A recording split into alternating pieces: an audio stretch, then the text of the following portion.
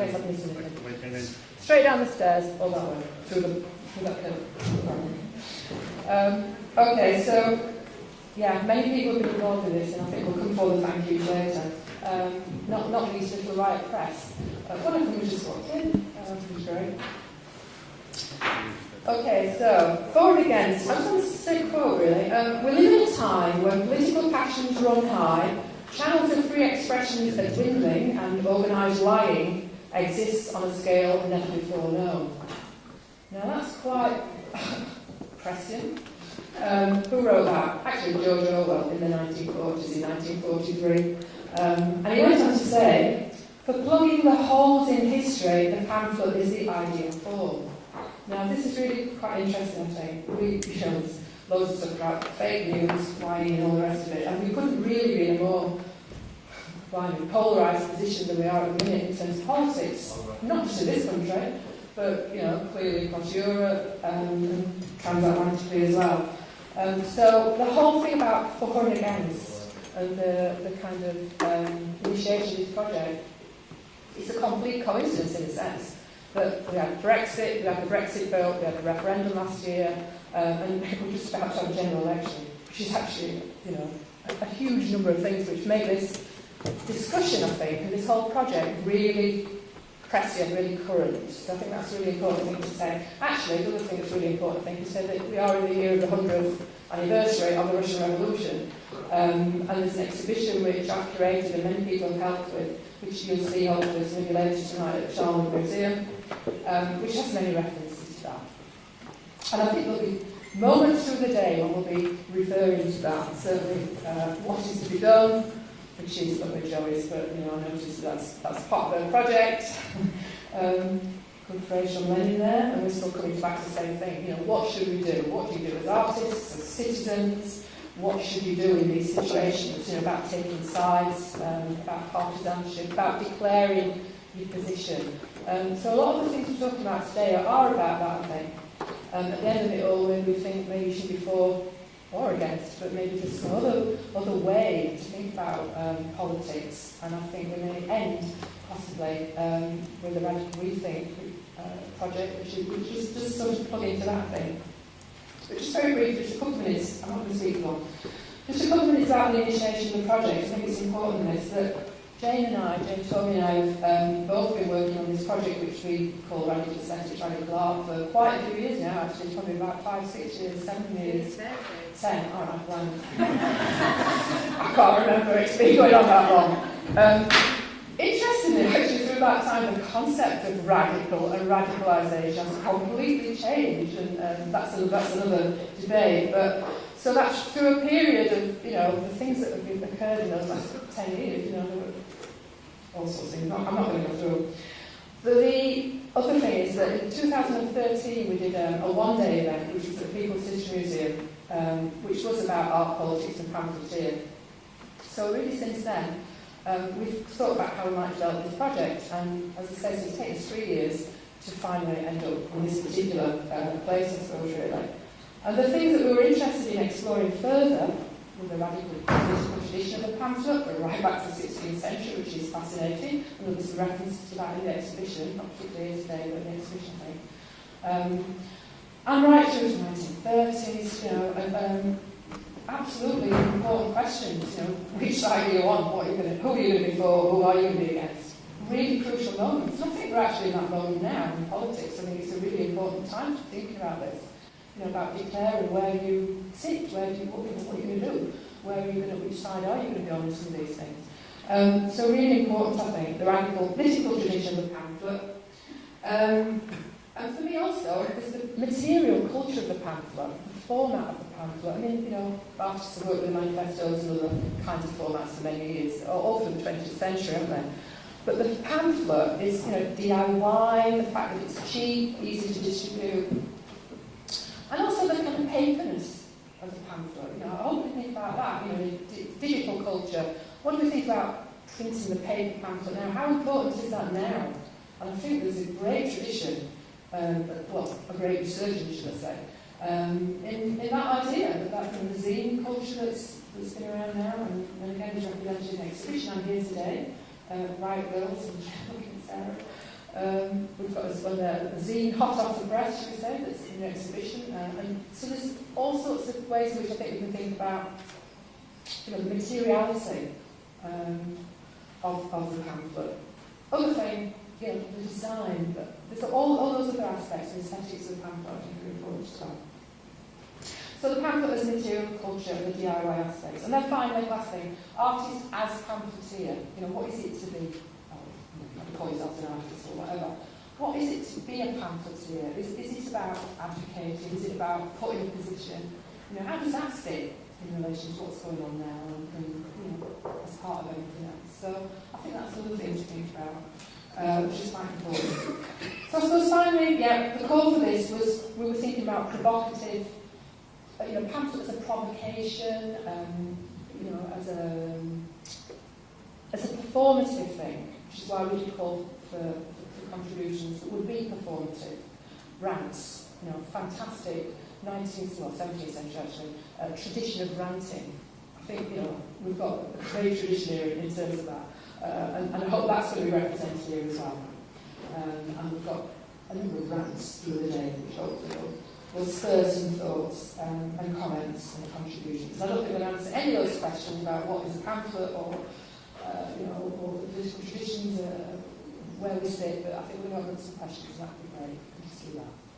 I just want to say that in this for and against atmosphere, I do think and hope that we'll all have kind of respectful way of approaching the topics that we're thinking about and putting our positions. So I think that's also really important in this time, to think about how we talk to each other and how we kind of work in this environment. That's really important in this particular place, in this particular town.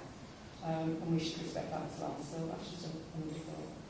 Okay, so I was going to hand over to Jay, but I will hand over to Jay anyway. Then she was going to introduce Mark. No, we're going to go straight. So what shall I do? So yeah, we're going to go to. It's flexible. It's going to have to be flexible. We're going to go straight to the Urban Pamphleteer, which is on your programme for item number 2. So I'm going to introduce Ben, Rebecca, and Jordan, who's they're all representing the Urban Laboratory at UCL.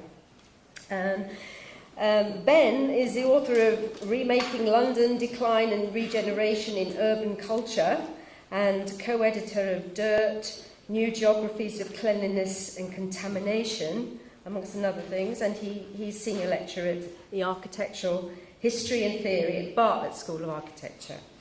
And Rebecca, interestingly, works across different genres: graphic communication, urban studies, architecture, visual culture. Her recent projects include London is Changing, which is displayed on digital billboards across London. She is senior lecturer in graphic communication design at Central St Martin's. And Jordan is the centre manager of Urban Laboratory, and I believe you're going to be here tomorrow presenting and stuff. And you maintain the centre in fostering new collaborations and partnerships. He's the head of the communication and leads on a number of the lab's programming, including urban lab films, which I was interested in looking at. So you've worked in various capacities in collaboration with writers, artists and filmmakers. So without more ado, I'll hand over to Rebecca and Ben. Here's the mic, guys. I'm going to be tight. I've got a 5-minute call and a 2-minute call. Okay. Piece of paper. This one. Okay. I'm going to shut that one, otherwise it's going to be... Can you see our slides on the screen?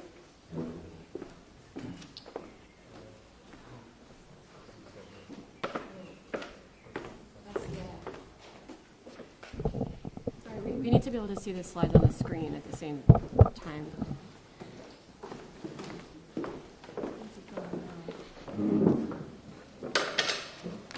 I guess that's okay. Well, yeah, that's it. Should be. Roll.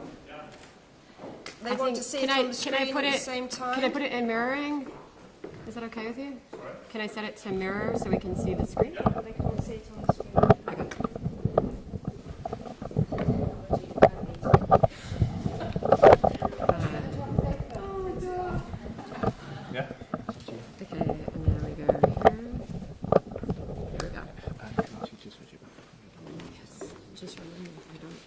Thanks very much for that introduction. Thanks to Jane, Gillian and Kate for organising this event. It seems a really fantastic opportunity to think about the pamphlet and pamphleteering.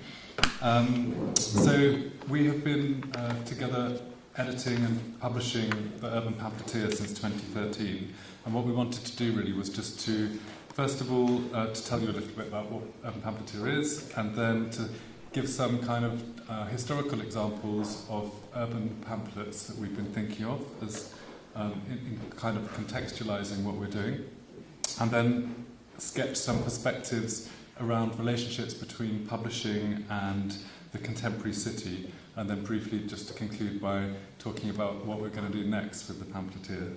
By the way, the Twitter handle for Pamphleteer is @UrbanPamphlet for anyone who's using Twitter. So the basic background is that we started this in 2013 as a collaboration between, I'm based in the Urban Laboratories Across Faculty Cities initiative at UCL, and Rebecca at Central St Martin's Graphic Communication Design. And this is a collaboration with a designer called Guglielmo Rossi, who's not here today, but it's been very much a collaboration with him all the way through.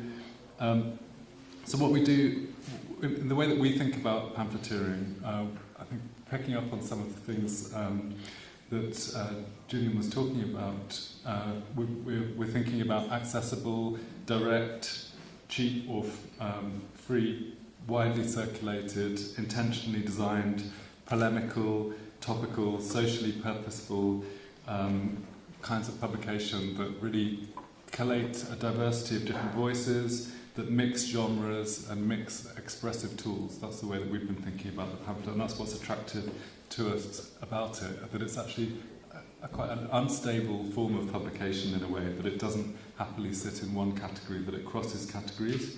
And we're definitely interested in the act of pamphleteering as well. How do you put these things out into the world? How do they circulate? And for the pamphlet's potential really to explore interactions between publication, publics, and in our case, particular sites. So we're interested in that relationship with the city and the location through which places in which publication happens. So this is our mission statement on the screen now. So it's really thinking about this tradition of radical pamphleteering, confronting key themes in contemporary urban debate from diverse perspectives in direct and not reductive ways. So bringing out complexity, and we do want these pamphlets to be empowering and to inform professionals or researchers, institutions and policymakers with a view to positively shaping change. So each issue starts with a particular question. The first issue was around future and smart cities, and this was conceived at the time that the government was really consulting on a large-scale investment in future and smart cities. But we were quite frustrated by the terms that were being used and the way that this pitch by the government was being made. And we wanted to kind of unpack what was happening here, the scale of investment, and who might be benefiting from this investment in technologically and in technological infrastructures. Got it out finally.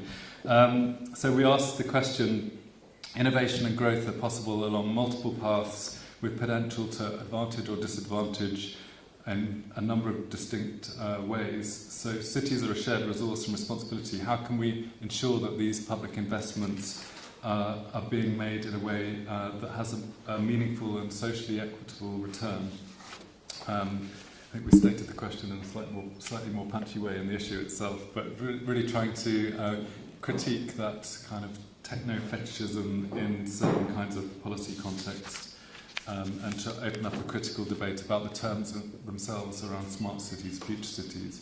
And this was quite in contrast to the Future Cities catapult that the government were leading, which was really defining future cities principally through as a market opportunity. So for most issues, we try to keep in mind connecting to a wide general audience, but we also think about specific governmental or institutional audiences. Those institutions that are thinking through large-scale initiatives around these key questions. And we think tactically about what to do with these pamphlets. So where can we send a box that these might be a helpful intervention? And so we definitely did that with the Future and Smart Cities ones, targeting particular conferences and policy contexts. So issue 2 focused on regeneration, and there's been a big debate about regeneration covering for gentrification in the London context, but also elsewhere. So we wanted to bring out that debate from different academic, artistic, community, academic points of view. And we did this to coincide with a public consultation that the Greater London Authority were leading on at the time. And so we included within the pamphlet this return that the GLA had put out, so encouraging our readers to sort of take up as a follow-up action to reading this critical discussion around regeneration by actually making their voices heard through this process that hadn't really been very widely publicised.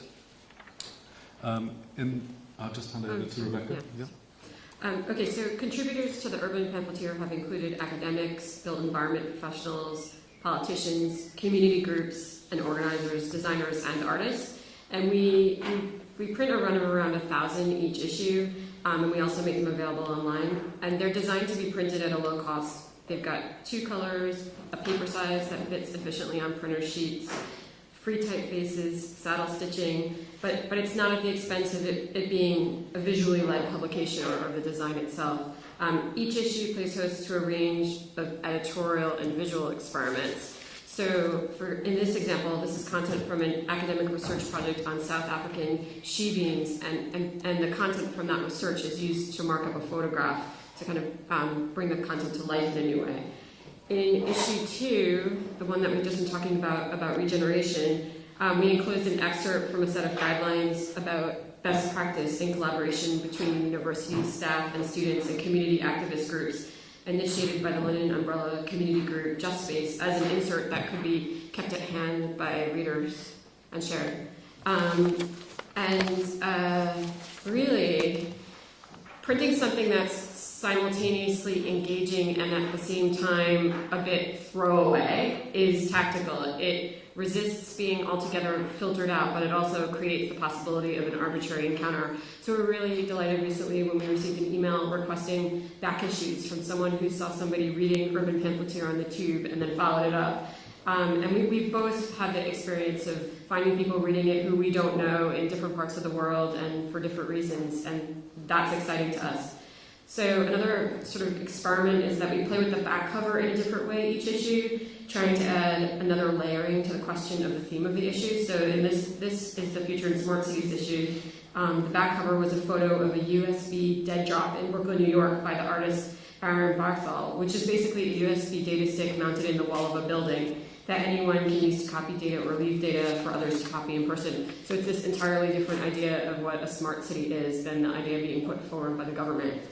And then in the most recent issue, similarly, issue 6, and I'm going to come back to issue 6 later, we were trying to widen the associations of the term open source and relate it to transparency in housing policy, particularly under austerity conditions. So this is a photo, you have to turn your heads, but this is a photo of hoarding on a new council building that's going up in Hackney in East London. And it's the kind of financial recipe for their current strategy to council housing. 28 new council homes for social renting, 39 for shared ownership, and 8 for private sale to help pay for them all in the absence of its national government funding. So I'm going to turn it back to Ben. Okay, so we're interested in this question about how pamphlets and pamphleteers have instigated change in cities, urban change.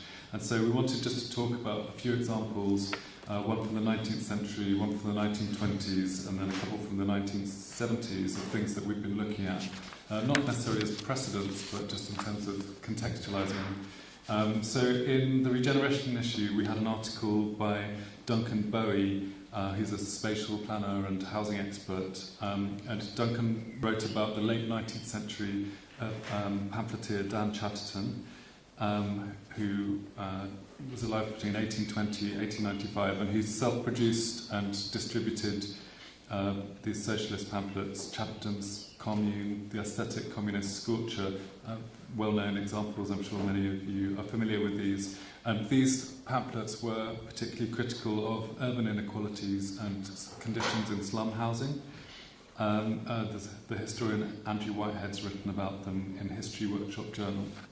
So here's Chatterton working as a bill poster, standing next to his bucket of paste, with his pamphlets stuffed in his printing apron and the headlines battling for attention on the wall behind. Whitehead and Bowie look at Chatterton's pamphleteering as a form of agitation in local politics, but I think what's interesting that they say is that it's not necessarily effective in changing policy, but rather it's about creating pressure. It's using publication to create pressure towards more radical thinking. So it's about changing consciousness, it's about opening up new thinking, new kinds of affective landscapes in the city. And Chatterton was an eccentric character and written about a lot by different authors in fictional works. Another example that came from my own research around regeneration that we've been thinking about is Housing Happenings. This is an interesting publication which was the magazine of the St Pancras House Improvement Society in the 1920s and 1930s. So it was edited by Reverend Nigel Scott, distributed very cheaply, printed locally. And this example is kind of parish notice board meets radical housing tract meets building society shareholder accounts. So it's part of a range of different strategies that the House Improvement Society were using, working in the slum district in North London in the 1920s and 30s that had expanded very rapidly with the income of the railways, and lots of housing had been built but not to a very good quality and had become very overcrowded and infested very quickly.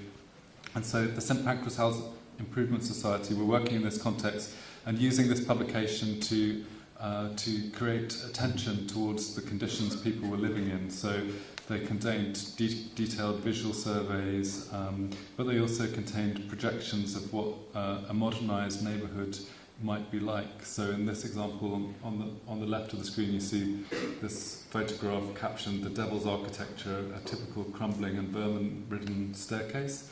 And bed bugs were a particular kind of infestation that the residents were having to deal with.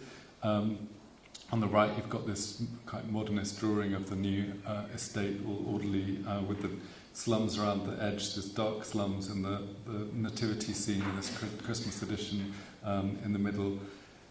So this combination of ideological interests, but also, I mean, this is a group of young built environment professionals who are working in a settlement, in a particular community, being quite practical and going about their work, but also experimenting with lots of different visual and performative strategies, including publishing, but also staging particular events. And these all went hand in hand, and very much trying to create a new imaginary of what a healthier environment might be, and filling a gap for housing provision that the government wasn't providing for. So they were doing film screenings, making quite radical constructivist style films, touring exhibitions. So this multimedia aspect, I think, is what interests us here.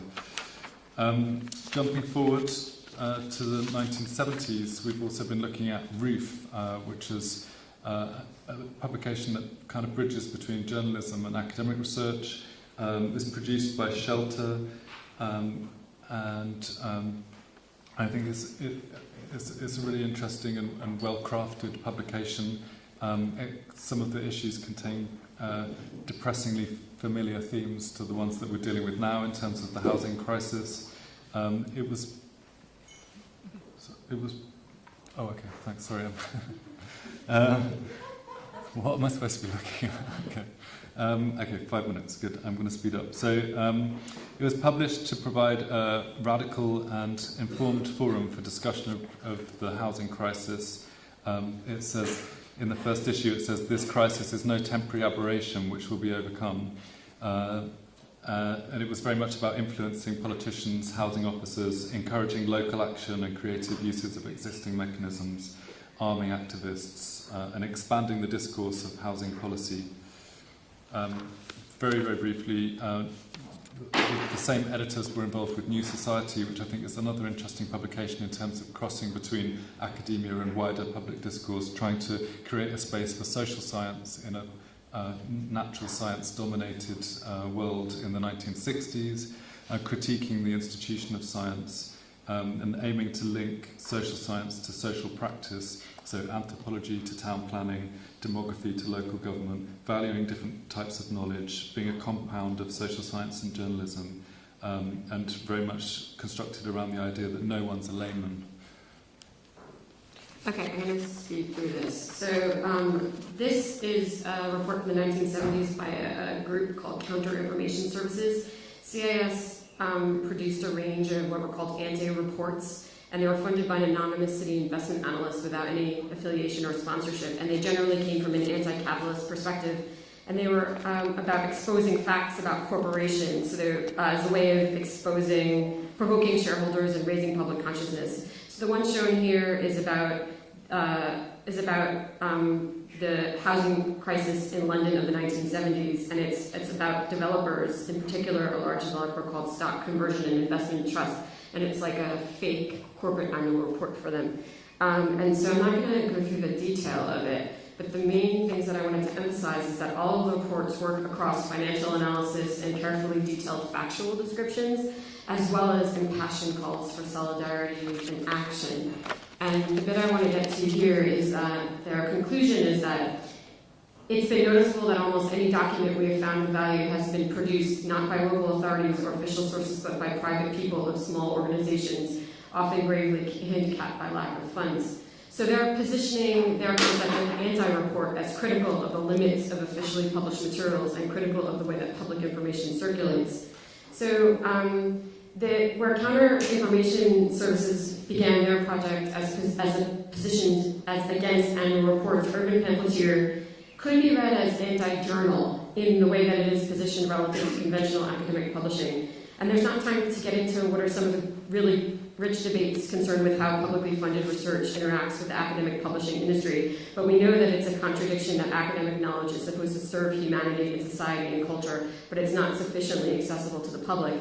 But it's not just that academic writing is behind a paywall, it's also that it's often written and presented in a way that is an arbitrary expression of the logics of contemporary definitions of scholarly expertise, peer review, promotions, and expediency for the academic publishing industry. And in challenging our academic contributors to write shorter, more accessible pieces than they're used to without letting go of their intellectual integrity, juxtaposing their work with initiatives coming from other standpoints, considering editorial design more holistically and visually, and circulating in a way that's one-footed and 1 foot out of the university context, we're asking a number of questions. How might intellectual integrity and credibility be reconciled with wider scale, more engaged publicness?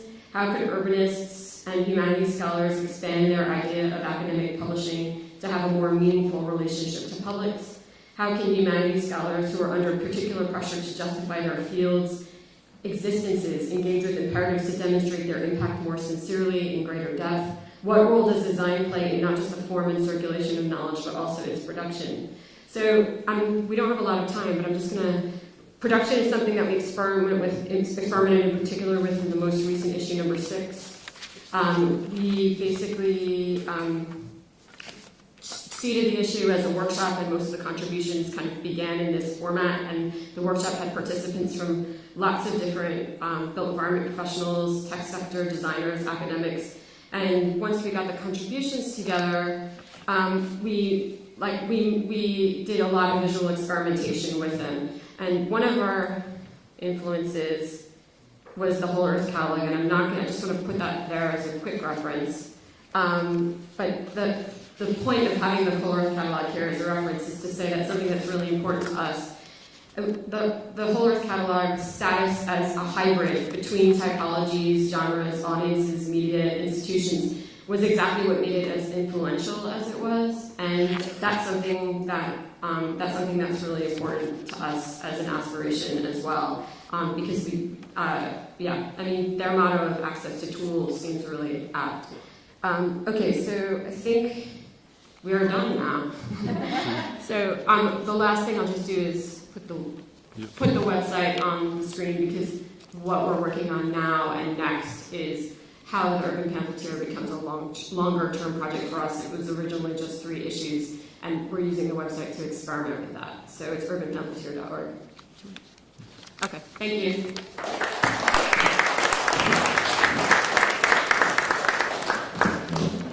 You can see I'm keeping to time here. Yeah. So yes, what we're going to do is we're going to have a big discussion before lunch.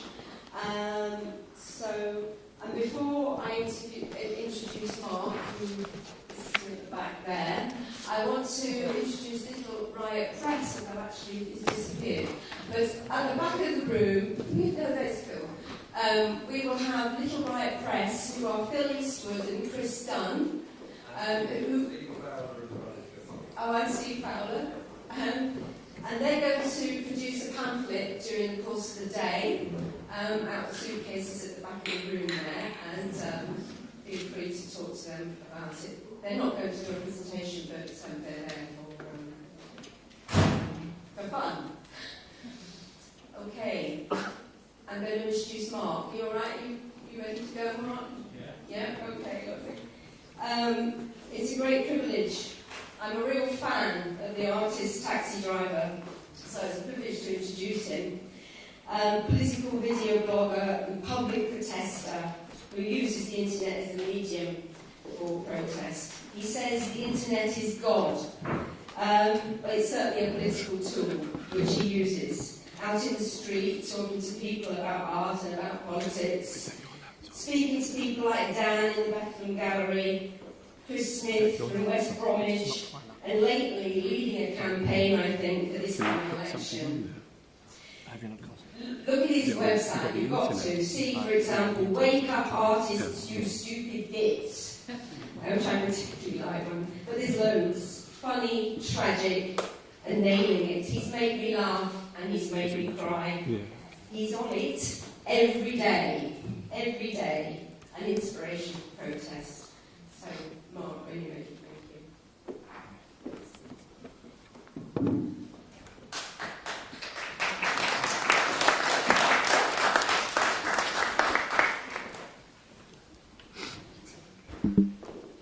It's got sound on it. Yes. I forgot to say, you've got 55 minutes, right? Yeah. About 15 minutes for questions. Okay. About 40 minutes, okay? Yeah. So I'll give you 5 minutes before the end of 40. Brilliant.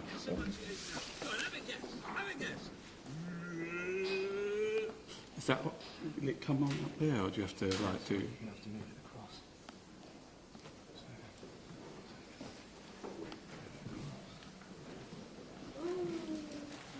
Do it full screen. Yeah.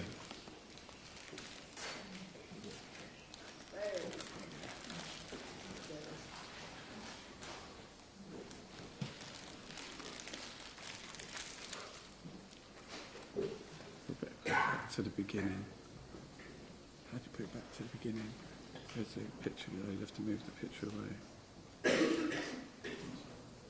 you go. Edge there? Yeah. We can do this. Theresa May and the Tories have absolutely nothing to offer except more cuts, more misery. And Theresa May called this general election. She was 24 points ahead in the polls. Guess how much it is now? Go on, have a guess. Have a guess. 5 points. 5 points. We can win. Let's make this happen. Vote for Jeremy Corbyn. Vote for peace. Vote for another world is possible.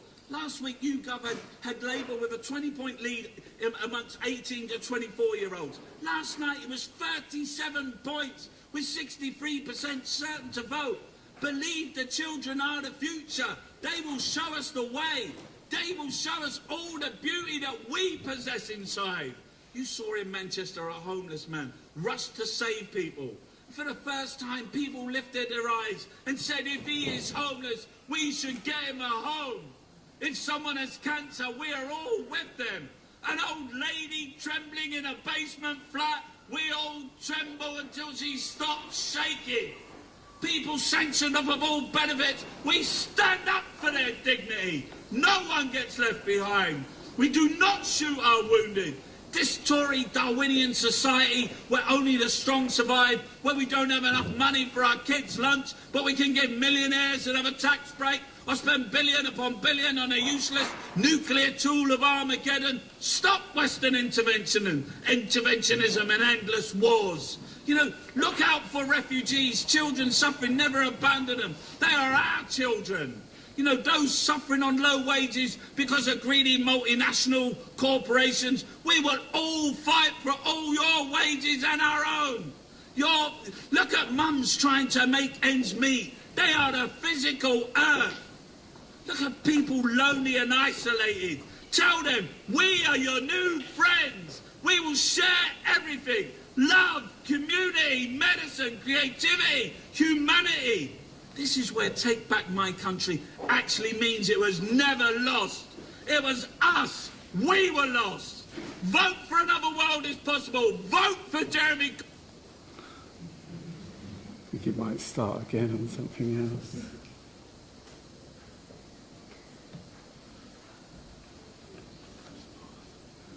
If Theresa May's Tory government is in power... All right, I made that video on the way up here, so if you know about, like, I made another one as well in the car park, but if you know about pamphleteering or the pamphleteer is actually, it's about losing, it's about trying to get people to vote. That's what the pamphleteer was doing. He was going out, or she was going out, giving out pamphleteers. It's a really famous... Vote! Spread a vote! There's a really famous one in Italy. I've forgotten her name, but she was the one that was going around on her bicycle, and she became sort of like, she worked for Corriere del Sierra, but she was up when Mussolini was there. She was going around giving all the pamphlets out on her thing, trying to sort of like raise awareness about like what was going on in fascist Italy. This is the same. This what I do is that it's pamphleteering.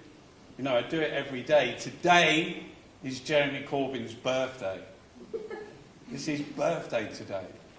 You know, and he went out today and he's made a speech this morning. I don't know whether you've heard any of it. It's fucking awesome. Do you know what I mean? The things that he was saying, because they're saying like he's not a patriot. He is so patriotic, you know, and he's really English. You know, they say he's not. He's got a fucking woolly jumper, makes jam. He's got a Ottoman. No, but what he's doing is he's really bringing the truth to power. You know, even though he's there and where he is, he's obviously in a position of power. But he's bringing it to them. He's bringing it straight to their door, because they're there this morning on Radio 4. Criticising him, saying to him, this speech is too early. When yesterday the bastards in the Times and in the Sun are writing things about him, talking about Manchester, they're politicising it. You know, when Theresa May stands up there and talks about the IRA, or they put pictures in the Daily Mail, because they know who he is. Jeremy Corbyn, whatever he did in his thing and whatever he did, he spent his entire life. It was his number one mission, was to fight for peace. You know, that's him. That's what he did his whole life. Whatever protest he was going on, this was it. He was against the war in Iraq. You know, he was against bombing Syria, bombing, obliterating Libya. And they're saying we need to question Jeremy Corbyn about his politics around terrorism, his politics around Western interventionism. And the reality is, Theresa May, as Home Secretary, this bomber, this guy who blew up and killed all those children, went with his dad in 2011 with a lot of other Libyans who were under counter-terrorism control orders, who yesterday in the Middle Eastern Eye some of them said that we were given our passports back and told to go and fight against Gaddafi. Theresa May allowed that. This is really serious, do you know what I mean? This is massive. And it's in some parts of the internet. Peter Oborn's writing about it in Novara Media. Danny Shaw, there's people in the BBC already picking up on it. You know, they are what they're doing is their foreign policy is actively making every person's life in this country insecure. You know, going and starting wars in Iraq, going and obliterating Libya, you know, and leaving it as a basket case. Where do you think people go and learn and radicalise and where do you think terrorism is in these places?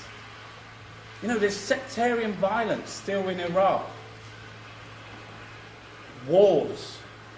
And you have BP pumping out like gallons of oil from the Rumalia oil field. 3 million barrels of oil a day. No, that's the reality of our economy. The number one company in this country, BP, on the stock exchange, takes oil from Iran. You know, that's it. That's our economy. And what Jeremy Corbyn's trying to do is saying, we can't do this as a country no more. They're talking about every single time something comes up about giving out foreign aid. Why are we helping foreigners? But what they want to do is they want to make one big group, because that's what they did with Brexit, is they made people fleeing war. They took European citizens and black and ethnic British-born minorities and put them all together as one group. That's how their media, their pamphleteers, I'm not sure about the history of the crossover from the pamphlet into the newspaper, but I'm sure the pamphlet came before the newspaper. You know, that's what they do every single day of the week. They use pejorative terms like refugee, do you know what I mean, foreigners. And that's how they've been winning. And what Jeremy Corbyn's doing is he's saying, we've had enough of this. Look at the absolute state of you. You know, your mum, your nan, they're going to take your house away for social care because we need the money for millionaires. Say that your nana has to sit in her feces. You know, they're going to take their house away.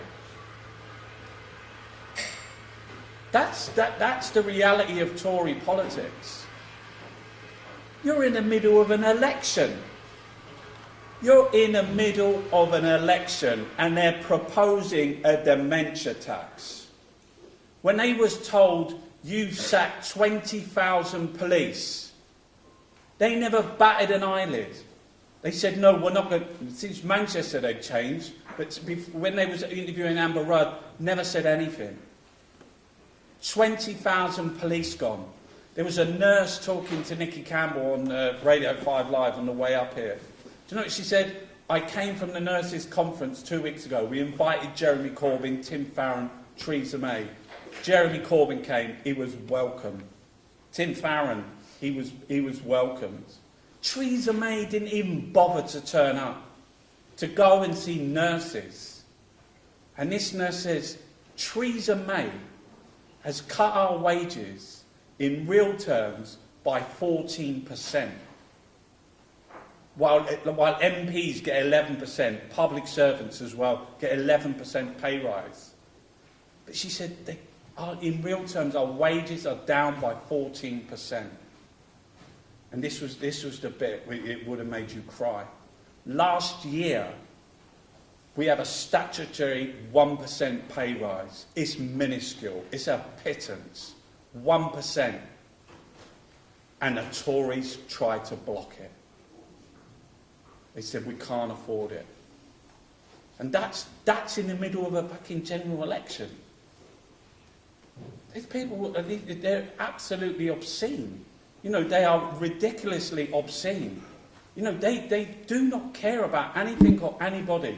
They care about political power. They'll do anything. They'll say outright lies and propaganda every single day of the week against people that will stand up and talk against them. They'll do it against vulnerable people, minorities. They'll do it about disabled people. They'll do it about nurses, firefighters. They'll do it. They'll label people that are fleeing war, desperate. What kind of monsters are they? How do they do that? And it's through the fucking pamphleteers. It's through the media. Do you know what I mean? Radicalising people. The Daily Mail is extreme. It's extremist literature. And that's the influence. You know what I mean? That's the real power. You know, when you talk about controlling the pamphleteer, so you've got lots of people, but later on, like Thomas Paine's like Rights of Man and things like that became great kind of things, you know. But in the times, you know, when people were looking for a little bit of solace, it was something to look at. Because the outside world, the powers that be, were massive. And they were coming down and crushing down on people. You know, and how do you fight back against a power where the architect of austerity, the man who started the cuts, walks out of Parliament and becomes the chief editor of the largest newspaper? 1 million copies a day are printed on the Evening Standard. It's not a normal newspaper, the Evening Standard. It's free. If you come from London, it's everywhere. It's at the door of supermarkets, train stations, bus stations. And every single day they're writing lies and propaganda on the front page. How is that even legal? How can a man who was in a position of power like a politician allowed to walk in with a sitting government that he's just left? That is not a free and fair society. You know, that's why now, when we say the internet is God, have you seen the polls? Did you hear what I said there? When Theresa May called the election, 24%. Sorry, 24 points she was ahead when she called the election. Last night, even after Manchester, it's 5 points. Already that's a hung parliament. 19 points. After everything that they've done. And it's because there's a rise of the new pamphleteers. You know, the new people that are sending messages, missives, you know, across platforms. Whether it's on Twitter, whether it's on Facebook, Instagram. You know, people rising up. You know, people taking things and making copies. You know, like reproducing almost immediately and sending them out. So messages are going like, fucking down this cable, look at it fucking flying. Do you know what I mean? Out to the fucking Outer Hebrides and back down to Cornwall. You know, you didn't even blink and everyone's got the message. And that's important. You know, that is really important. Because things have to change. You know, things radically have to change. You know, you look at a world where you have absolute monsters like Donald Trump, like off the coast of Korea. You know, they're pushing people out of the way yesterday with NATO. You know, with nuclear buttons and Armageddon.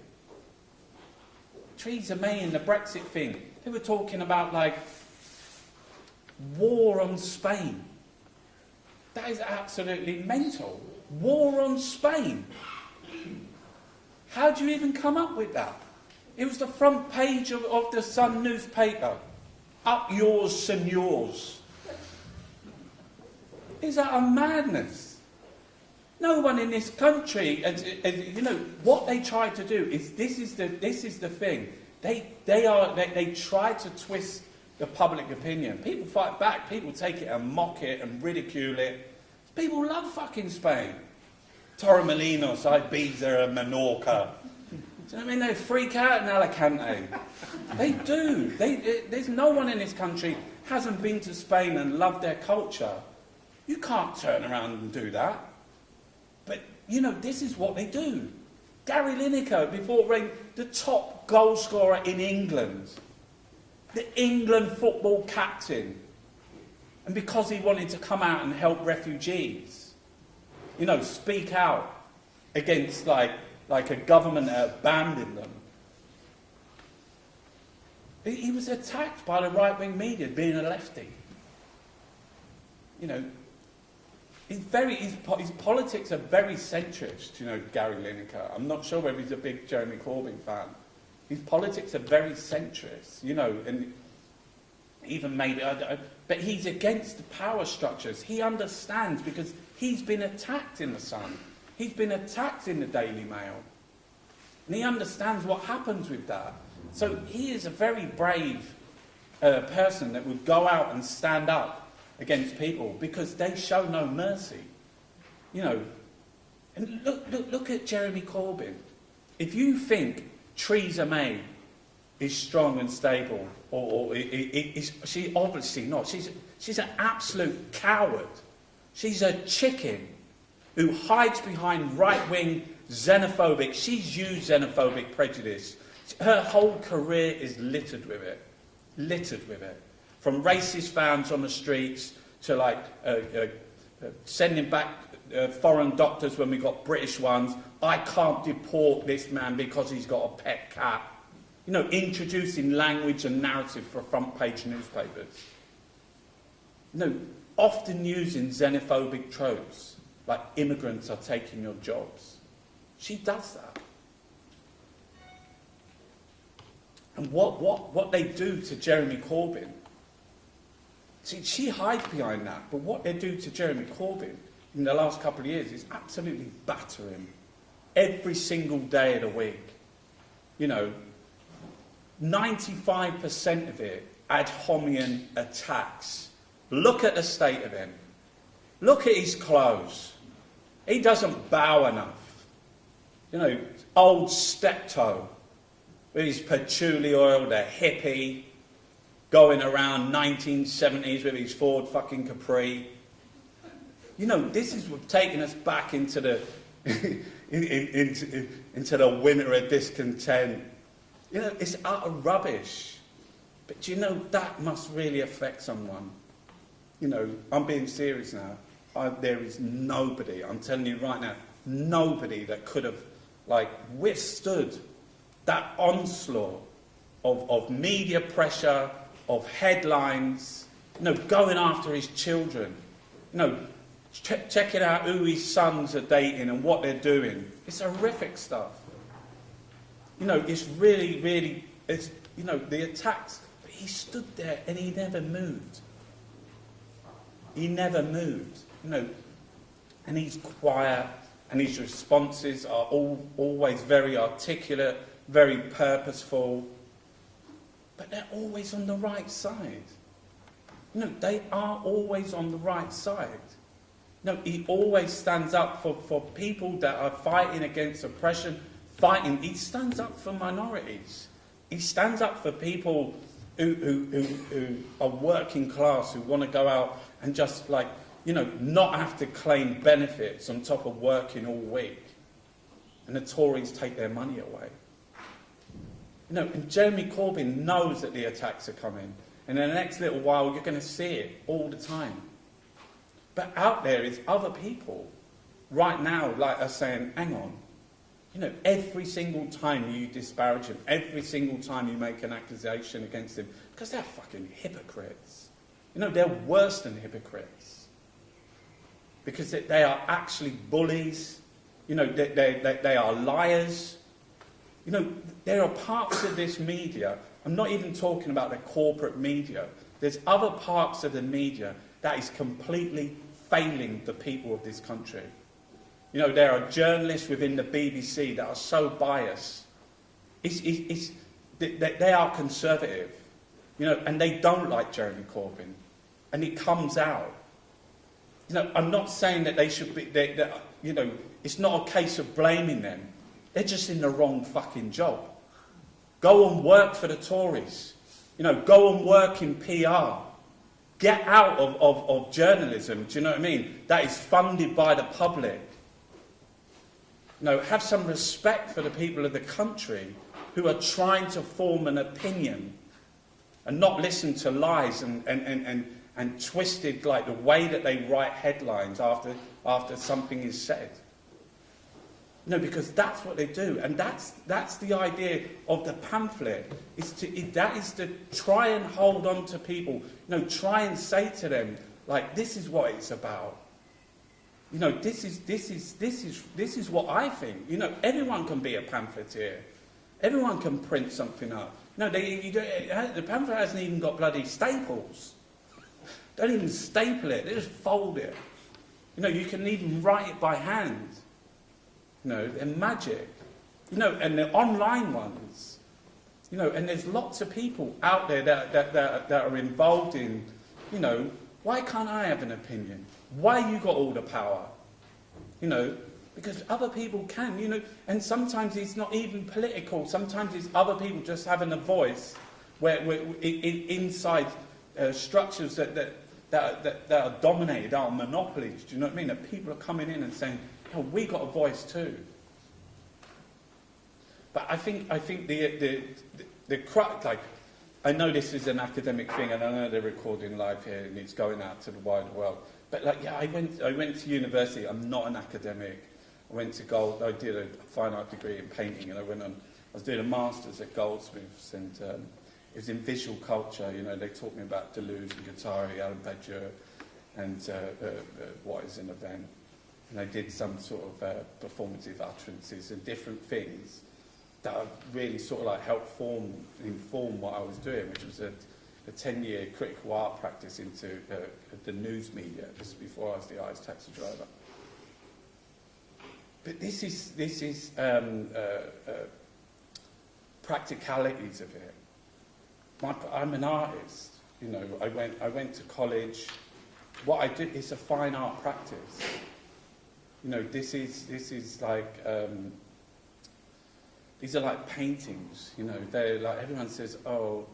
I started to make watercolours because everyone was saying, "Oh, are you really a taxi driver?" No one would ever say, "Are you really an artist?" So I started to make watercolours to try and show people what this is art. But it's an intervention. The artist taxi driver is an intervention. It's an intervention into politics. But like, I believe in it.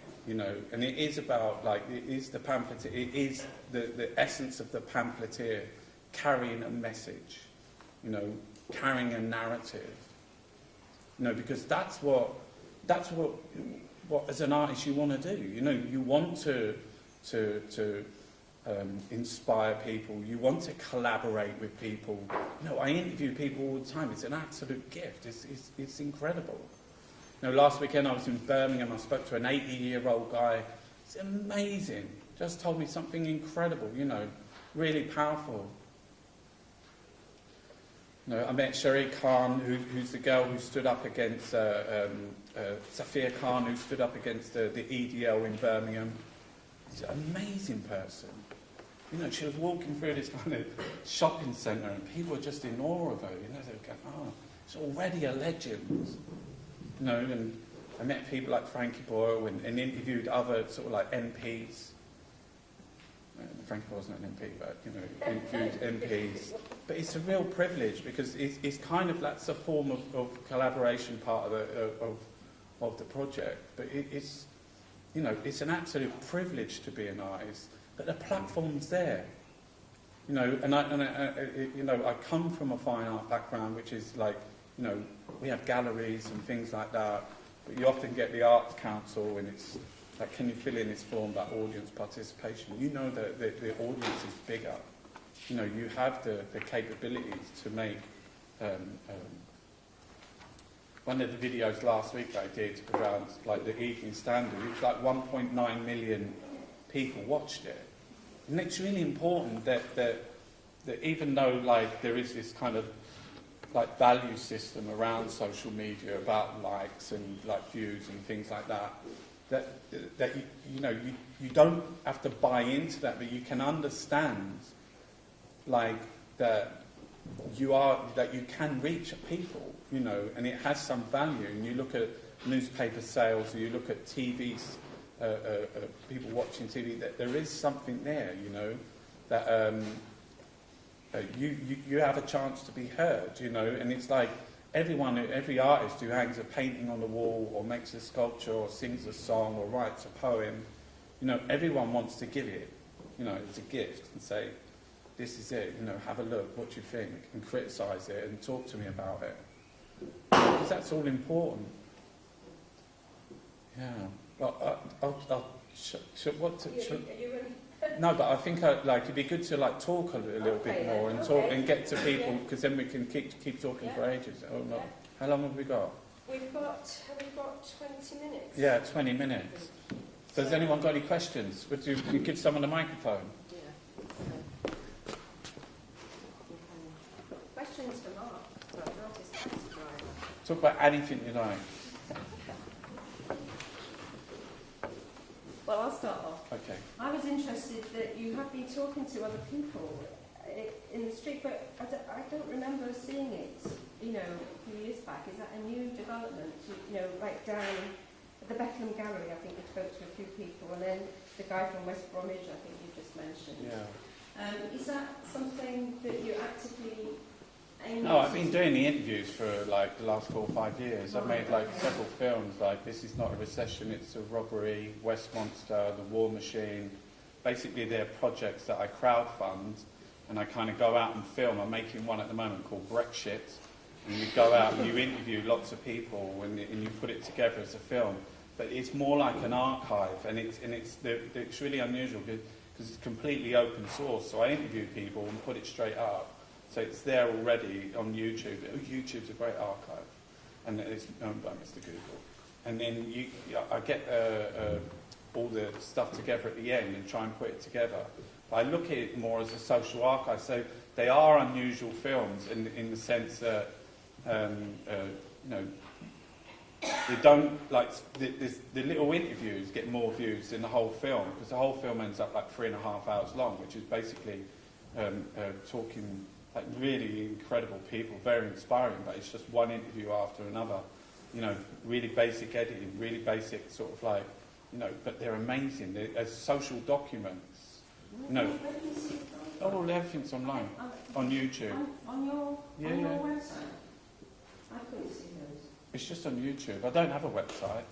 Well, you've got, well, you go to just Artist Taxidermy and it gets all your... Yeah, maybe I should do some kind of. No, you've got to be there every day, really. I mean, that's the thing as well. That's the kind of newspaper pamphlet thing as well. That it's every day as well. So, I mean, it is interesting looking at people like Frankie Boyle or comedians who work for very long periods, trying to hone in a set or do something over.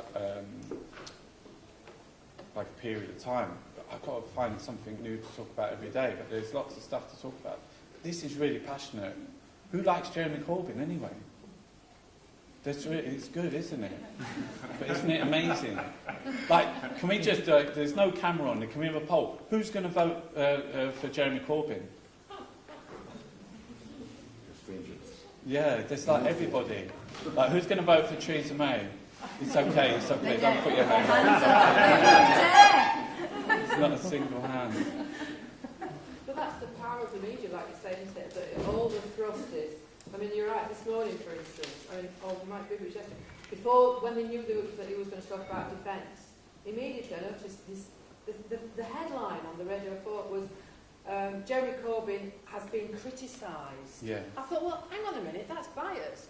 Because who's he going to get criticised by? Well, all the right-wing MPs, well, we know why that is. And then the media, instead of saying, well, they could have started, well, he's being supported. What about all the people that are supporting him? It was immediately set up that it's going to be criticised. I know, well, they did wheel out Charles Clarke last night, but Charles Clarke. It's not too hard to point out that Charles Clarke voted for the war in Iraq, a country on fire, do you know what I mean? Still on fire 15 years later. He's saying Jeremy Corbyn's wrong. How can he even say that? What do you think of the idea that's put about that the BBC is often attacked by the left for being right-wing and by the right-wing for being left-wing, and often producers will reply to that Well, if we're getting it attacked from both sides, we tend to think we're probably getting it about right. I think there's loads of really... The BBC is a massive entity, you know, and there's loads of good people on there, and there's loads of platforms on there, and some that I like to engage with are like really sort of like, you know, they're not the high-end ends, kind of like Nikki Campbell, like having a 1-hour chat thing. All sorts of people phone him up. You ain't even got a clue who's going to phone up. That's really informative, do you know what I mean? Because you get loads of people's views and it's really good. Your standard bulk journalist, you know, we know John Pienaar hates Jeremy Corbyn. He works for the BBC. Norman Smith hates Jeremy Corbyn. He works for the BBC. Nick Robinson despises Jeremy Corbyn. He despises him. Laura Kussenberg. And a lot of them do hate Corbyn and the Corbynistas, or whatever they want to call them, because they do frequently get attacked for them. But it's a really good point that, like, often you get very right-wing people attacked in saying that the BBC is full of, like, lefty lovies and all this kind of metropolitan elite shit. You know, but the reality is probably that the BBC is weighted at the moment in the side of the government. And maybe when Tony Blair was in power, the BBC was weighted inside of the government. You know, and there is this tendency that the BBC will always be like, you know, defenders of the government. But, you know, the government's always going to get the majority because the government is kind of like the authoritative voice. So if something's happened, they will go to the government. Do you know what I mean? So you will often get more Tories interviewed than, or more, whoever's in, not necessarily Tories, but whoever's in power will get more airtime than the opposition. It's just obvious, because every time something happens, or every time there's a question, you go towards there. But you can't take away from the blatancy of people like Nick Robinson. You just cannot. You know, the other day, he had John McDonnell on, so he's interviewing John. You can literally hear the contempt for John McDonnell in his voice. And at one point he asked him a question, I can't remember what it was, about figures. And he said to him, are you moving your papers? Because he was somewhere else. And Nick Robinson was in the studio. John McDonnell said, no, like that. He said, you was looking up your figures, weren't you? You don't know them. And John McDonnell come back and said what it was. But later on, he had to apologise, Nick Robinson, because John McDonnell was actually sitting in a BBC car with a BBC reporter, and he said no one passed him anything. But Nick Robinson apologised. But before he apologised, John McDonnell's aide, who was sitting there, posted something up saying those figures, because he queried the figures, those figures that you said were from 2015, 2016. And Nick Robinson went after him and said to him, oh, I suppose you're the guy who passed him the paper.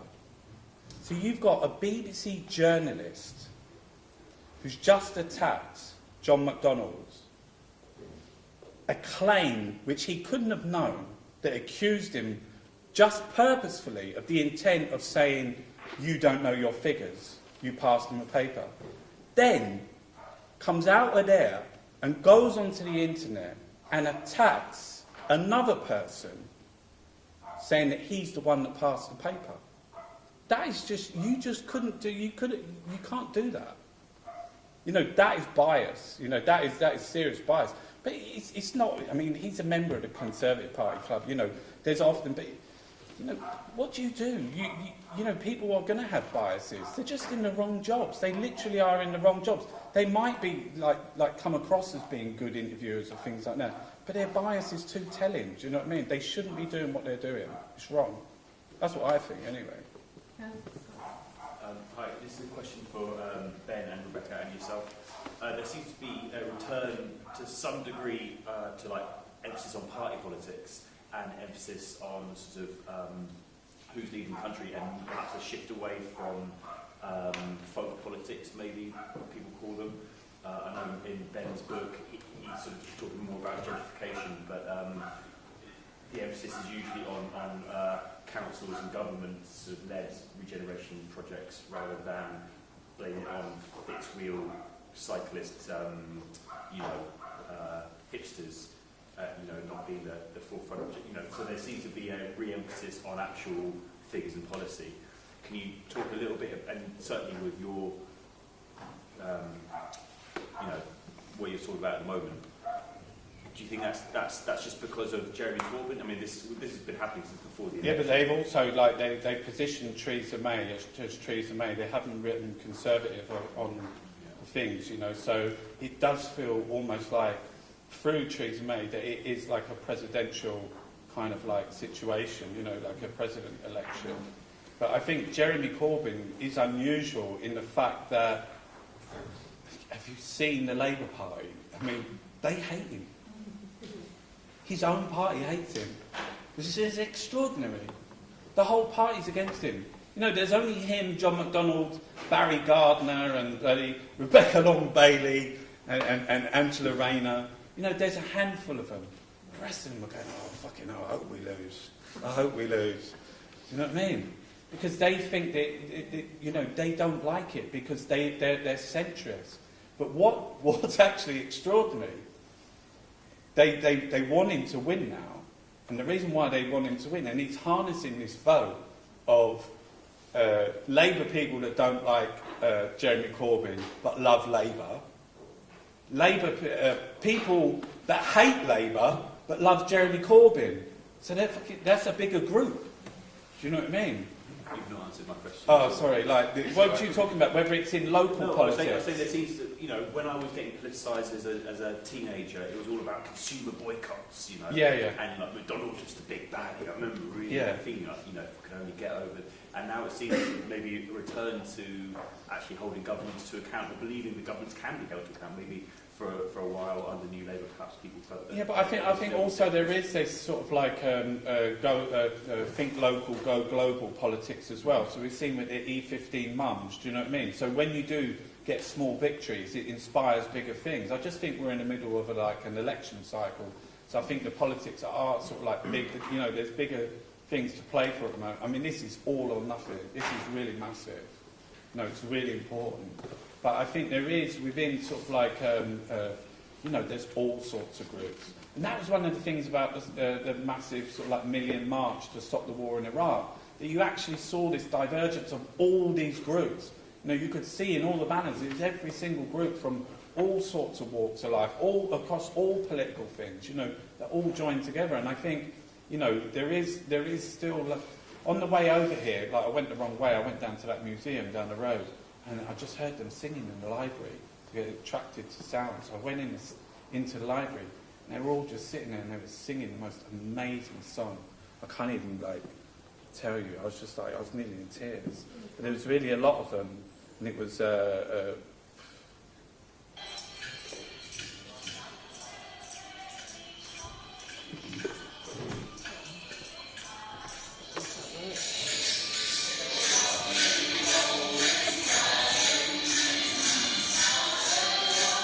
stuff in the library.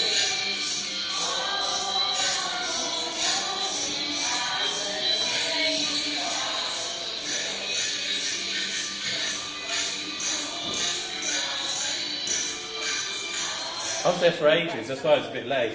But it's like, community library above it. And there was loads of them in there, and there was lots of... just lots of people in there. It's so beautiful, elderly people, people with Down syndrome. It was just sort of like everyone in the community. There was about 40 people. That seems fucking amazing. So obviously, I went straight to the counter to say, is this a community library? Is it being taken over? She said, no, this actually is a council library, but it's the only one. They shut the other 36. Sorry, she said. They handed over the other 36 to different, they're all taken over by cooperatives. So you think of that, that's fucking massive.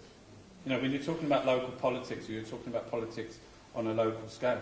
36 libraries that was going to be shut were taken over by little groups of people. That is in the county of Leicestershire. She said, not including the city of Leicester. But that's extraordinary, isn't it? So they kept one library. Kevin, you wanted to ask a question? You want the mic? Do you want the mic? Yeah. Yeah, go. I think that one is it.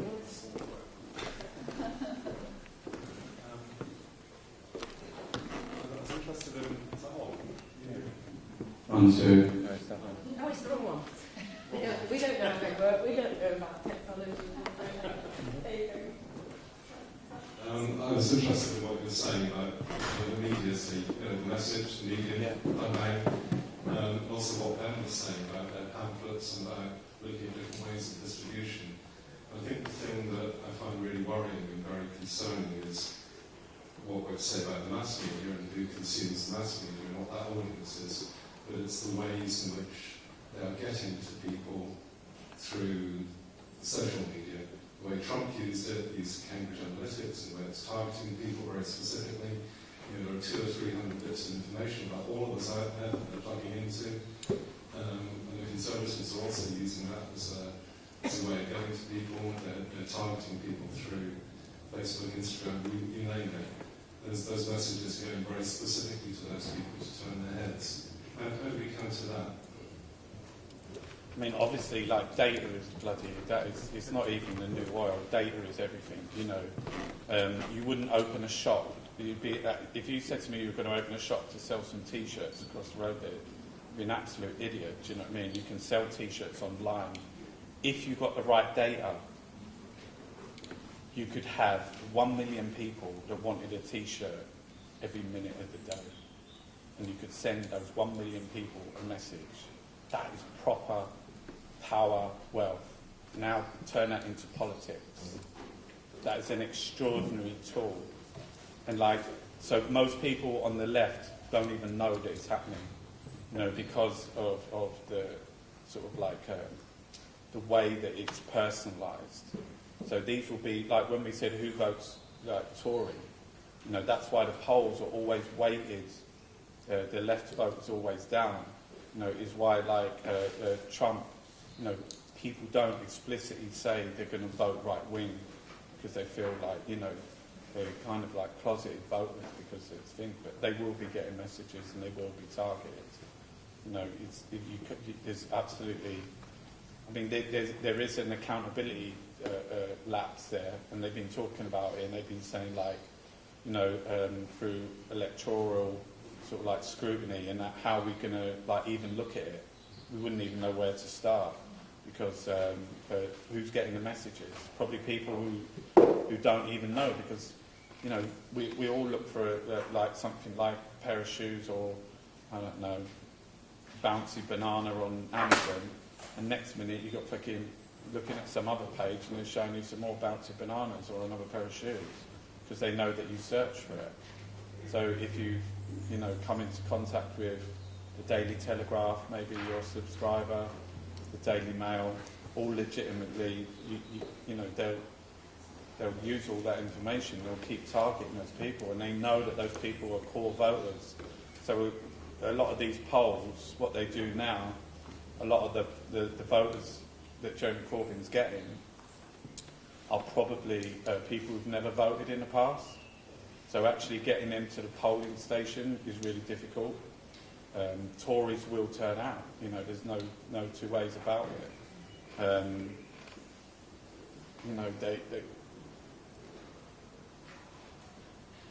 They want to keep their house. Do you know what I mean? They feel that sharing in wealth. This is the Darwinian thing. Sharing in wealth is they don't want to do that. They literally don't want to do that. And I had this so I had a flat tyre the other day, so I had to go and get a tyre changed. And the guy, he's shutting his shop, screwing. And he said to me, I'm shutting the shop. I've been going there for a little while, but what's happened? And he said, my mum's got dementia, so I'm going to go and look after my mum, and I want to retire. So straight away, because the dementia tax, I said, well, I hope you're not voting Tory as a joke. And he got really sort of cross with me. He said to me, she's reversed that, and I am going to vote Tory. And I said, but that's just ridiculous. That is ridiculous. And he said to me, no, what's ridiculous is Polish people coming in here asking me not to put the VAT when they buy a tyre. And I said to him, so you're saying to me that the Tories want to take your mum's house off of her in death taxes, and you're blaming a Polish guy coming and buying a tyre off you? It's his fault. Because the mentality's mad. I mean, you listen to LBC, you don't even have LBC. LBC is a basket case. Guys, people phoning up from London. Katie Hopkins is out today. Guy phones up and he's got a business and that, and Brexit is happening. He says, I don't care if my business goes down, I don't care if I'm left on the fucking streets, just get rid of these foreigners. What are you even talking about? What? It's just craziness. So something's happened, because that's the truth of it, isn't it? The truth of it is, who would vote? If we're talking about voting and we're talking about targeting voters, who would vote against their own self-interest? You know, if you're a reader of The Sun, if you're on low wages, if you're on a 0-hour contract, if you're lying in bed at night worrying about money, worrying about your job, do you know what I mean? If your children kind of, you know, you're talking about like getting in-work benefits, you know, if your children can't like go to the local school or in crowded classrooms, you know, if you've got proper sort of like poverty going on, if you're working and you're working your guts out and you still can't afford the rent, because where you live is the rents are really high. You know, because you've got like bloody Tory landlords everywhere. No, who would vote against like a collapsed NHS? Seriously, what kind of person would vote for an extreme Brexit? There's many Brexits. They've been talking about lots of different ways of leaving Europe. Who would vote for an extreme Brexit? Who would vote for more austerity? What kind of person would do that? Because that's what they're proposing. Their two main things is more austerity and an extreme Brexit. That's suicidal. That's absolutely suicidal. It's just like craziness. You know, like it's the biggest trading partners we've got. You know, you've got to be going there thinking like, let's do a deal, let's talk about, like, we can have all sorts of things. You know, they're talking about people leaving already because they can't bear to be in Britain because of, like, the weight of Brexit. You know, 80,000 people left last month. The truth of the matter is, if we lose people coming from Europe, we're fucked. It's going to cost, something like 12 billion or something for every million people we lose. That's the cost of the economy. And they're always got these crazy arguments like, oh, what about corporation tax? Because the IFS haven't even they haven't said anything about the Tories manifesto. Labour's made that one completely thing. They're attacking it. But the thing is look at corporation tax. Look at Germany. Angela Merkel. You know, she took in a million refugees. Their economy, their wages is booming. Their wages is going up. It's got nothing to do with low-skilled workers coming in. It's to do with corporations, let's do it with 0-hour contracts. You know, their corporation tax is double ours. What are they even talking about? What are these fiscal arguments that they're having?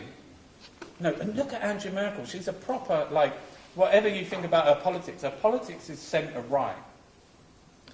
Yet she's more left-wing than Jeremy Corbyn. Completely nationalised, industries, do you know what I mean? Infrastructure. No, do you know when Angela Merkel was last elected, she was 5 seats short of a majority. You know what she could have done? She could have gone to any of the smaller parties and said, do you want to... You know what she did? She went to the main opposition, the Labour Party. She's a Christian Democrat. She went to the Labour Party and said, let's form a coalition. They had 120 seats. That's amazing. That's proper democracy. That's inclusive of everyone, getting everyone to be involved. These Tory shills, they want it all for themselves. That's all they want. No, and they gradually, through the coalition, through that small victory, and now she's turned up looking to kick a few teeth in and get a really big majority in Parliament. I hope they get absolutely smashed. I hope they get driven out of our society because they are leeches. Do you know what I mean? They are not fit. They are not fit because they run our public services down. You know, one stat from Manchester is Theresa May has promised to cut the police from 8,000 to 4,000 in Manchester. That's bad. If anyone thinks there's anything good in that, if anyone thinks that they can defend that any bit, yet the media does. And do you know what it is about the media as well? It's not even what's in the news, it's what's not in the news. That's the main thing that goes on with them. It's what's not in the news. Sorry, I keep talking. No, you will. I mean, brilliant. Yeah. Is there one last Oh, sorry. question? Three? Last time, I think I saw you with Lord Oldfield Ford a long time ago at the Shire College. Yeah, where was that? 6-7 years ago, possibly. Yeah. It was before you turned into the artist taxi. Yeah. You were very critical of the gallery system at the time. Oh, that's yeah. what he was talking about, and especially the London gallery scene.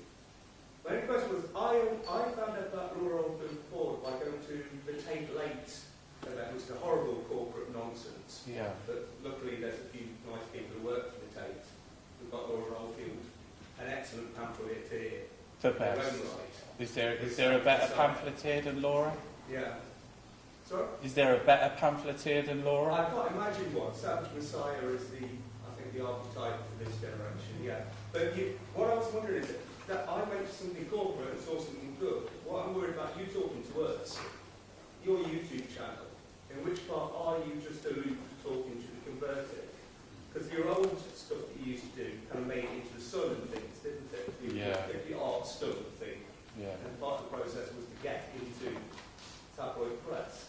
Yeah. And I was wondering if there's any strategy you have of getting what you're saying here, where it's kind of authentic working class voice, out beyond the kind of group of people who listen to you anyway.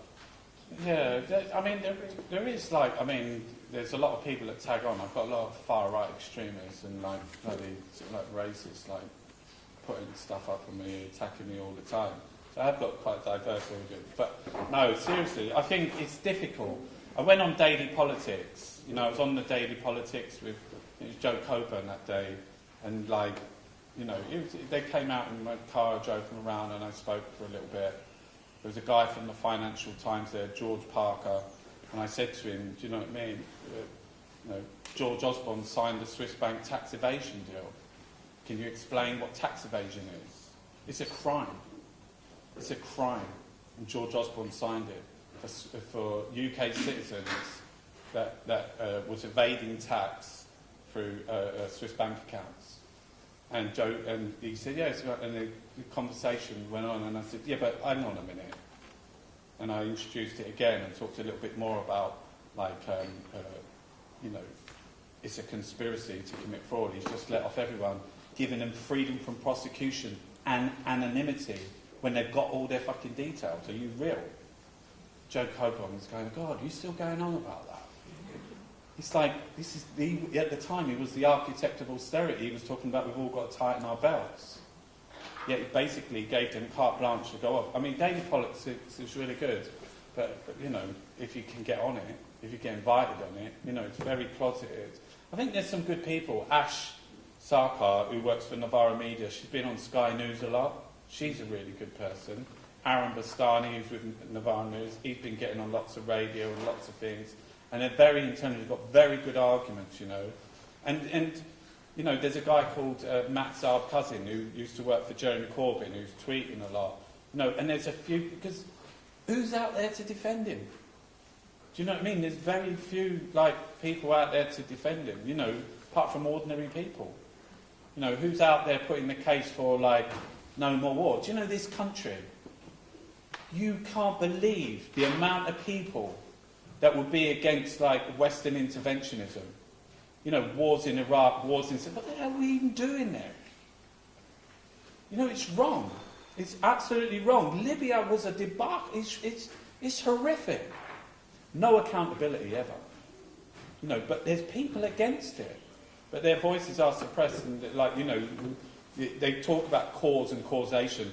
This isn't why this has happened. You're like, obviously not, but you fucking create the conditions for it. No, that's what happens. They created the conditions for things to happen.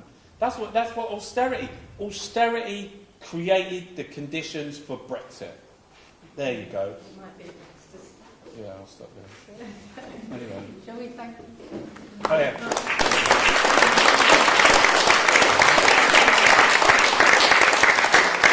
It's a very nice town as well, so I've been in to walk up and down the town. And yeah, I'll hang out tonight. Yeah.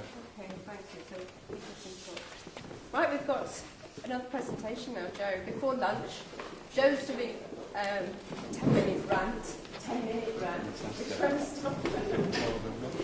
So, while you sort the computer, I'll introduce you. Thank you, Joe. Okay, let me introduce Joanne Lee. Oh yeah, you can have the mic. This one. That won't work. Joe celebrates daily life in ordinary places. Quote from her: "Working with the things I notice around me, I tend to think that if you don't call it art, it's usually more interesting." And I'm with her on that one. Her serial publication, Pamphlet Press, explores the visual, verbal and temporal possibilities of essaying the everyday. Editions are lyrical and inspiring. And if you email pamphlet@me.com, you want to get a copy. Is that still the case? Yeah. The Pamphlet Press has appeared in a number of European productions and in exhibition and conferences, and she's a senior lecturer in graphic design at Sheffield Hallam. I'm just opening it. Yeah, that's so good, because it was there before.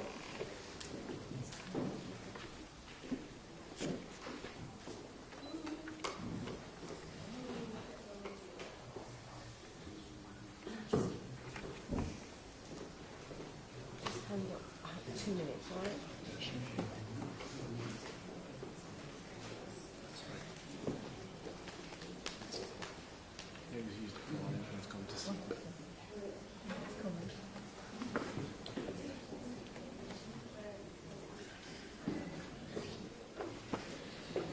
Okay, I promise I'll keep this nice and tight in time, because I'm sure you're desperate for your lunch. So, I'm Jo. I'm an artist, a writer, a lecturer at Sheffield Institute of Art in Visual Communication, and I'm also a pamphleteer, as Jane kindly introduced me.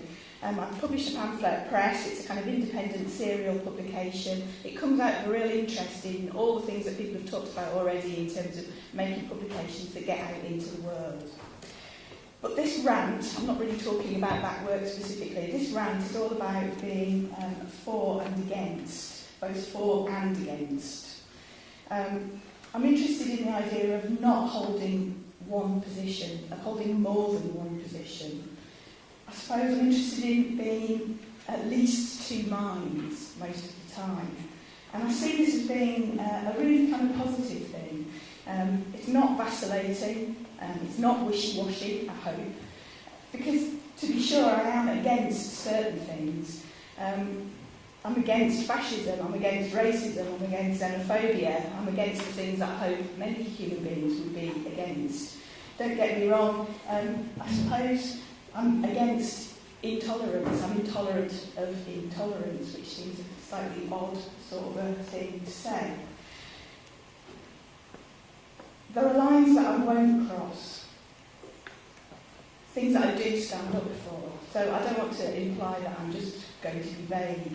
But it seems to me, and we've heard a lot from Mark and from other speakers about the problems that we face, it seems to me that some positions are too complex to be neatly on one side or another, that life is too complex for that. So when someone says that they're against immigration for whatever reason, as we've been hearing already, given the kind of system of politics that we're hearing about through hard Brexit and everything, I suppose I'm really interested to know how are they coming to that, to me, really unfathomable opinion. There seem to be myriad ways that have brought people to those feelings, that the situation is almost always more complicated than it seems. It's easy to condemn, and I do, and I have, and it's harder to listen and harder to try and understand. A friend of mine sent me something through social media recently that suggested that very often people listen in order to reply rather than listen in order to understand. And I suppose around 13 years of being a Samaritan listener, something I've spent quite a large part of my life doing, it's taught me a lot about that. It's taught me to listen as hard as I'm able. It's taught me to try and understand that person's experience from their perception, from their perspective. It's taught me to hear what's being said, to notice what's being said, without jumping in with my opinion, my preconceived kind of options on the world. It's also taught me that as I listened, quite often my thoughts would turn and turn about. I'd think one thing and then kind of find myself somewhere else. As the things that they told me about their lives, about the things that had happened, about their experience of changing circumstances and complicated emotions, took me somewhere quite other.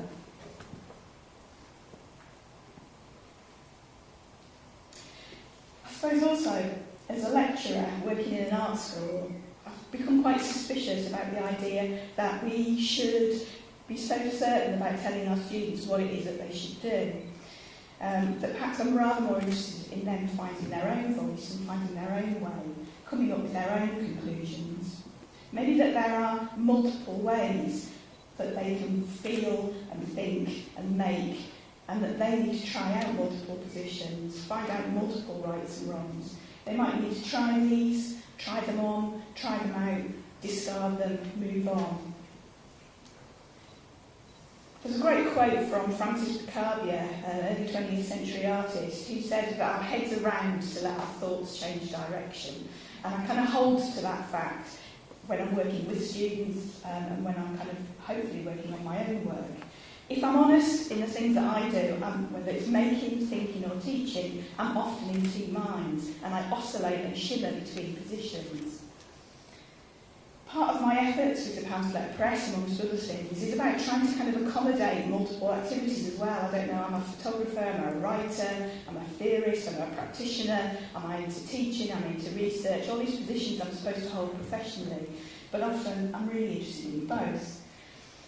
Often, I turn to Roland Barthes, who's always a hero, and as ever he offers comfort. He described himself as somebody who loved binaries. He said he had an almost erotic feeling for them, sort of kind of going between positions. And it seems to me that quite often out of those opposites, what I want is this and that, both and, not either or. I take comfort too from an article that I read in the London Review of Books from David Blackburn. He discussed the idea that Hans Magnus Enzensberger, who's a great essayist, that his essays are really contradictory, and he was really celebrating that fact rather than trying to have a narrow opinion, something that's multiple. And I'm really interested in the idea that the essay form itself, a trial or a test or an experiment, something that can be photographic, written, audio, could be film, essay, that all of those spaces can connect disparate things together, connect different registers, and maybe explore some of that complexity that I mentioned at the beginning. I think about meandering and digressive chains of thought that get you, the maker, me, the maker, you, the reader, places we don't expect, but get somewhere by connecting things. And perhaps even in more logical ways of thinking. I teach now in a graphic design course, and they're all obsessed with concept maps, it seems, I've discovered. But there's ways of making connections between things, trying to map things, trying to understand what's in front of us. Flowcharts, diagrams, mind maps, whatever way we might work that we can kind of create a culture of connecting. I think also a little bit about Walter Benjamin and the idea of critical constellation, that between fragments, that's where the critical work is done. Other big names, Michel Foucault once argued that academia is far too skimpy, it's too narrow, and he argued that we should be trying to multiply the ways of comings and goings, we should be broadening the territory. So in academia, it seems to me, we're always talking about defending a position, defending a thesis, and I'm weary of the kind of static certainty and the sort of defensiveness of that kind of thinking. If I think about poetry and art and essays too, they seem to allow more complex resonances. They seem to allow multiple possibilities to happen at the same time. Think a little bit about Jan Verwert, who in Art Sheffield in 2008 had a piece of writing in a project called Yes, No and Other Options. I wonder what those other options might be, especially in a situation of politics today where things seem ever more divided. And this brings me back, I suppose, to art, politics and the public, and a kind of responsibility to listen to one another, to listen at a kind of micro level to the subtle textures that lie beneath the assorted certainties that we put out there in the world. In this era of populism, where simple messages are often seductive and dangerous, we need only think of Trump and May and Le Pen and others of their ilk. It seems to me that there really needs to be another way of approaching things. Another friend shared with me another internet meme. The internet is God, after all. Follow those seeking truth, it said, and avoid those who claim they found it, which I feel is quite an apposite thought. And in that spirit, tomorrow in the park, we're going to be asking what is to be done, as Jill said, a good sort of Leninist phrase, since adopted by a host of other political campaigners. But I really want to go out tomorrow and listen to people, to hear what the people of Loughborough have to say about the reasons why they think the things that they think. And I wonder whether by listening, by hearing the voices of the people around us, by really listening and really trying to understand, we might break out of our echo chambers and maybe try and find a productive way forward. Thank you.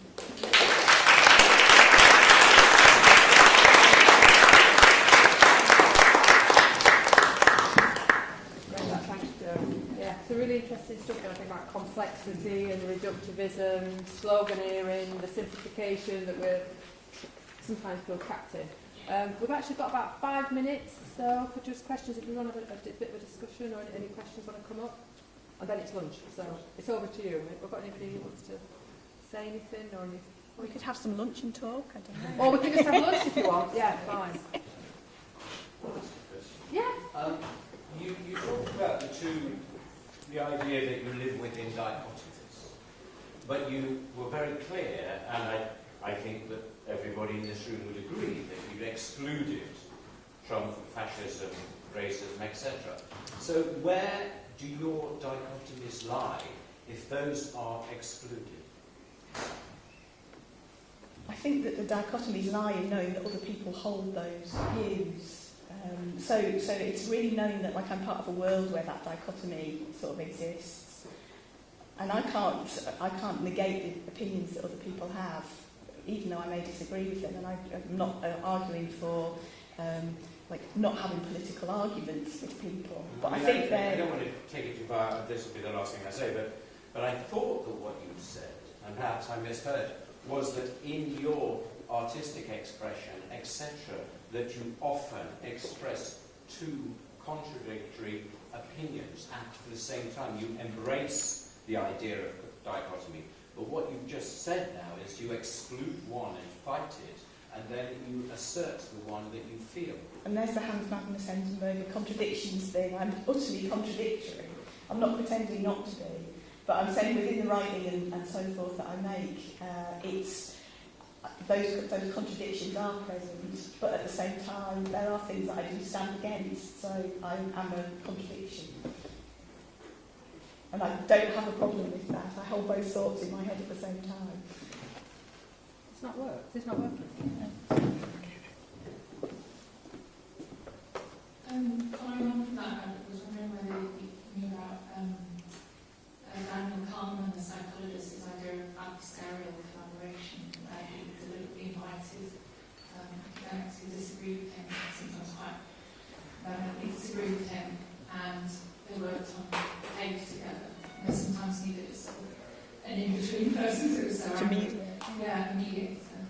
But that the discussion and conclusion would have both of their voices, and I just wonder whether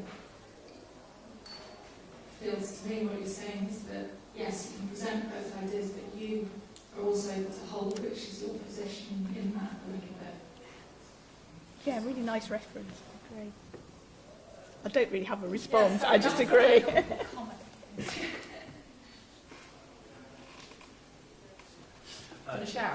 There's an idea that we can just sort of decide to be against racism or fascism or xenophobia, and as if that is, as if anyone actually thinks they're racist. In fact, the most racist people will always start, I'm not racist, but... so is it not the case that to be against racism is not a position that we take or any other thing, but a constant policing of ourselves, which is like an ongoing project, and needs to leave room for the possibility that sometimes you might be accidentally racist. And that I don't know, so there is still... Anyway, which then I think is that whole internal dialogue that kind of goes on as you are listening. You're listening to yourself, I think, a lot of the time, as well as, I hope, listening to other people in order to hear those moments and to kind of work out what to do about them. And the world shifts around us as well, and the positions one thought one had, that sometimes one felt comfortable in, then things shift around that and movement has to happen. Anybody else? I think the point about listening is really important actually, because just in terms of where I occupy many minds. I understand that bit about being to minds. I am part of the Metropolitan League, but I live in a working class area which is actually Brexit. And if you listen to people actually, although as I think as probably Mark said, people can talk that person's racist. But actually if you listen to the reasons and it's far more complex than just sort of condemning someone's views. It's a really complex situation sometimes, and listening is the first point, isn't it? Rather than being ready to respond in particular ways. I think the listening thing is really important. Should we?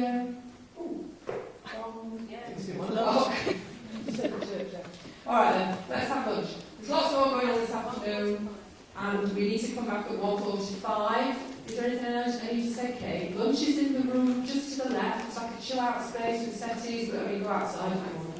It's really nice. Sorry we're in here all day, but thanks for coming. I know we're going to stay all day and longer, hopefully, for this evening.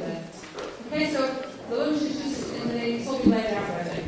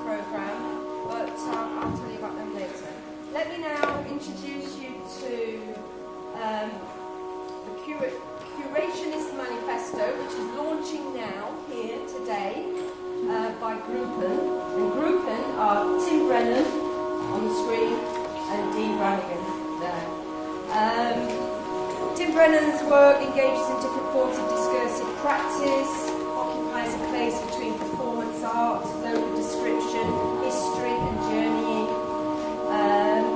So on the web he has some intriguing projects you can look at, such as Vortings and From Nomad to Monad, Art, Place, Pedagogy and Politics. So that sounds interesting. He's based in New Zealand, hence he's on screen. Okay, and Dean Brannigan here studied at Jan van Eyck Academy in Maastricht in the 90s, and his practice ranges across disciplines with a view to uncovering the political relations and contested spaces between people and things. So, over we go.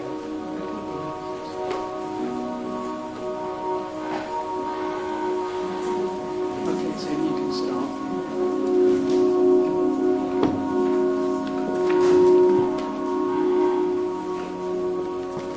I am searching for void politics. Curationism will be a dominant cultural formation in which its practitioners, curationists, exist at the nexus of performance and curating. Curationism involves a combination of pre-capitalist approaches to collecting with its development in contemporary art.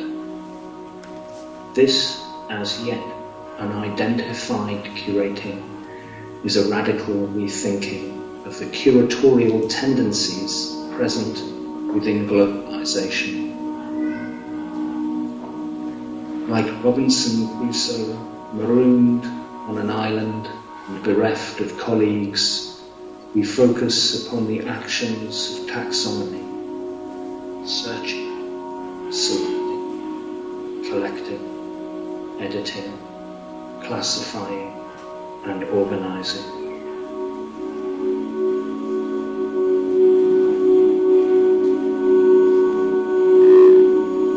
Knife, tobacco box, fork, stick, bread, rice, 3 Dutch cheeses, 5 pieces of flesh, European coin, liquors, some clothes, carpenter's chest, 2 fowling pieces, 2 pistols, some warms of shot, 2 rusty swords, old, 2 barrels of powder, bird, 2 or 3 bags of nails, sparks, screwjack, 1 or 2 dozen hatchets, grindstone, 2 or 3 iron crows, balls, 7 muskets, fat piece with small powder, large bag of shot, roll of sheet lead, men's clothes, fore sail, hammock, bedding, rigging, small ropes, roped, piece of canvas, barrel, pan, hogshead of bread, 3 runlets of rum, box of sugar, a barrel of flour, pieces of great cable, hawser, sail, mizzen yard, locker, 2 or 3 razors, 1 pair of large scissors, knives, forks, 3 6-spoons, pink coin, silver coin, some pieces of 8, some gold, some silver, pens, ink, paper, 3 or 4 compasses, mathematical instruments, dials, perspectives, charts, book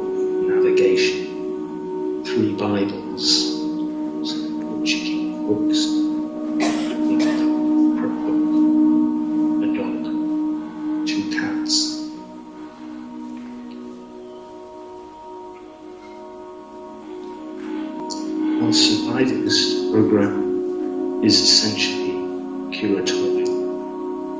We swim out to the stricken vessel to salvage what we can from the wreck. Unlike Crusoe, few of us are as fastidious in our inventory.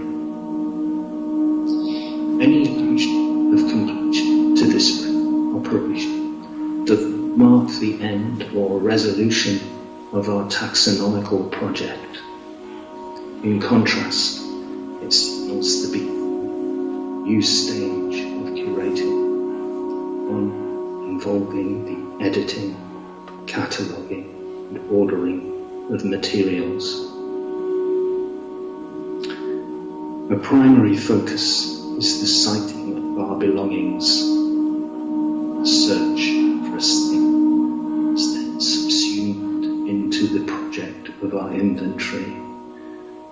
The expansion of this curatorial vision appears to know no bounds, driven to curate our own sense of time by producing rudimentary calendars and itineraries. In these, we begin to seriously consider our mission, setting good against our evil. We draw up lists set against each other, pros and cons, the pros and cons of our dilemma.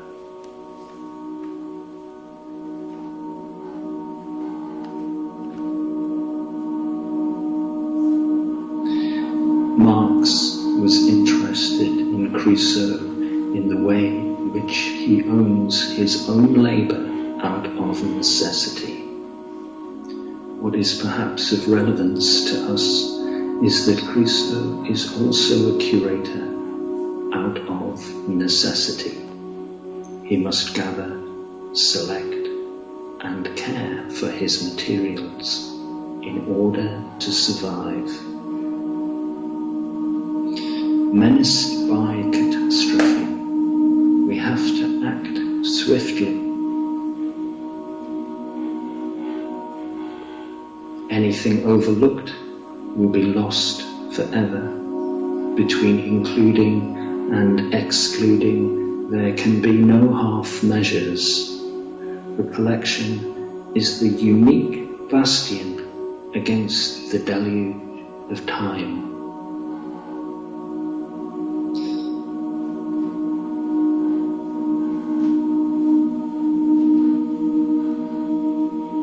The rituals of marking boundaries through the naming of territory, cooking, child rearing, funereal ceremony, acts of religious observance, mass congregations of grief, are essentially taxonomical and therefore by extension curatorial activities. In time, curating via collecting takes on another dimension with the effects of the Industrial Revolution. That which does not fit within the canon of connoisseurship is ultimately dealt with by the social Darwinism of the empire. The rise of the economic state and its imperial ambitions ensure that there is no thing that cannot be bought or sold. Rubbish, waste, and ephemera also become sites for exploitation, collection, and transaction.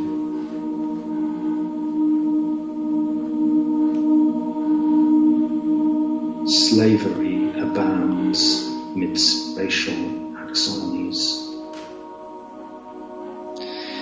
By the late 19th century, anything and everything seems to be collectible. A dog finder, the finders, stealers and retailers of dogs. The bird catchers, the street finders of collectors, bone rubbers and rag gatherers, the pure finders, the cigar end finders, the oak wood gatherers, the dreads or river finders, the sewer hunters, the mudlarks, the exhibitor, mechanical figures, telescope exhibitor.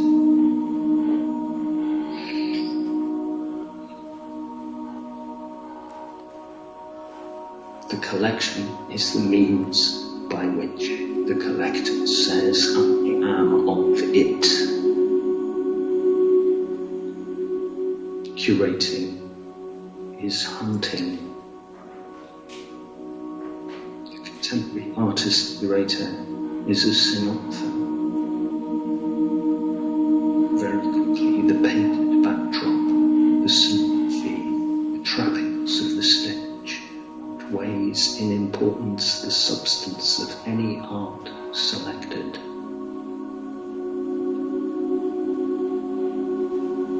There is nothing new or radical in the practices of independent galleries or in the freelance activities of roving curators across the globe. As a practice, it is positioned comfortably within the tools of mercantilism. In globalization, the artist-curator can only ever be a snake oil trader. We are in a new world of pure content in which actuality and representation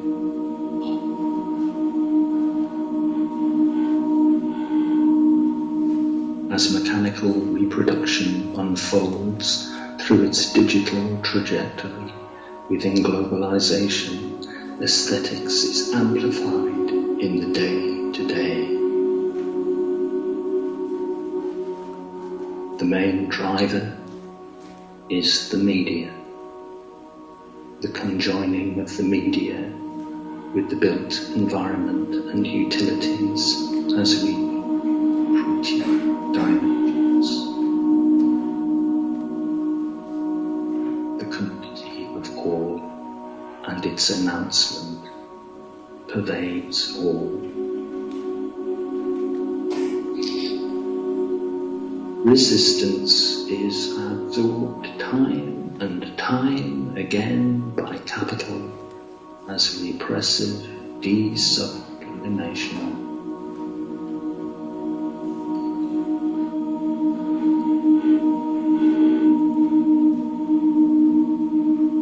Curationists are performers unfettered from the confines of previous art forms. The curationist possesses no thing.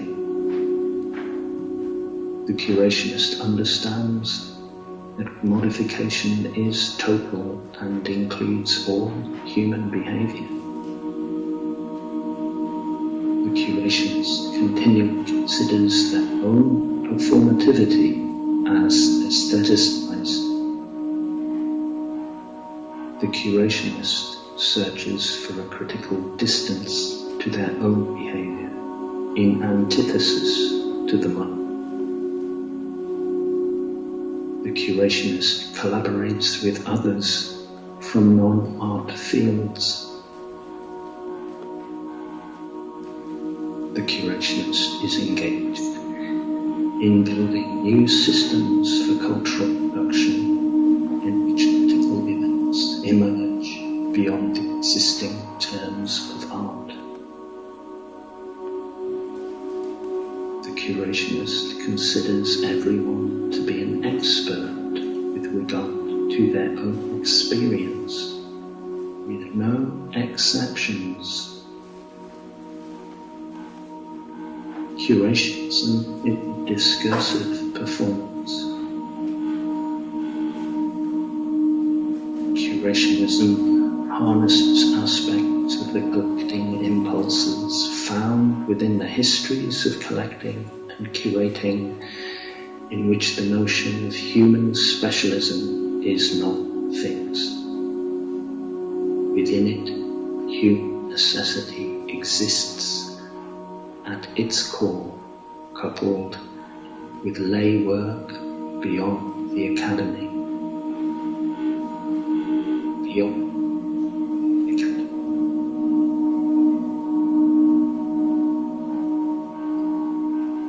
Avoid art-like product.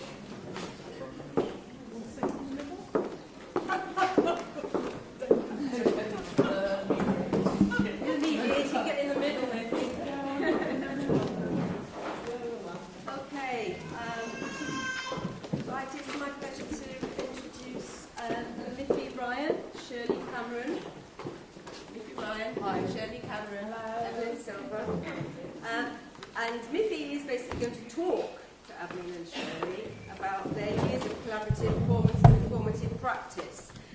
And they've got a long history of political strategies, which are now very topical: conversation, friendliness, personal interaction, and everyday experience.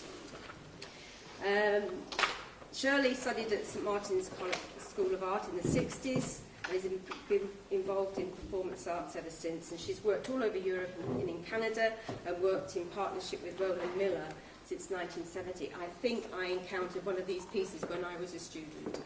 Wow. In the early 70s. Quite a few people in the early 70s, yeah. And with the birth of twin girls in 1974, she started performance and installation work that included them, which is a hugely innovative step. And Washing the Twins performed with Angela Carter in Portugal in 1977. Evelyn Silver was active in the early 1970s community arts and subsequently worked in Leicestershire County Drama Workshop. Informed by feminist and Jewish politics, Evelyn has practiced performance art for many years in collaboration with different people. And Miffy is a performance, prose and digital media artist. Her PhD here at Loughborough focuses on the topic of maternal aesthetics, so she's got a connection with Shirley, I think. Her work features in the Live Art Development Agency Study Room Guide. Well, Study Room in Exile, Motherhood and Live Art, still ongoing. Yeah, okay, yeah. And she's exhibited in Europe and China, and her most recent performance was in collaboration with Shirley at Leeds Beckett this year. So, over to you, Miffy. Okay, you've got 20 minutes, and I shall hold up a thing. Slide. Oh, yes. Slides. I knew that would take it. I know. Are you showing images from the pamphlet or just collaboration? You can, well, I could just got the wrong one now. Well, Let's get the images up first. The images in relation to the work we've done in the booklet. Sorry. Does it sound? this is the booklet. We could start handing it round, I suppose. We've got 3 copies. I've got a few copies in my room. Anybody want to have a look at it? I'm just going to start. I'm going to read from the booklet. This is something Evelyn said in 1991. Our work has always been about connecting the personal with the political. We have continually had our consciousnesses raised as we've worked at finding visual images to express what we've wanted to say that wouldn't be read ambiguously. At the same time, our performances have always been very accessible and full of humour. We have certainly had a lot of fun. And this is a centenary of 10 years of them performing together. They produced this booklet. And I wanted to ask you both about the circumstances. Yeah, so all through the 80s, they've made this feminist work together. They've been positive, empowered. They've gone out there and taken their message to women at factory doors, in parks. You know, they've got off their arses. They've had the balls to do something about their beliefs. And I just wanted to ask you about the circumstances at the time, how you felt when you produced this. Evelyn first. Okay. Oh, it was just because we'd been doing loads of work and it was 10 years since we started, and we just thought, oh, it's worth celebrating really, because we'd never really had much acknowledgement from the art world at all, had we? Because we worked a lot in the community as much as in galleries and arts centres. So we managed to scrape a tiny bit of funding, which managed to get the booklet together and just enough to put a new performance together, which was called Silver and Gold, which we did just after we'd got the booklet produced, which is why there aren't images from the performance there. Do you want to describe to us the performance that goes with this? Because I think the performance is as important. There is an image on the loop somewhere of the Silver and Gold performance, but I'm not sure. There's only about 10 slides. So. Perhaps we could speak as they come up. Okay. Which would make sense. There's only a few seconds with each one. Anyway. Oh. Should I pause it? Okay. Yeah. Okay. Well, hang on. How about that one? That's it. So Silver and Gold. That's the Silver and Gold. Yeah, and that's the... I'll let you speak first, shall you? Well, it referred to, obviously, Ev's name, Evelyn Silver, and to some extent the colours of our hair. Although I do recall that Ev went and got your hair dyed, didn't you?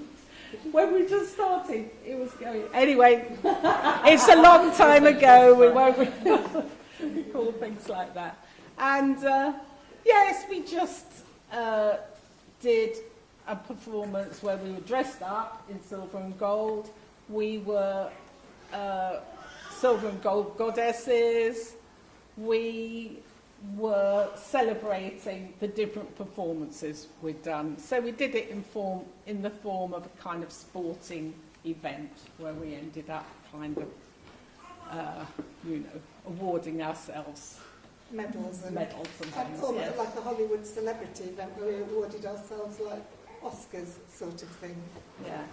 But we did it for ourselves. Yes, we did. Else did. But that's probably our least political performance in a way, isn't it? If we're talking about engagement, that was more like a celebration. And the leaflet has a brief explanation of the 10 performances we did in the course of the 80s.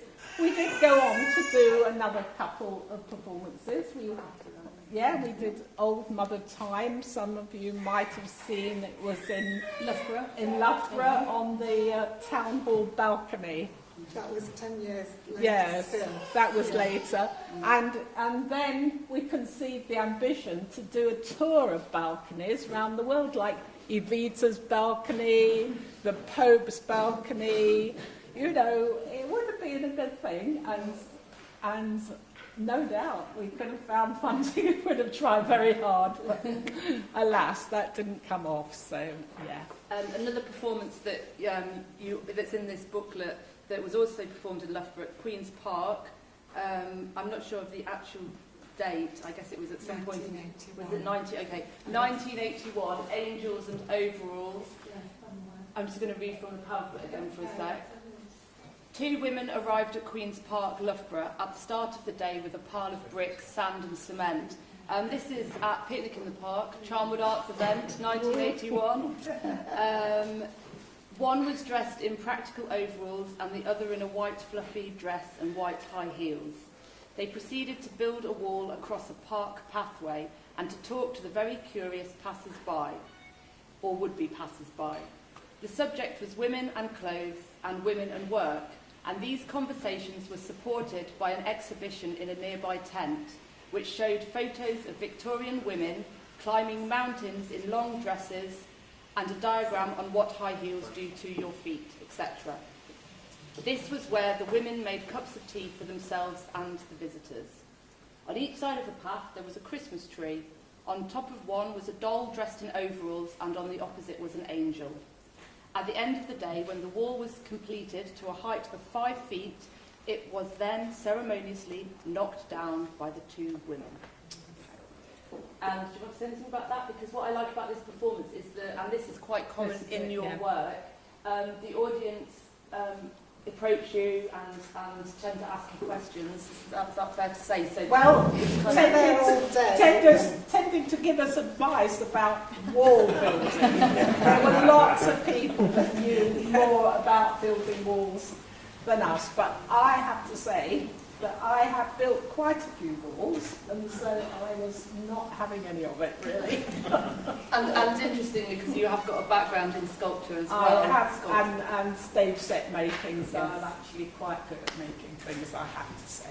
Or was, more now. It was very, I often use this performance to describe what our work was about, really, because it was blocking off one of the paths to the bandstand, if you all know Queen's Park. There's something like half out of town in that, which is the main park in the middle of the town here. And so it was very visible from a long way away, and there was this very odd sight of, I was wearing overalls and docks, and it was serious sand and cement business and stuff. And Shirley was like in a long white flowing robe with trinkets and high-heeled shoes. So there was this absolute oddness visually. And so people wanted to see what was going on, really. And especially seeing somebody dressed like that, who was like doing very high heels. And perhaps the only time I ever wore high heel shoes, I would say. And we had a tent with a little exhibition in it about how women's clothing has historically limited women's work. So we had examples of things like foot binding in ancient China, stiletto heels, for example, and I can't remember what else, it was so long ago. But that's where we made cups of tea for people, didn't we? There was no health and safety business in those days. Do you want to say anything about how we've done? Right. So I wanted to say that one of the things that I like about this work and your way of working is that you have things to say and you go out and find your audience, find the people that you want to say it to, and you say it. So you might not describe yourselves as angry, and you talk about this as celebratory in tone, but what I like about it is it's proactive, it's doing something with what could be anger, with feeling left out or ignored, and it's making that gesture and getting your message across and finding your audience. And that's what I envy about your practice, that there's that collective response. And I wondered if you could talk a little bit about, is it Rotherham? Yeah. Oh, you just, that was yes. It's up north. That was quite different because that was actually a residency. It was part of a residency, Rochdale Art Gallery. In fact, with us two and Monica Ross.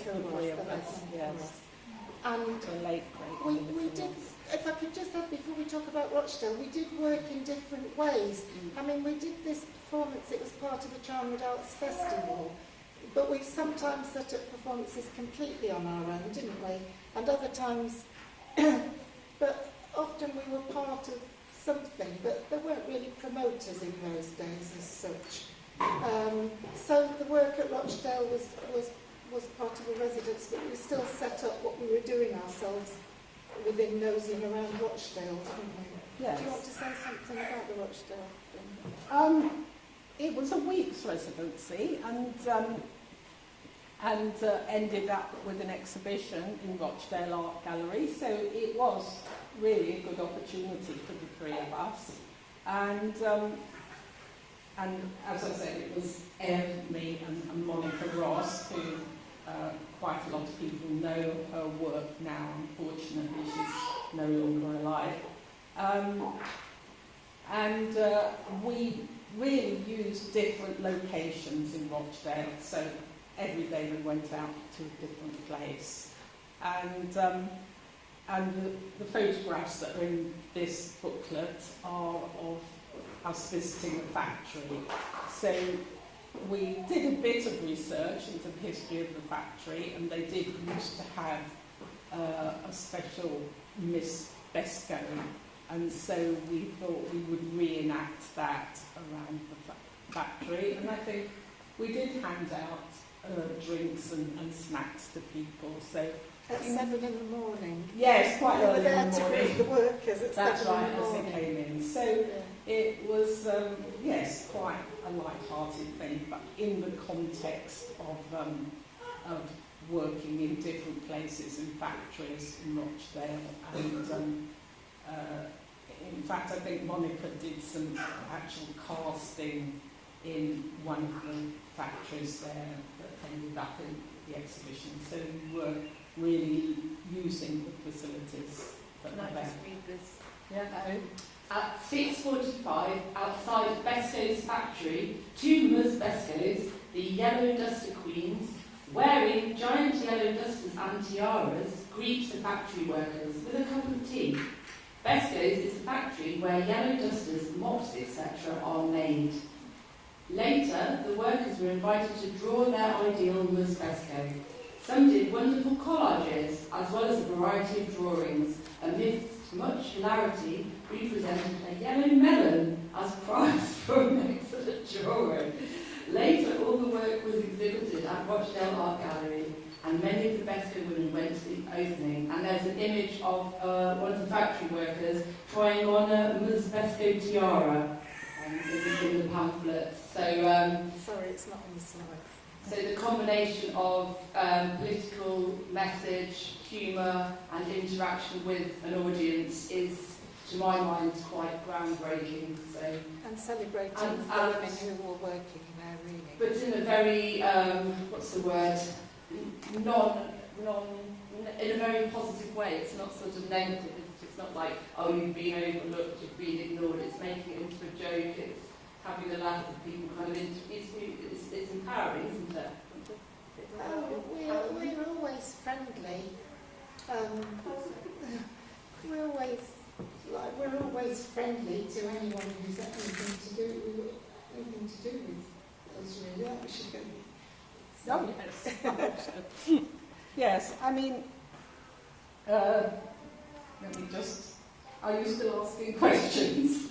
I can ask another question if yes. you want. Yeah. So, yes. so what I'm interested in is that it's you're not going out and lecturing people or saying this is what we think or this is our message or have you seen that there's sexism in this way or in that way, but you're creating humour, you're being ironic and creating situations that are humorous or ridiculous, and in that way getting your message across. So, yes, and also responding to things that were happening at the time. I just opened this book at I Married Charles performance, the year that Charles and Diana married. I expect you can all remember it. There was a lot of fuss about it. It was really hard to ignore. I'm afraid my children were the only ones in their class, probably in their whole school, that didn't watch it on television, so poor things really. But anyway, never mind. We did this performance, I Married Charles, You Can Too, and we just had a little booth with a model of Prince Charles in it that people could marry, be tied up to, and have a certificate proving that they had married Charles, and then they could divorce him as well. So it all happened quite quickly, and then they had a certificate for that as well. So I dare say we were predicting what would happen in the future. Not everybody knew that year, but we did. And we did that at a local women's festival near Loughborough, actually, at Corn. And the audience were the guests at the wedding ceremony and then later the divorce ceremony. And I don't know whether it was white wine or red wine, I forget which one was for a drink when the person who was marrying Charles was tied to Charles, as you can see in the image, and had a sort of veil put on them. They soon wanted to get divorced. So they were untied, and then we had another toast with the other sort of wine to their freedom, really. So the audience was very involved in it. And again, this sense of conviviality, shall we call it. So the politics are happening in this kind of... But started out with something visual, but that's being acted out. We always acted things out just in being ourselves, really, rather than theatre. So we were just on the level with whoever was around, really.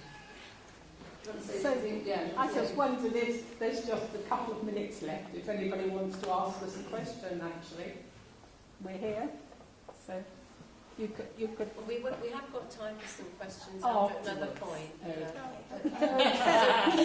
Maybe you want to say something, you want to finish with. Yes, finish off. You're the initiator of this discussion. I think we had a good working partnership. Shirley's background was sculpture and performance, and mine was community arts and drama. And I think we worked well together, really, didn't we? Just say a bit about how we worked. We used to go and stay at each other's houses for a few days, really, before the performance and get everything together, really.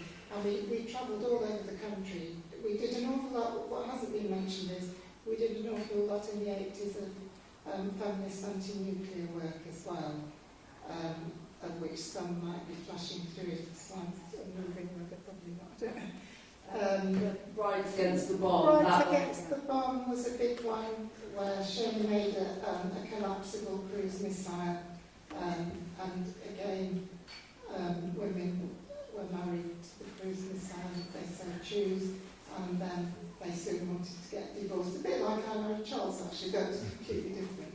And then the cruise missile was collapsed, and that was one we performed that loads and loads of times at peace festivals at Greenham Common, the different peace camps that were going on in the 80s. So it was very much part of the politics of the times that we related to, I suppose, through our performance. Do you want to say anything nasty about this? This is quite a nice image to end on, Rights Against the Bomb. So, again, I think it really encapsulates their spirit of fun and mickey-taking, for want of a better word. So mickey-taking out of the establishment, but also, do you agree? I'm talking about in terms of the institution of marriage, because I just find this a bit tongue-in-cheek. It was more feminism, really. It was more the oppression of women, really, rather than particularly taking the mickey out of the establishment. It was more about, we were about choices for women, really, rather than that it was always marriage or being stuck in the home. That sort of thing, really. And of course, with this, it was mixed up with the whole anti-nuclear movement, because there was a vast women's peace movement going on in the 80s as part of it. And just to put it in context, the Rights Against the Bomb, the time of the peace movement in the 80s, really, there was a lot of, miners against the bomb. My daughters were at Greenham kind of lighting lots of bonfires, and I remember Helen John saying they were it was bonfires against the bomb. People laid in their tents too long. They were sleepers against the bomb, and so on and so forth. But, just the context.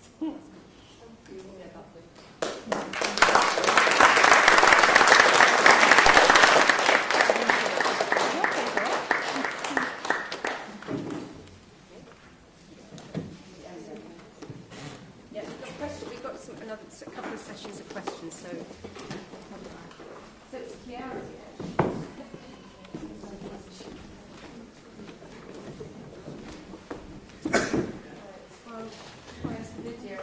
This is Chiara Deleva.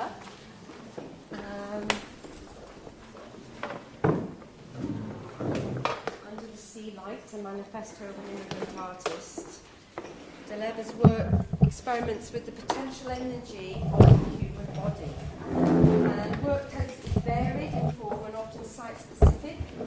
And as a process of experimentation, it uses a system of signs and methodologies, often very simple. There's quite a lot of drawing in here. Yes. Yeah.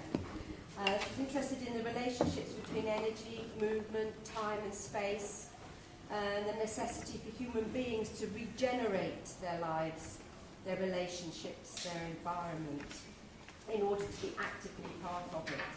She's exhibited in Italy, United States, Japan and the UK. And she's got a workshop tomorrow in the park? Yes. In the park. Okay.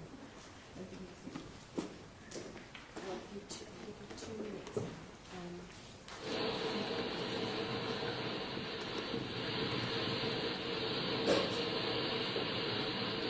We have been called many names. Illegals, aliens, guest workers, border crossers, undesirables, exiles, criminals, non-citizens, terrorists, thieves, foreigners, invaders, undocumented.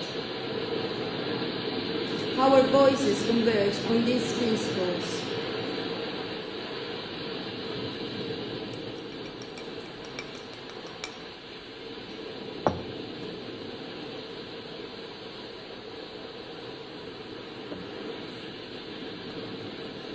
We know that international connectivity is the reality that our migrant artists have helped create. It is the place where we all reside. We understand that the quality of life of a person in a country is contingent on migrant artists' work. We identify as part of the engine of change.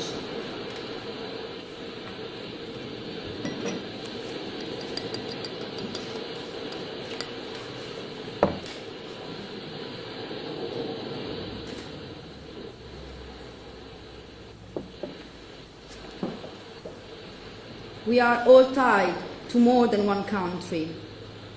The multilaterally shaped phenomenon of migration cannot be solved unilaterally, or else it generates a vulnerable reality for migrant artists.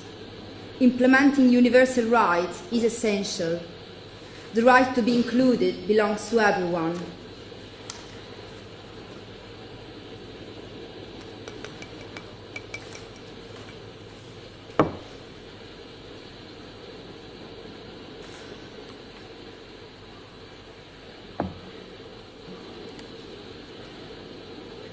We have the right to move and the right to not be forced to move. We demand the same privileges as corporations and the international elite, as they have the freedom to travel and to establish themselves wherever they choose. We are all worthy of opportunity and the chance to progress. We all have the right to a better life.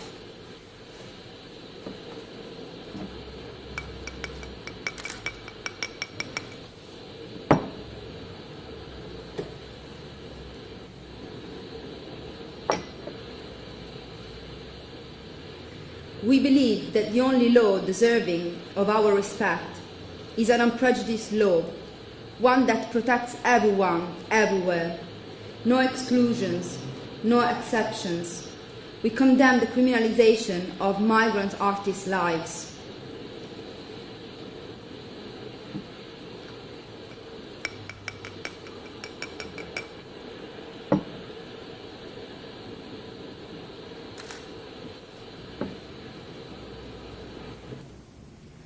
We affirm that being a migrant artist does not mean belonging to a specific special class, nor carrying a particular legal status. To be a migrant artist means to be an explorer. It means movement. This is our shared condition. Solidarity is our wealth.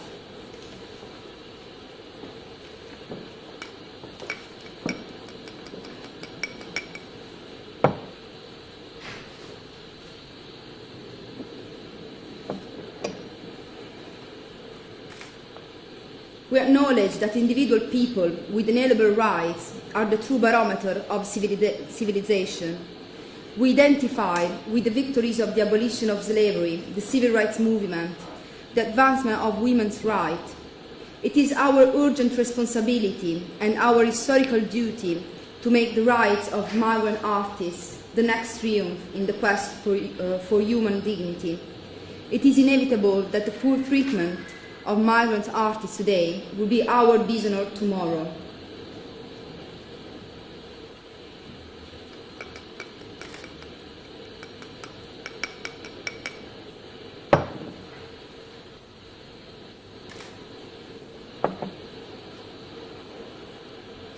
We assert the value of the human experience and intellectual capacity that migrant artists bring with them as greatly as any labor they provide. We call for the respect of the cultural, social, technical and political knowledge that migrant artists command.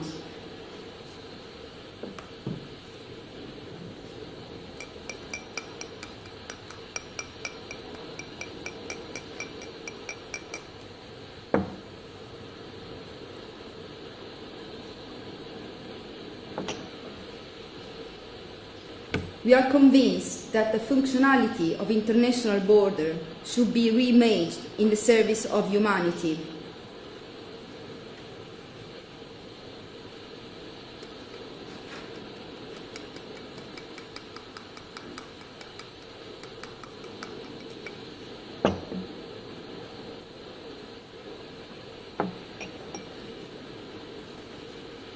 We understand the need to receive the concept of commons, of the earth as a space that everyone has the right to access and enjoy.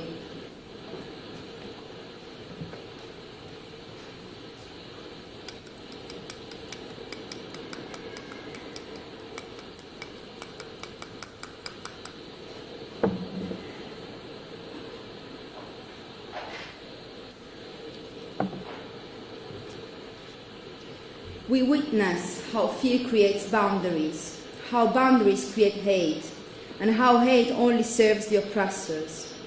We understand that migrant artists and non-migrants are interconnected.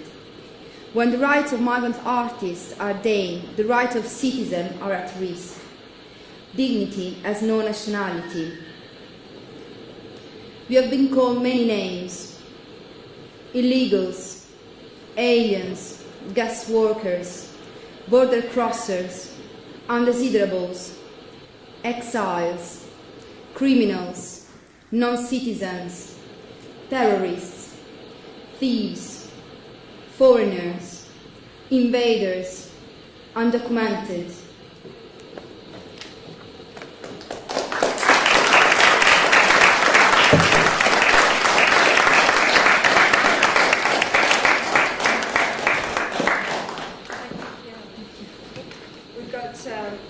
Mo White now. No, we haven't. Yes, we have. We have Mo White, and then we've got a break with some discussion. So.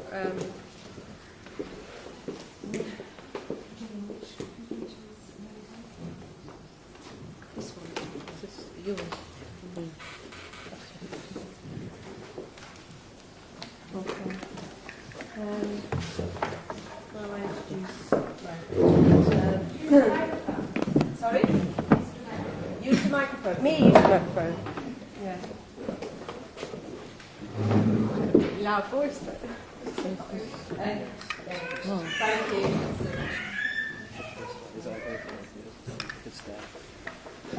Mo White, an artist, a writer, and a lecturer here at Loughborough. She works in moving image, media, and photographic media. Her work is concerned with themes of desire, memory and dislocation and the experience of Irish migration, explored in pieces called Kitchen Accounts and the Front Room Accounts for the Kitchen. She has researched the many histories of art practice concerned with gender and identity, co-curating the research and exhibition project Slide Tape, key work in the UK since the 1970s, in collaboration with Vivid Projects in Birmingham. She's exhibited across Europe, in the States and in the UK. She's going to present a piece called Smart Verbal.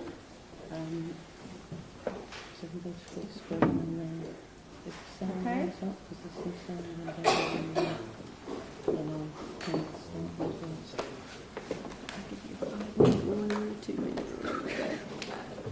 I think I'll go through it like a... Can I move these glasses? Don't drink that sauce. No, I saw that. I don't want that. I just want this water. I just want to have things that I pull out and wave at you when my articulation fails, which is likely. Can I use this microphone? Yeah, it's a good idea because I'm like, what's terrific.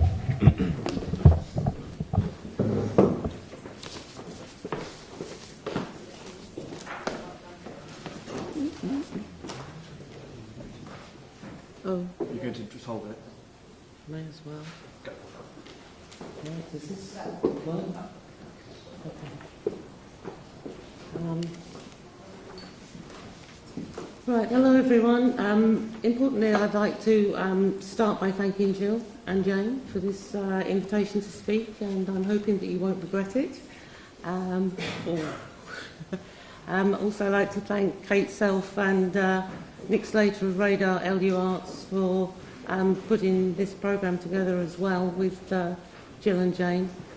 It's very interesting and I'm really pleased to be able to contribute to it. One of the things, the kind of approaches by necessity that this is going to take is something of, I think you'd call it a mishmash. I'd call it something in Irish, Traina Céile, upside down, mixed up. And because some of this is really, I mean, I have written a PhD, so I know how to do that academic stuff.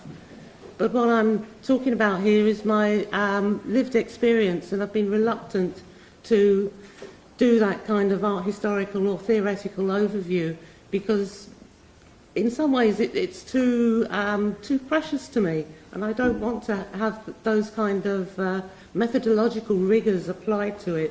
So this is going to take quite a different approach, and in some ways my past weeks have taken quite an interesting turn, and so I haven't had as much time to put this together as I would have liked, and I can still see that one of the slides is out of order.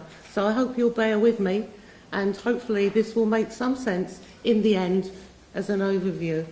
As I said, this is about my lived experience, and I was reluctant to apply history or theory and look at myself as a kind of ethnographic case study, because I'm talking about something that happened pretty much almost 40 years ago, which is quite a long time ago, really. It seems a different lifetime ago. And on the whole, lived experience is messy, not logical and tidy. And I don't recall any of these events and the things that I did then in any logical or tidy way. But sometimes these moments that we all have are produced through actions which form a network, which overlap with other networks. And this is kind of what I'm sort of aiming to sort of demonstrate in this very messy way here. And just to point out, I thought this is very funny, actually, that is the formal title of the paper, but also my title of this is 20 Minutes Dead, so I'll try and keep to time. So to start off,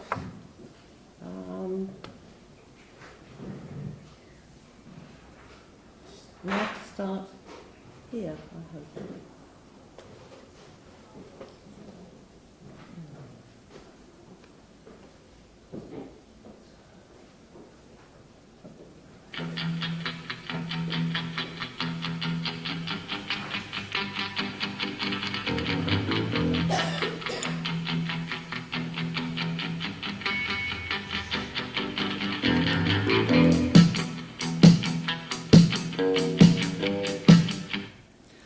I'm going to leave that there and I'll come back to it later. But those are the opening bars of the Au Pairs, a Birmingham-based post-punk band. They would, as you can see on the screen, the title of the tune is It's Obvious, and that was from the Peel sessions. They did many versions of this. And at the time, this is something that would now probably be called an indie song, but at the time it was an alternative hit, certainly in 1982. And this kind of song, for me, forms the kind of oral background, the noise, to the kind of partial context that I'm going to talk about. When two young women, Zoe Tomlinson and myself, made a decision, never having seen, as far as I can remember, any copies of celebrated fanzines of the era like Sniffing Glue, we decided to start a fanzine and self-publish our own writing about our response to then current national and local music scene, publish our own photographs and poetry. Simply put, we had something to say, and this was a way to say it. And we felt at the time there were very few outlets for that youthful creative energy. This paper will discuss that historical moment in my early art career, though for many, many years I kind of separated the two. What I did with the fanzine didn't seem like art, and I was doing a degree at the same time. I was doing a fine art undergraduate course at Stourbridge in the West Midlands when I co-published the fanzine Smart Verbal when I was based in Birmingham then in the early 1980s. And what I'm interested in doing is drawing out the context which allowed this activity, making a fanzine, to take place. And as I said, this became an important event in my life, one that was joyous despite its economic context. Obviously, I'm quite interested, and still interested, in the fanzines themselves and the objects that they are. But what I'm going to do is provide this commentary around this, one that I have to kind of reconstruct from the only material evidence I have, which is 6 copies, the only copies that I have. My collaborator doesn't have any copies, and they're in this folder right here, and I have them up on the screen for you to see. One of the interesting things I've been thinking about is that though I was one half of this collaboration, that I felt then, and I still feel now, no intellectual ownership over them. This is perhaps, and I think this is quite an important point, and this is in contrast to our current context, where capital pervades all, and the enterprise, an enterprise agenda that was promoted by Margaret Thatcher, and I use that word promoted advisedly, if some of you might remember Section 28 at around the same time, in her government of the 1980s, and that's a legacy that's been left to this country, where everything must be calculated in terms of economic or status value alone, and pleasure too, of course, has an exchange value. I talked to my collaborator from long ago because we still know each other very well, and we discussed the things that enabled this to happen, and some of these things that enabled us to do this as two quite young women don't exist anymore. One of those things were welfare benefits, because Zoe gave up a degree course in archaeology after the first year. Well, she didn't like archaeology. She's still an archaeologist now. And I was on a maintenance grant with my course fees fully paid and a maintenance grant check in my hand every, whatever it was, year or half year, I can't remember. The other thing that is quite interesting is that how two young women made these things work in terms of the kind of materiality and the kinds of technologies that we used. We spent, and you can probably see from this, a great deal of time using things like Letraset and so on. And these are things that actually just don't exist anymore. And of course, if I go to the pages, typewriter. as I say, things that don't exist. But that kind of materiality is something that I think was quite important at that point, and the fact that we could actually put this together and we had learnt skills, acquired skills and translated skills, her from, strangely enough, archaeology, which is all about materials, and me from art school. Actually, I can't read my notes, so that's quite tricky. One of the other things we said was that one of the reasons that we did this was to actually engage with communities, because we kind of felt outside of communities in, quite a big city in Birmingham. We were quite young. I think I will show you a picture later, and at this time I was around about 22 or 23, and Zoe was younger than that. And this allowed us as young women to be taken seriously in something that we were quite interested in which was the local bands and music. Right, so I'll move on quickly because yes, okay. God, really? God, right. All right, okay. The first issue started with I've got quite a few pictures. I'm going to start moving through them because otherwise, will this move? Oh, I don't know.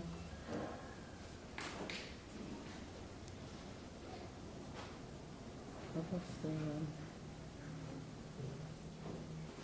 cursor. It's just here.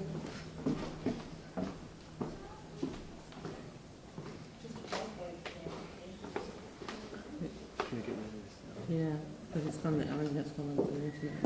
Let's cut out back to the PowerPoint.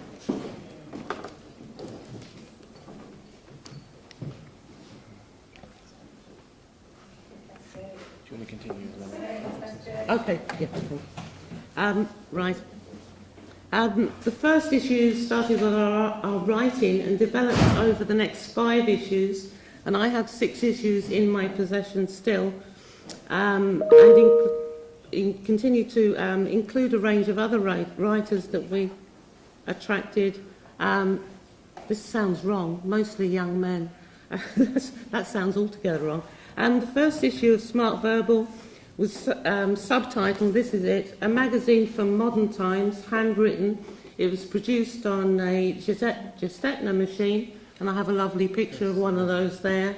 I have a vague memory of printing this off on the machine in the office of the Contextual Studies Department of Stourbridge College of Art, where I was studying fine art at the time. But also I remember that the inspiration from this came from my knowledge and having seen the printed papers of the Centre for Contemporary Cultural Studies at the University of Birmingham. There was recently a 50th anniversary event which included events, no, that's suitable enough, at the University of Birmingham and at MAC, and included, and that's a still from the magazines in a vitrine at Vivid Projects in Birmingham. Oh, that just slip through the Gestetner, in case anybody doesn't know what one of those looks like. Okay, I'll skip the small manifesto that is quite badly written by Zoe, but in the first issue. So we'll skip that.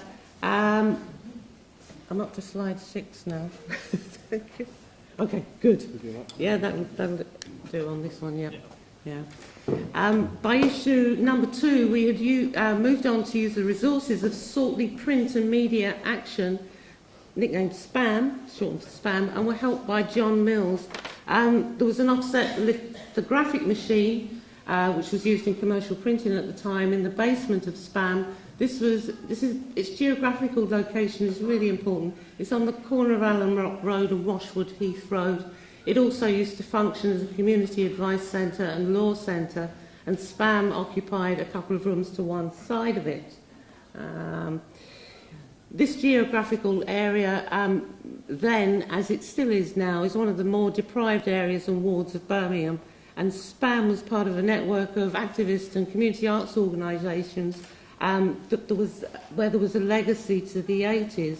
And if I just skip to mine, well, you can see for yourselves, there was a rather well-known Battle of Saltley Gate which was around exactly at that area in 1972. And while I was quite interestingly, and I came across this because of more recent things that have happened with Donald Rodney exhibitions, and you can see that in 1985, and I didn't know this, I didn't see, didn't see this, Donald Rodney had an exhibition in Saltley Print and Media. Various things happened. John Mills taught Zoe and I how to actually work the lithographic print, how to make printing plates, how to, from our original artwork, how to print them all off. And after that, we would collate magazines by hand, staple them together, and take them usually in a trolley from Saltley to where we lived in Moseley, which was about a 3 to 4 mile distance. This seemed to happen usually at night, and we always used to follow the bus route because we were worried about getting lost. Right, I'll try and move on quickly. So I'll just scroll quickly through the remaining sort of front and back covers of the issues that there are. We also diversified contemporary term into independent cassettes, because this was the whole thing about, and these were very local bands, of course. I mean, none of this we made any money out of, but it all seemed to, we were on benefits and grants, we weren't.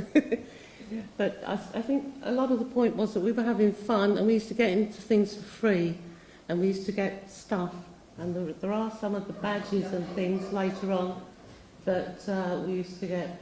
So this is, early critical political collage, etc., intervening in advertisements. Okay, we're up to number 6 now. And then this is the kind of badges that we used to collect from the bands that we were seeing. Of course, my favourite being the Au Pairs, it's obvious badge. And then we made our own badge as well. And I'm just coming to the end. So that's the ephemera. One of the other things that we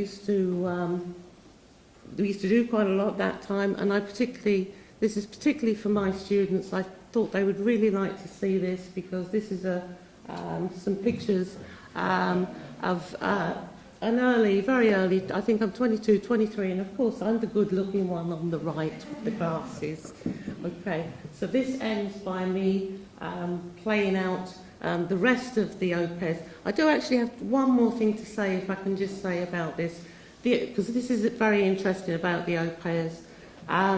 Their original band members, Leslie Woods, Paul Fode and Jane Monroe and Pete Hammond, they originally formed in 1978 and broke up in 1983.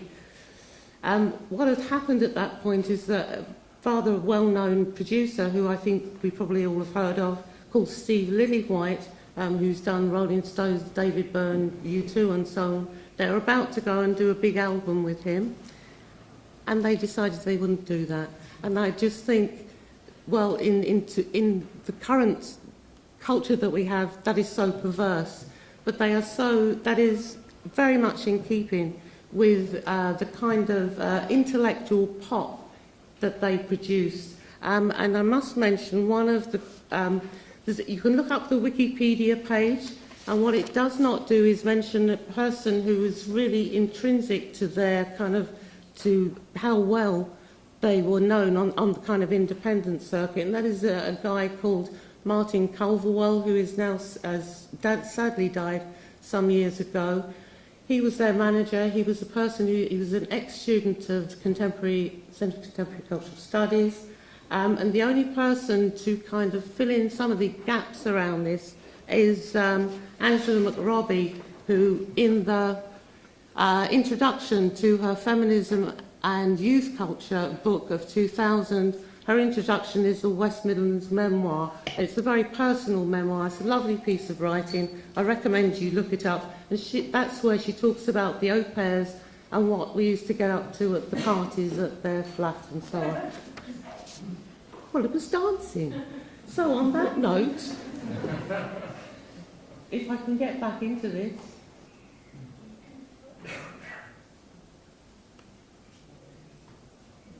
We don't really want, I want to go to the end because I want the chorus. the really important chorus, which I think is at 4 something. Round about.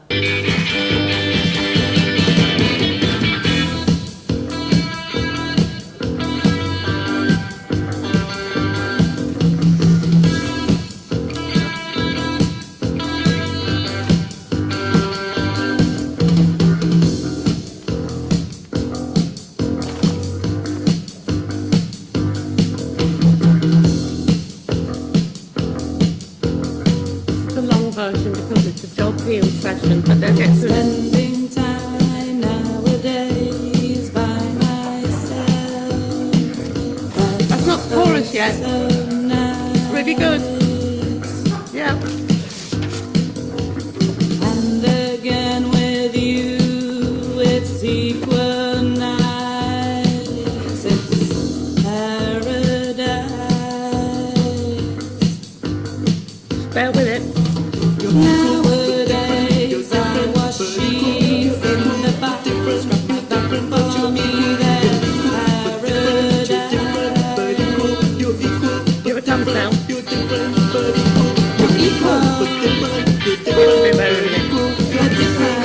Okay, thank you very much.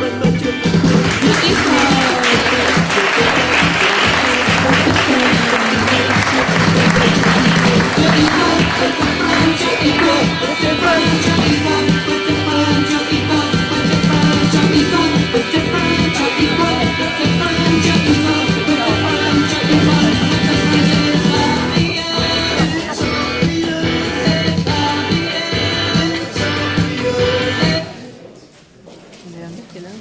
Good ending.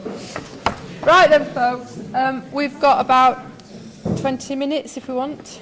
15 minutes, depends what we want to do now. Just have a discussion or questions. I think it might be good if the people can come back, because that was a real diverse set of things which we've listened to. Can you stay here? Because some people may want to ask questions. So, where's Dean? Dean's disappeared. Dean? Is he? Dean, do you want to come to the front? I was just thinking if anyone wants to ask any questions about what's been going on. Chiara? Chiara? Would you like to come to the front? Just thinking if we'd have people who ask questions in response to the last few talks.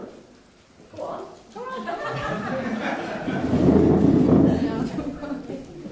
Okay, come. Where are you? Okay, come. Yeah. Then is this? Yeah, I realise we're quite a diverse set of things. They're obviously thinking about politics and like 20 minutes, that's so quick. You only had 10. I only had 10, but it was like... Oh, lovely. I don't think I can drink water with salt. No, really. Minor strike, lots of feminist things going on, post-punk, really important actually in terms of absolutely. And Chiara, that was really, really quite poignant and pretty disgusting things to have to do, but I'm sure that's really, really interesting performance there. So we've had a great indeed, and thanks very much. Also, obviously, for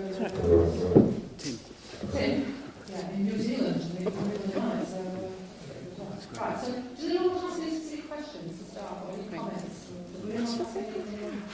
New Zealand. Do you want this mic?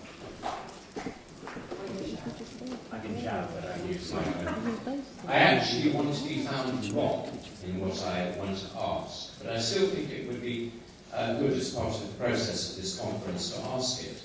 So writers such as George Bernard Shaw write expressing often articulate, decent people trapped by fate or the situations in which they find themselves placed in opposition to each other while still being decent people.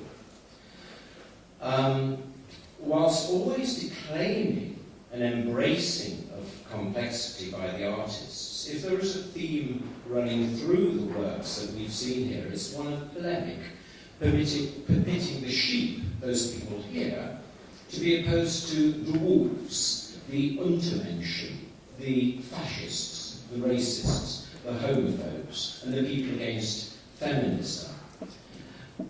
it might be that the role of the artist, being true to themselves, is not required to provide balance and the exploration of complexities. But as I suggest with Shaw, complexity and exploration of conflicting views, not just to diss one view over another, but to find genuine dilemmas, is possible. Now, maybe the pamphlet is about polemic.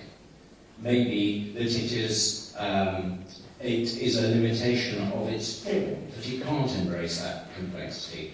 And I'd like you to show me that I'm wrong.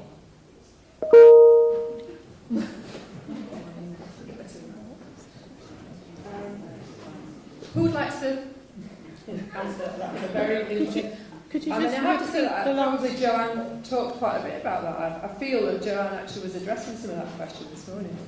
Complexity, how we address complexity, but at the same time advocate, etc. It's an interesting one, though. I'll have a go. Go on then. Do you want this? Yeah, no, I mean, people are scared to state a binary position, feminists included, but I still think that if you don't believe in anything, if you're just operating in a kind of void where, you know, you can't be for or against something, then everything is kind of redundant. And what we've been kind of talking about here is meaning and how you make meaning and how you stick your neck out, even if you are wrong, and state a position, and being for or against something is okay, even if it's deemed binary in this kind of post-binary world that perhaps we're in and perhaps we're not. So it might be unfashionable, but I think there's a time and place for being for things and against things.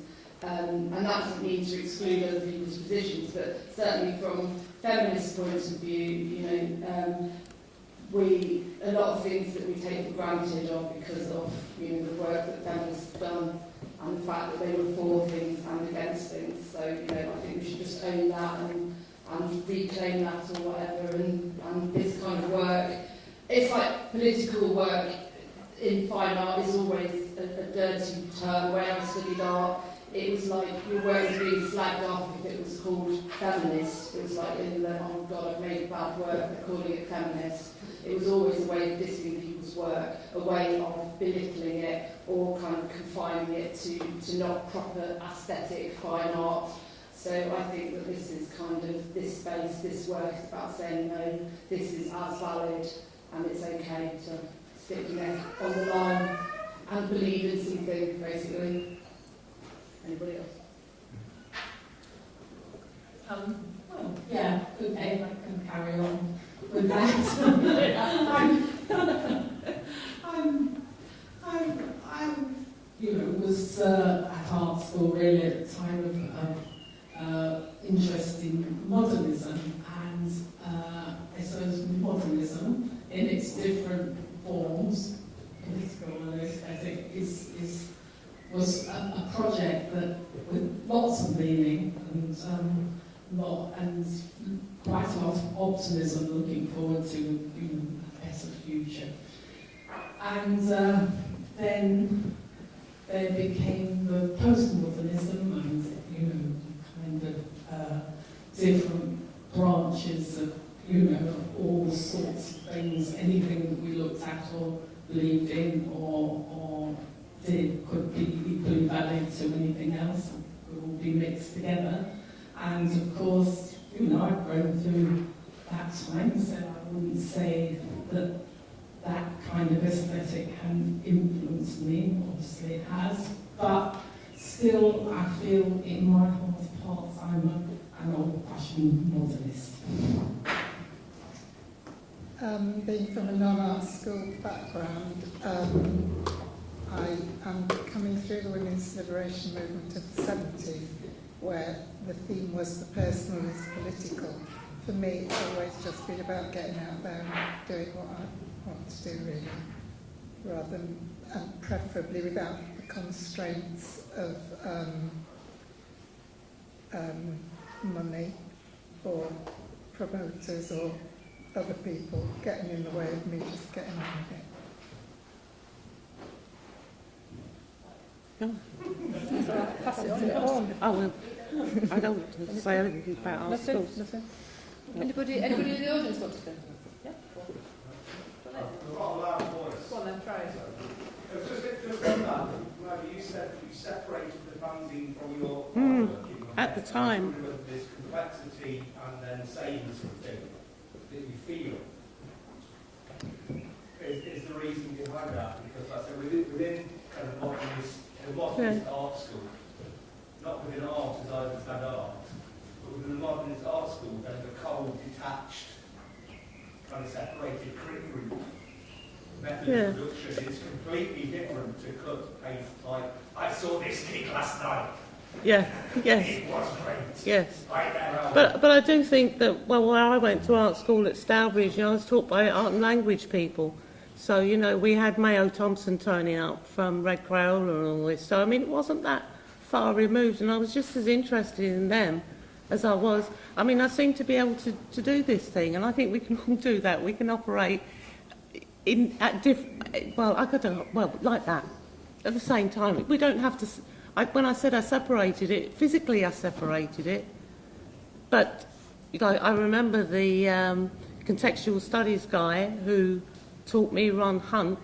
You know, I'll never forgive him. He nicked my first issue of ID magazine, which would be worth loads now, because I was at a festival selling these and bought it, and he decided he'd have it, never gave it back. But you know, there was actually quite a lot of conversation. It wasn't that separate, but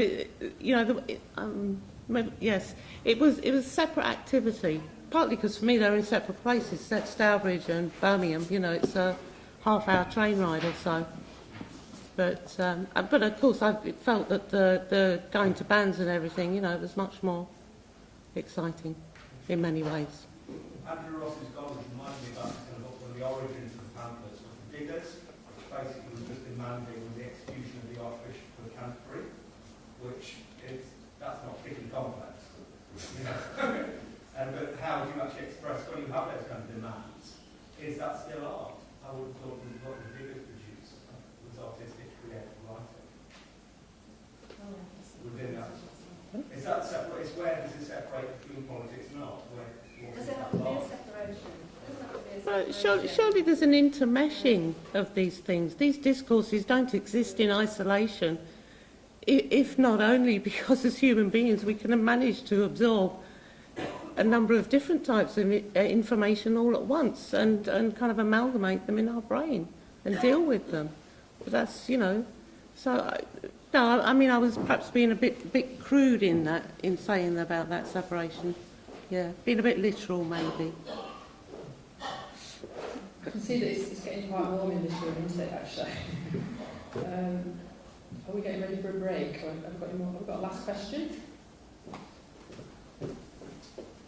Time will tell. And I was interested in the discussion with you on silver and gold, and the celebration of your 10 years, and the slight knock at the lack of support and funding. And then it was an absolute delight to be at Tate Modern, where your work was being honoured, really, and totally inspiring to a new generation of young women artists. So that wasn't mentioned in your talk, but I think it's an important thing that shouldn't be missed. I wonder if you want to comment on it. Thanks for that. I think we've got another comment from Kevin. Is that the same question? Comment. Okay. Comment. Yeah. Comment.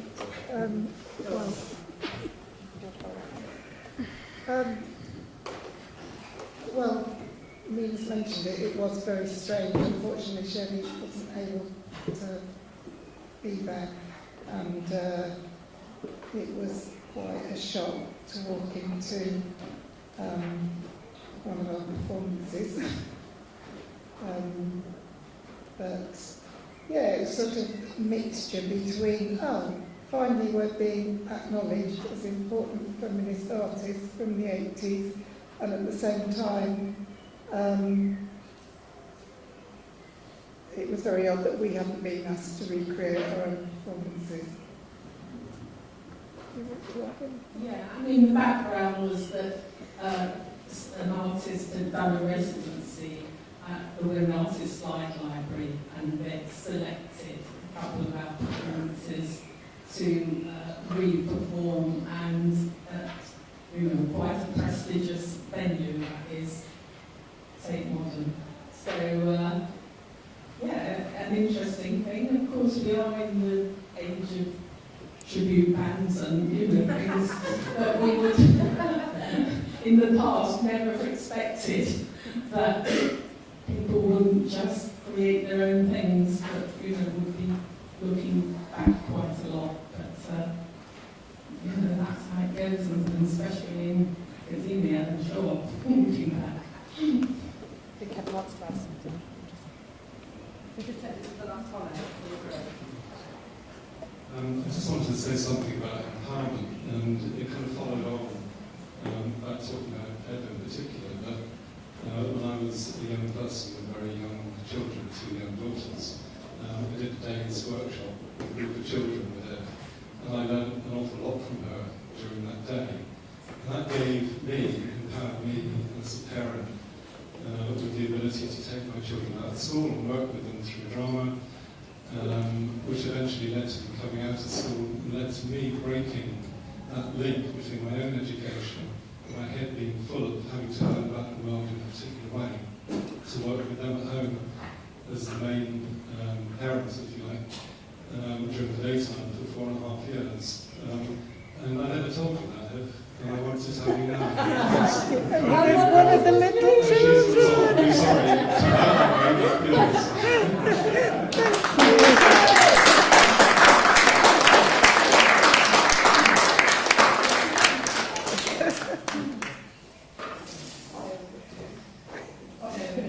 Yeah, we'll stop now. We've got a break. We've got some cake or something.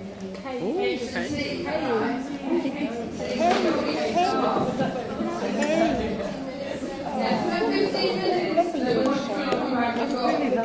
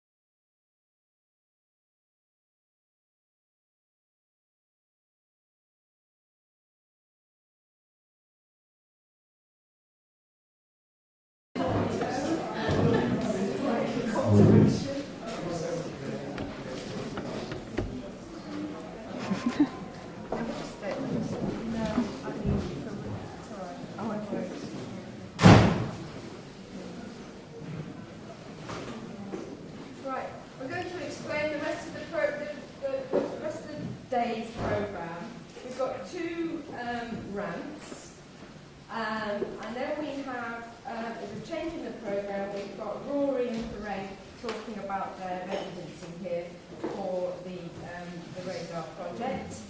And then we've got Radical Reaping at the end. Now, this is Kate South, who has done most of the organisation of this day and all day tomorrow, along with Nick there, but I think it's fair to say Kate's done most of the donkey work. Okay, so they're representing radar. So a big thank to Kate for doing all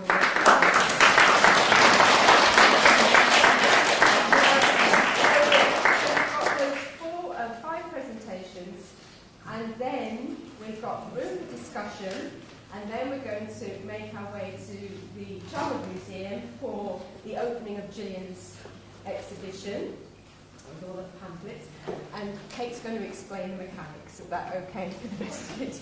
Well, very simple. Hello. So the programme that you have hopefully all got, if you haven't, we've got those from downstairs.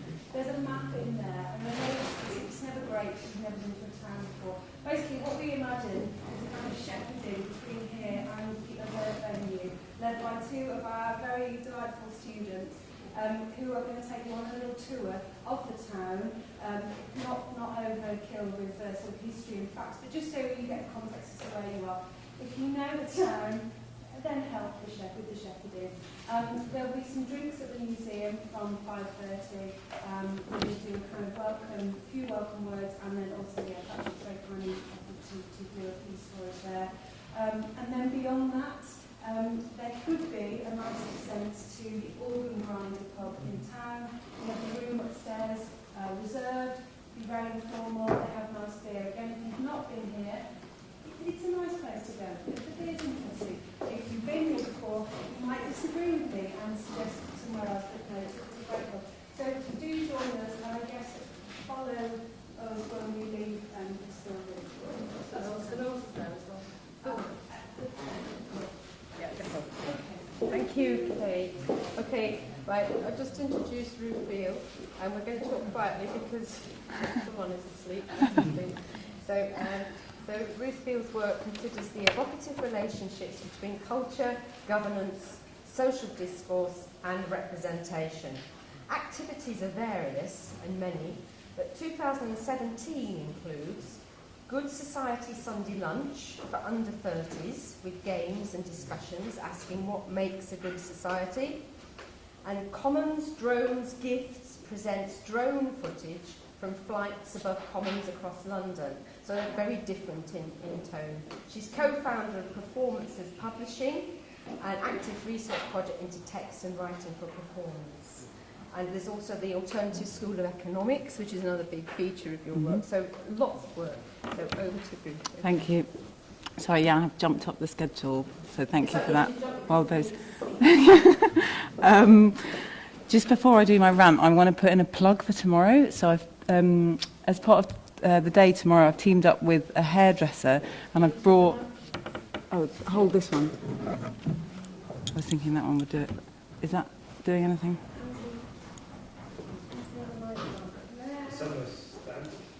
That one. This one? Yes. Okay.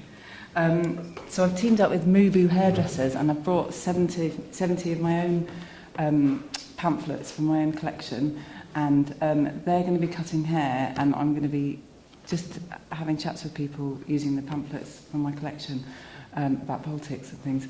And we do have some slots in the afternoon, so if you're around tomorrow, please book a haircut. It won't be scary, I promise. Is it free? It's £10, which is at least half their usual price. And they're donating some of it to a charity for refugees. So it's worth every penny. So today I'm going to talk a bit about education and sort of childcare and lifelong education, and how all these things, I think, should mix up. As Jane said, I have a project called the Alternative School of Economics, which is a collaboration with Amy Fennick, and we make artworks, creative projects looking at economics with people, with communities, and we have a very expanded idea of what economics is, so it kind of includes everything. and includes sort of all sorts of social, political, personal issues that affect our lives. The fact that we're an alternative school is important to us. So it's not, people sort of think it's the other way around. They think we're a school of alternative economics, and alternative economics does come into it. But being an alternative school for us is about we have knowledge sharing, self-education, exploring our own self-education with other people, and kind of getting a political education in order to participate in and change society. So this rant is about transforming education, transforming the economy through education. So I'm kind of saying it's an acknowledgement that the way we think about education changes the way our nation, if you like, or our society functions and prospers. I wrote this first in January and did it at Somerset House as part of their Utopia season. Since then, obviously, the political landscape has changed a bit, and I was delighted to see that Labour and Green Party had taken on some of my ideas. So you might recognise them. Well, I'm joking, of course, but you know, these are things that are floating around, obviously, that other people have been thinking about. Like these things could change and be different in the way that we do things. Although who knows? It was on the web. So, number one. I think we need to rethink our relationship to work, education and childcare. This is about all of us, as somebody said earlier, like participating in our children's education, looking at our own education, our own ongoing education, thinking about how much we work, how this relates to our own life and our conception of work and leisure and all these different things. I mean, for me, in this position I'm in at the moment, I'm just finishing my maternity leave, so UK maternity leave is pretty good, but we need to address paternity leave. We need to spread the load on the workforce. Paternity leave has been found to improve children's performance at secondary school and therefore later in life. There should be free childcare from the end of maternity leave. There's this gap of like 2.5 years, and mostly it's women who fill the gap.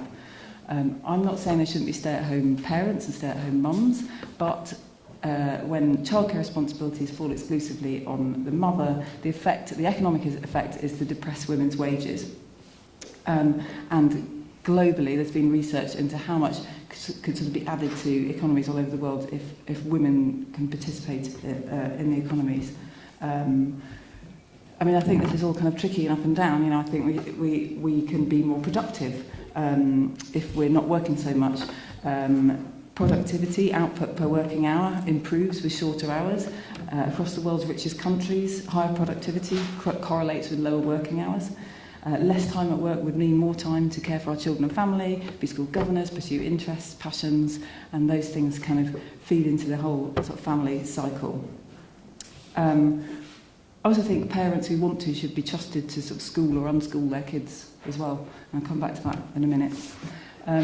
So the second point in my rant is I think we should teach through real life and play and sort of interaction with the world around us.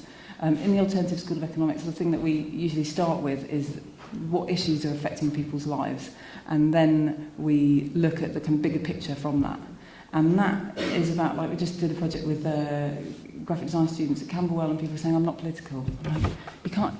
You are political, you're a being, you know, you are inherently political, everybody is, and if you see politics as something remote, then you get alienated from it. I think we have a long way to go in terms of political education in schools, and perhaps that's a way to do it, is to connect people's lives with these bigger pictures. Again, going to my experiences at the moment as a parent, I've been looking at early years education. There's been loads of changes in the last 20 years, which has made a major shift in early years education so that summer-born children are now expected to learn literacy and numeracy from when they've just turned 4, compared with the term after their 5th birthday. And that's just loads of pressure. And compared with systems in Europe where they don't start till 7, basically I think, and the Greens put this in their manifesto, I think we should have sort of a kind of kindergarten-style play for 2 years, and then we can start with the letters and numbers. There are thinkers out there who maintain that children only need 30 hours contact time to learn to read. We're massively sort of over-educating our children and not allowing them to play and explore the world. Play is the natural means by which children educate themselves.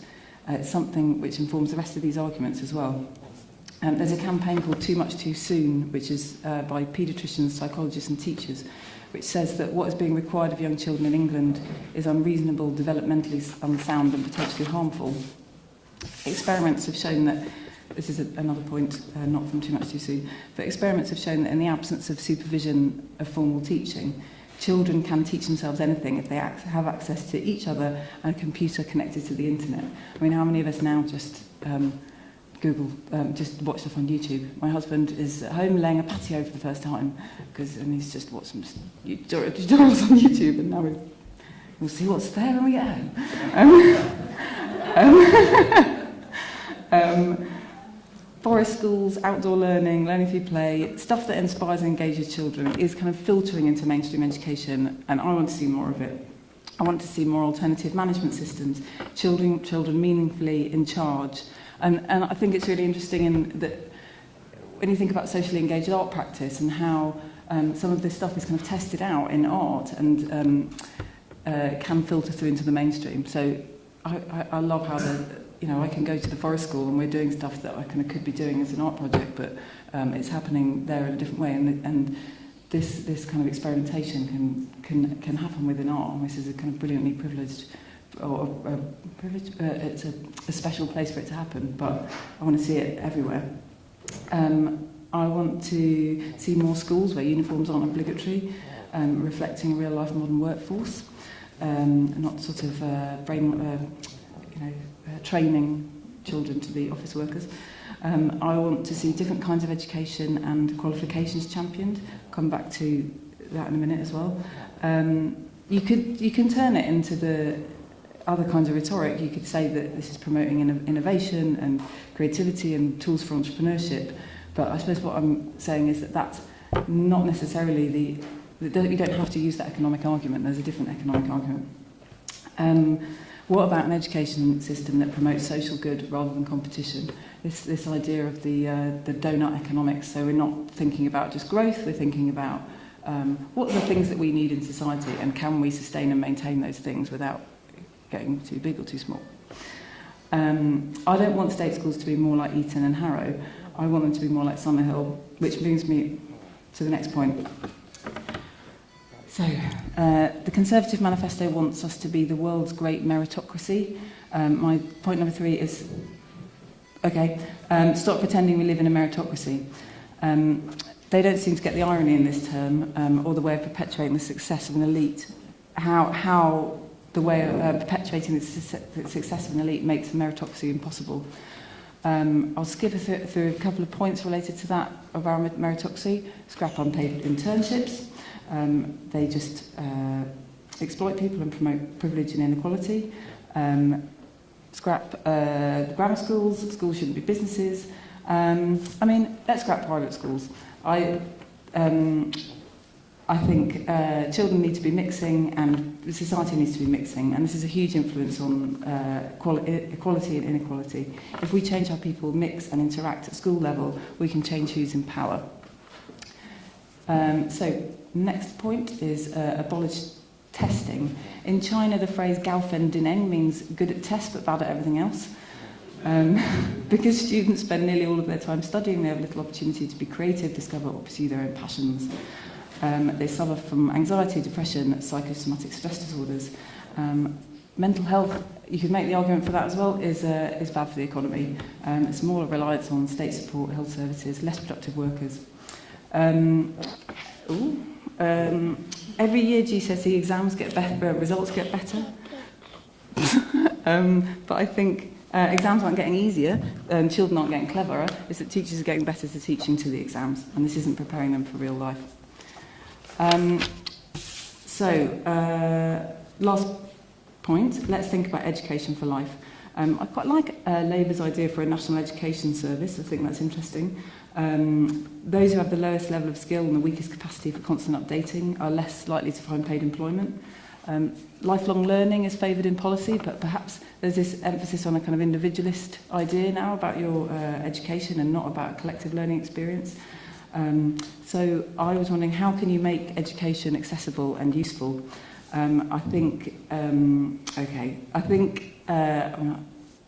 just to wrap it up with these last 2 points, I think we need to make education free again, higher education free again. I'm sure lots of people agree with that.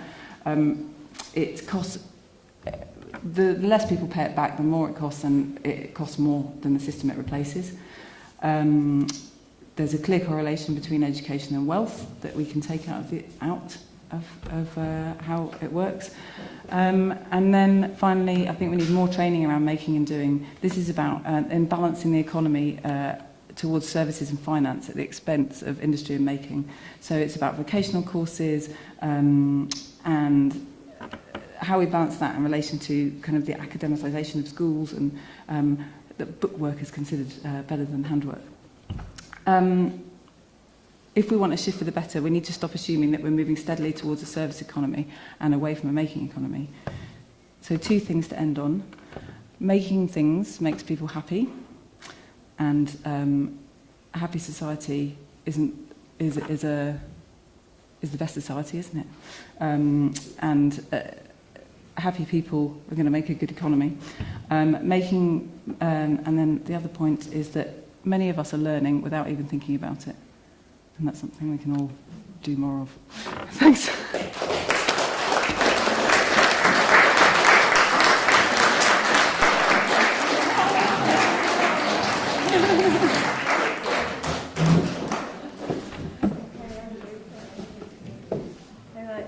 Thank you.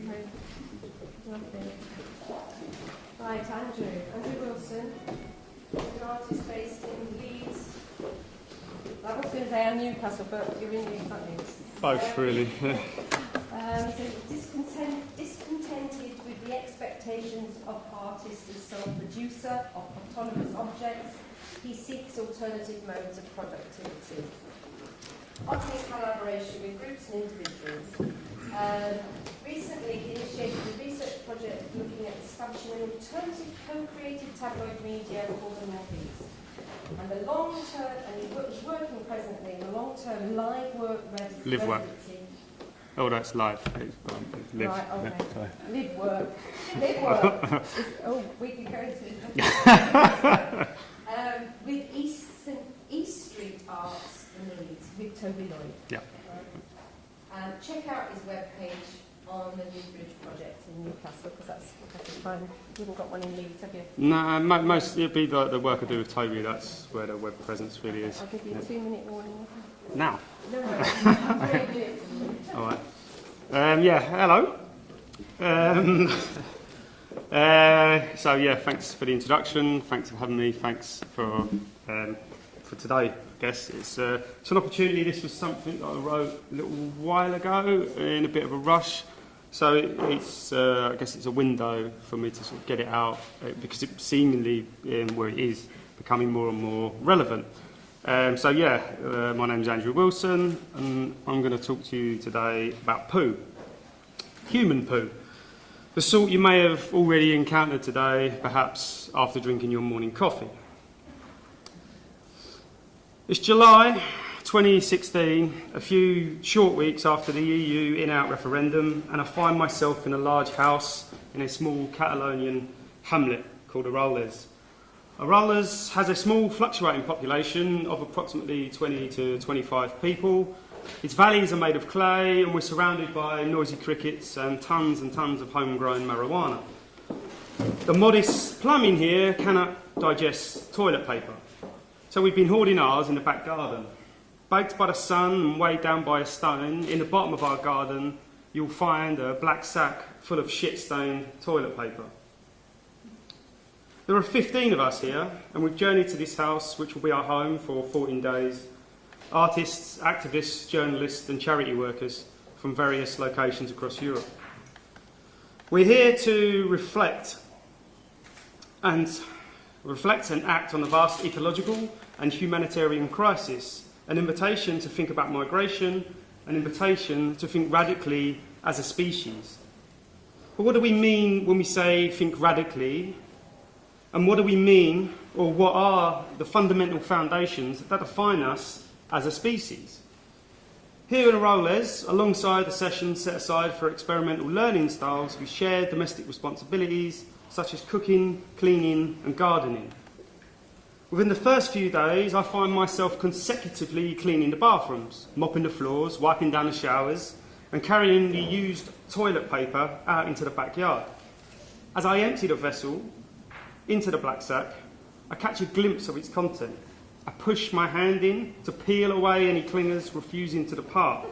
As I do so, I think about shit, about sanitary, about waste, and about the unwanted in general.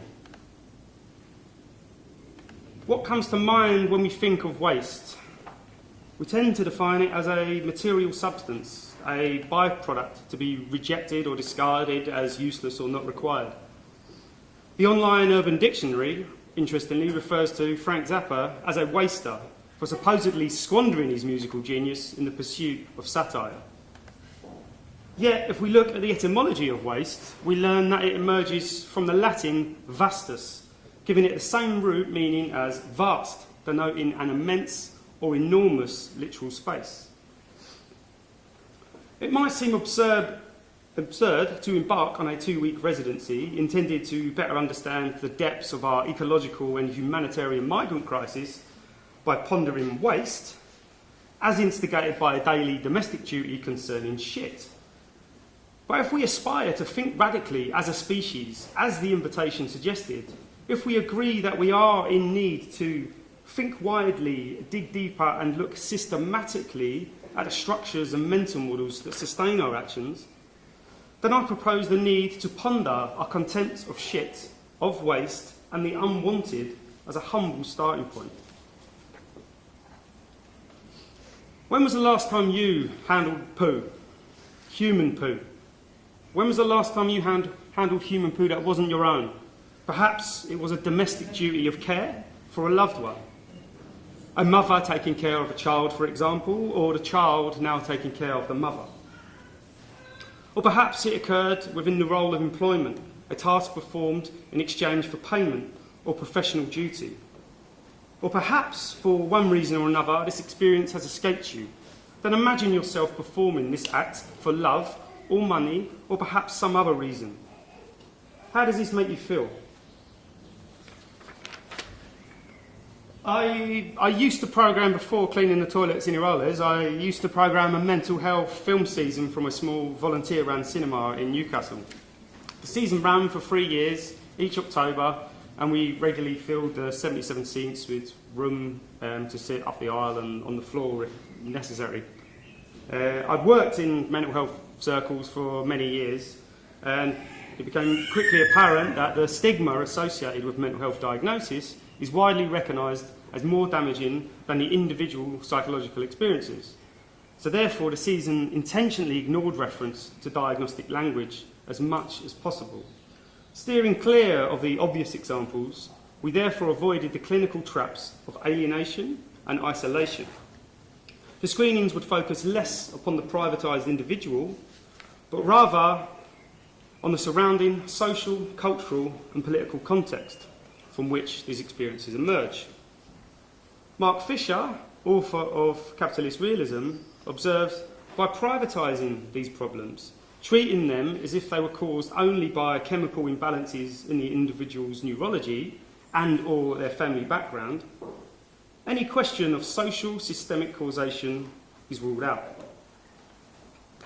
In October 2014, we screened Kenny as part of this season.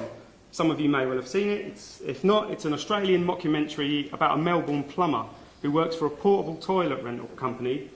Kenny Smythe, the film's protagonist, literally organises, moves, and in many cases handles other people's shit to make his living.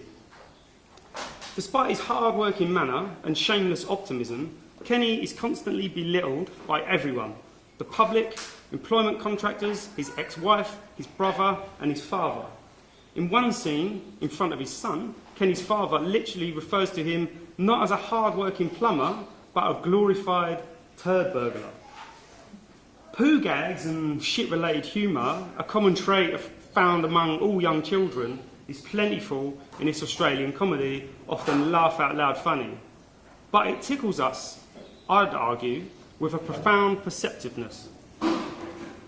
Before the opening credits, Before the opening credits, the screen boldly announces, "None are less visible than those we decide not to see."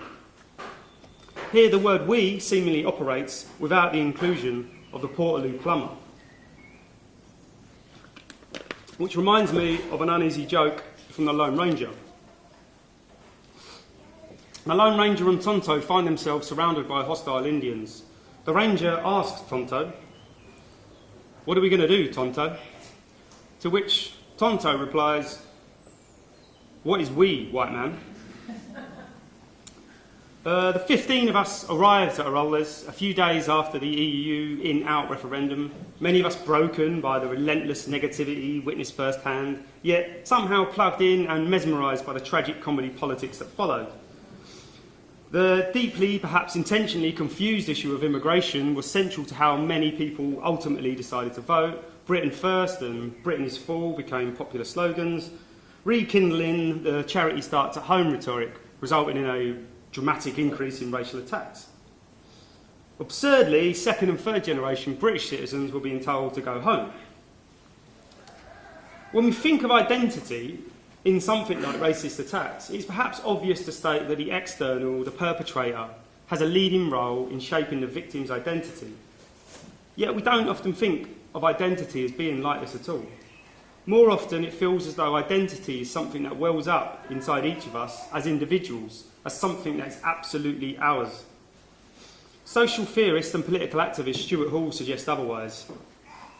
Identity is the product of an endless, ongoing conversation with everybody around you. You are partly how they see you. So if the dominant culture happens to blame immigration for growing inequality and public spending cuts, as is the current political trend in the UK, and your skin tone or cultural background doesn't resemble that of Phil Mitchell or Winston Churchill, you're likely to be targeted by racial abuse. Likewise, if you've been diagnosed with post-traumatic stress disorder, anxiety or depression in a society whose mainstream persistently misrepresents mental health, you run the risk of being dismissed by your own... you are more likely to be seen as a violent danger to yourself or other people.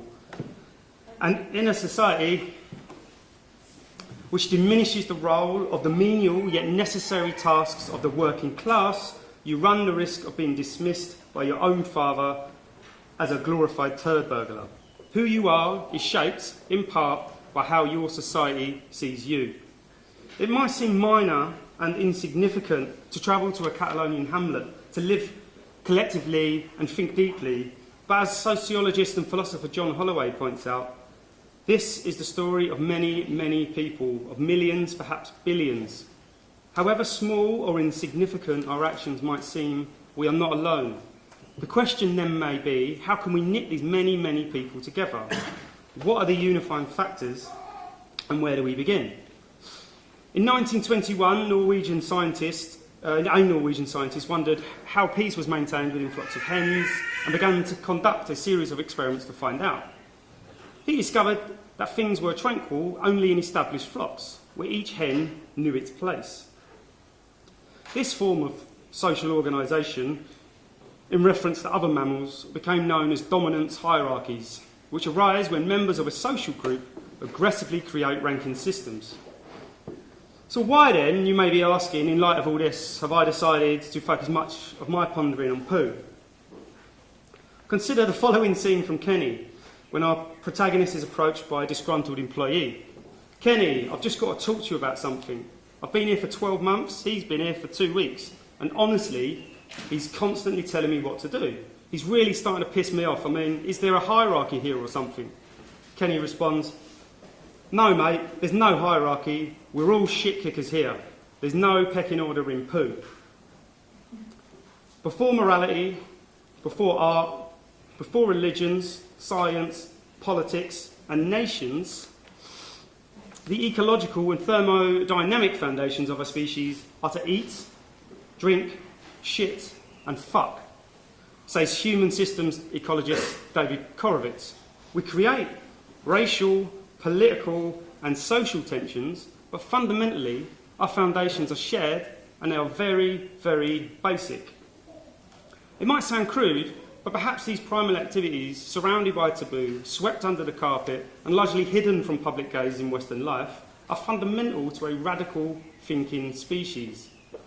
You can have your utopia, so the dictum goes, but somebody somewhere still has to clean up the shit. Your shit. This is how we think of waste, of shit, of the so-called undignified foundations of our species.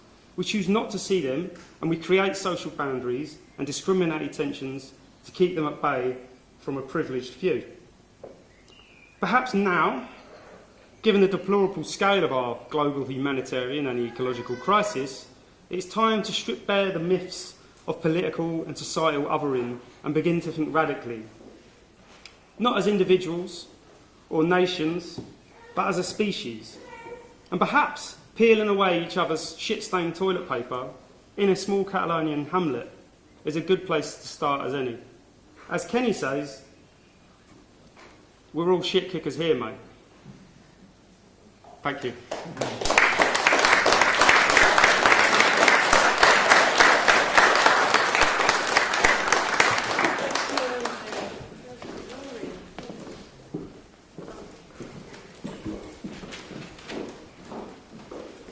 Okay, we have now we've got not rants, but two presentations by people contributing tomorrow. Rory, Rita, and me.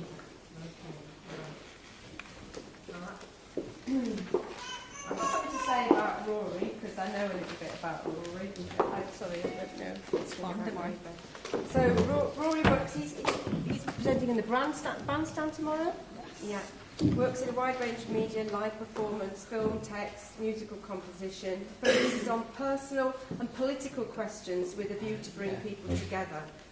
Characterised somewhere between activism, spirituality, music and community, I think. Interested in language, communication and community. He asks questions. This is a quote from one of his videos. There is something very problematic or dead in the words that we're using. Words like hope, words like happiness, words like love, but somehow they've been exhausted. They're completely empty. But do we have, what do we have when we don't have words? I've written it down, not correctly there, but anyway. Yes, so he's interested in words and communication, and I'm going to hand you over to Rory. Okay. Okay, hello. I feel like an MC now. Well, thanks very much for coming. Thanks very much for the invitation. And I suppose that introduction kind of starts with what I want to begin with, in terms of just discussing a bit of the commission or what we've done here in Loughborough. I'm Rory, Mrs. Reaver. Hello. But what I wanted to start with was this feeling of not having words. And I even made a poster once that said, I'm lost for words, I don't know what to say anymore. And I suppose I'm interested in what it means to be inarticulate and to be, to not have the right, the language which really expresses what we want to say, or which actually deals with the complex predicaments that we find ourselves. Sometimes it's beautifully easy to say what we want, and it can be like, oh, yes, I did it, that's what I want to say. But sometimes we don't have the language. That language might not be ours. We might be using language which we don't feel resonates with us. It might be that past generations had language which, as someone from a generation coming after, it might be hard to see, well, what did they really mean? Did they actually believe that peace was this thing? And so when, in terms of making a pamphlet here, which was for and against, I quickly knew that I wanted to work with this wonderful lady, Reba Maybury, who she runs, she's a publisher, she's a lecturer of politics, and an incredible inspiring individual. So maybe you just want to introduce your work with Wet Satin Press. Oh, that's I don't know where to start with that. Thank you, Rory. Well, me and Rory met because you were doing a residency at Flattime House in London. Is that right? Yeah. And strangely, my housemate at the time was working there. And apparently you said to Nicola, the housemate, I want to meet Reba Mabry. And she was like, oh, well, funnily enough, I actually live with her, so it's a very, very small world. I made this newspaper, Radical People, about 2 years ago, and it came out on the day of the last general election. And I started modelling when I was quite young, and I actually studied fashion history and theory at university. But I was only really interested in fashion in the context that I found it was more democratic and universal than fine art, because everyone wears clothes, and I was very fascinated at kind of deconstructing the kind of gendered aspect of how we look at fashion and how universal it is. But I very quickly realised while I was at art school that people are increasingly obsessed with referencing things without understanding that how images have been created, which is being exemplified more and more with how we're using the internet. So I wanted to really explore how behaviour creates things that we now understand as being cool or radical. So I was fascinated by this word radical and how people really commodify subculture, but without thinking that subculture has happened because people have reacted against oppression.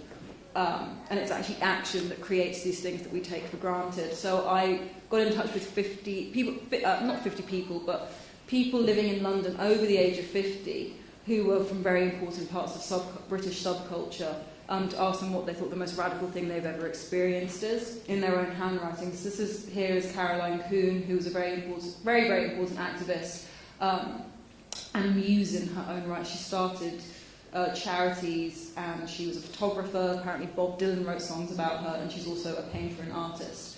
So she wrote something really beautiful there. I don't know, have you got anything else there, Rory? I've got, and then Wet Satin Press. So anyway, that newspaper came out, and then that's how me and Rory met. Well, I was interested because you were using this word radical, yeah. And that was one of the words which I felt was increasingly difficult to use, but wanted to use. And I found it inspiring how you were using it completely unapologetically. And that's something which I wanted to do. And I was mainly working with, I did a residency with people who'd also lived through the 60s and 70s, yeah. And created special work with them to think about language which had evolved during their lifetime.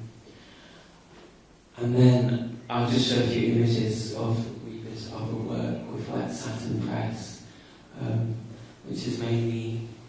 It's a publishing company about trying to deconstruct the power of corporate white male heterosexuality through looking at their sex lives. Yeah, in short.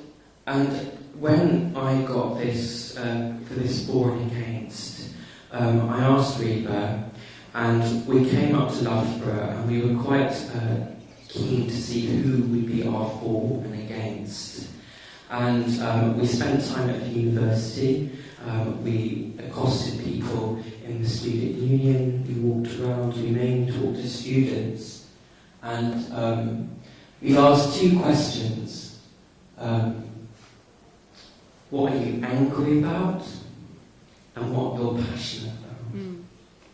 And one of the most kind of urgent things which came from that was there was such a different perspective from gender. Yeah, we just picked people randomly, mainly around the SU bar.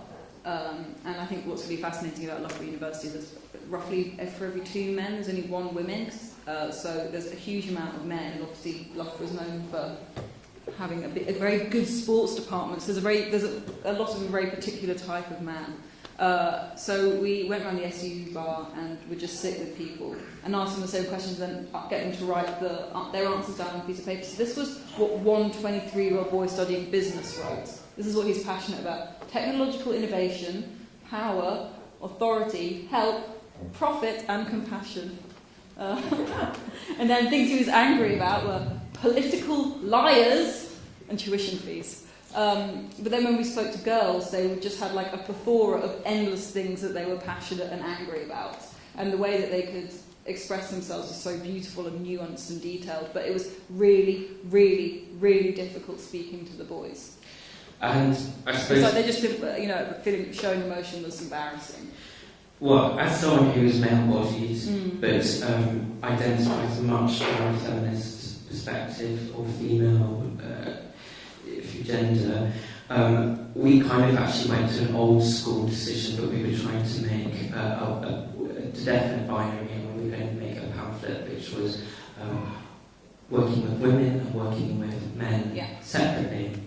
And through our pamphlet, they would both think about questions which were important to them and then come together tomorrow. The problem is we got a workshop of women, but we didn't get any no men turned up. Men partakers, which is partly what our pamphlet explains and is dealing with. So, in the sense of categorising, how do we create a space in which we can ask questions which naturally embody the differences which we are overcoming? Yes. But how do we create a fertile ground, so to speak? And here are some of the questions. What do you want to untangle? Where do you feel safe? Can you describe an experience when you felt empowered? Can you name 5 things you have power over? Who has authority over you? Where do you experience anger? How hard is emotional work? How does friendship make you feel? When do you feel left behind?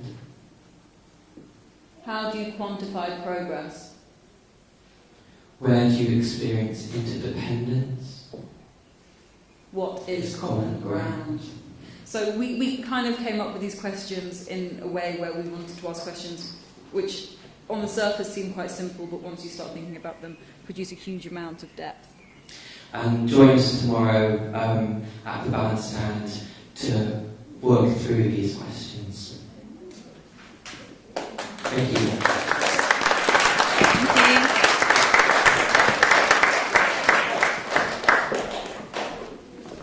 Okay, so as Rory and Reba, Rory's been commissioned by Radar for a project, as has Patrick, who's going to do a performance at the opening in the museum. And now we have Frank, who's going to introduce himself.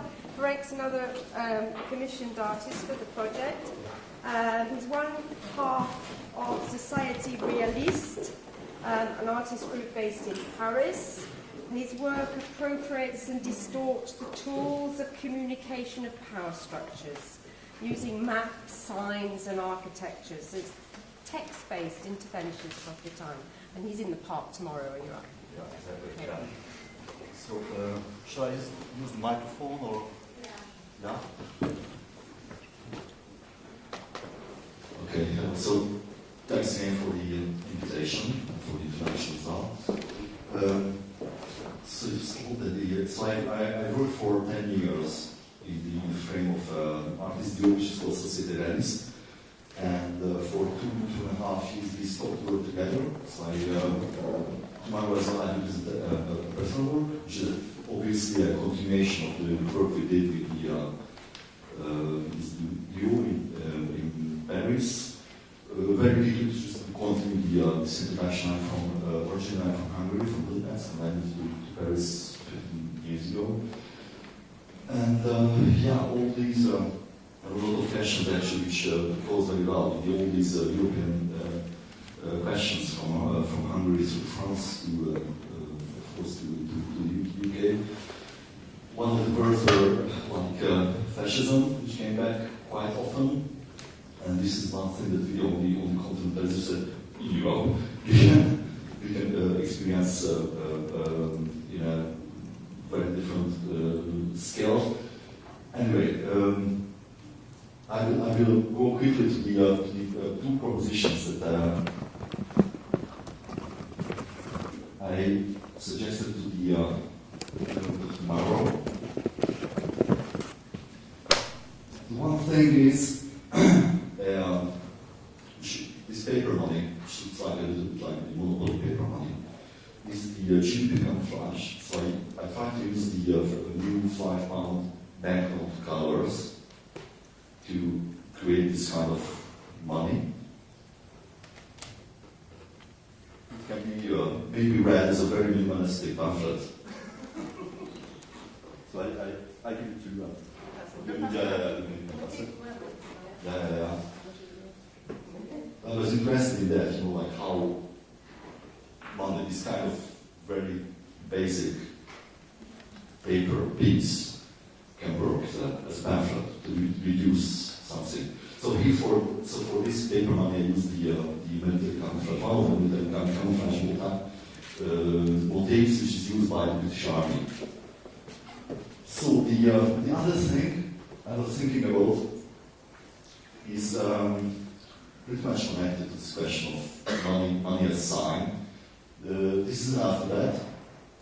Maybe you can see it a little bit, but of course I will distribute it. So this is an alphabet, so from A to Z, and in which I try to find all the letters, money signs, currency signs, which can be associated to an existing letter of the Latin alphabet, so the 26 letters. So, of course, the L is the British pound, the E is the euro, but for example, the M is the Azerbaijani man. And the purpose was actually to find a system which could be used really to write, to replace all the letters that we use, the currency signs. And actually, there is one typeface, it's called Elma, developed by Microsoft, which is quite huge, like these huge typefaces which have a lot of size. So even let's say the size of the Azerbaijani manat is represented in this typeface. So we can do that. So we can replace the size that we can write only one size.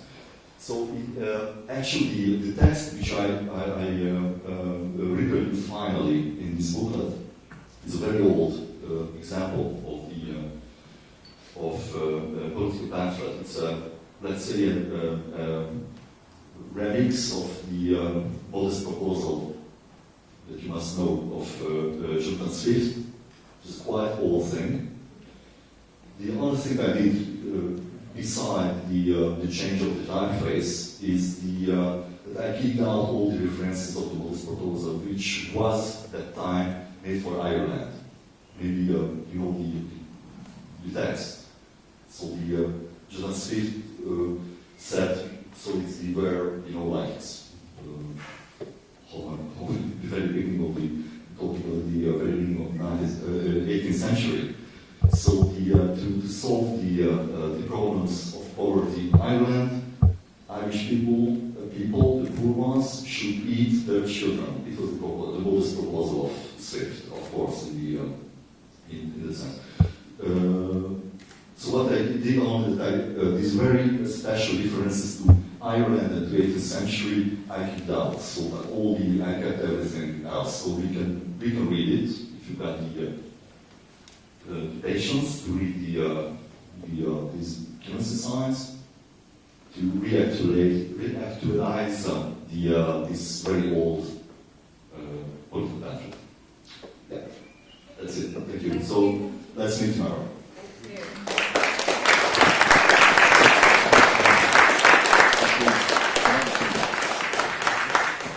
Okay, so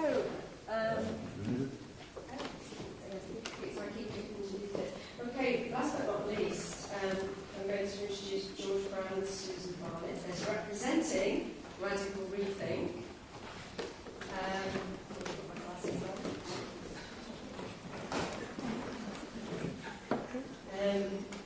Radical Rethink is a group, process and event.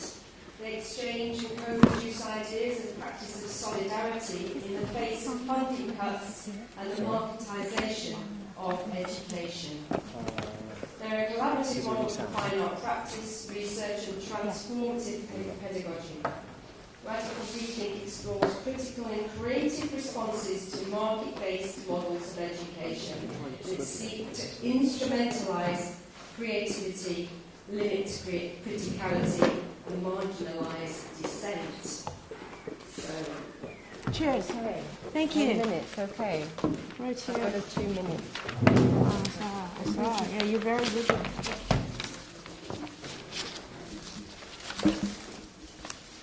Please.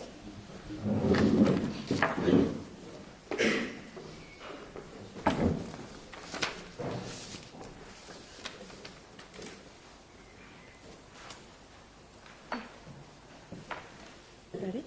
Okay. Hi, thank you very much, and thanks for inviting us. It's a pleasure to be here. I'm kind of gobsmacked by everything that's come before and needing tons of process time, so now I'm going to shift.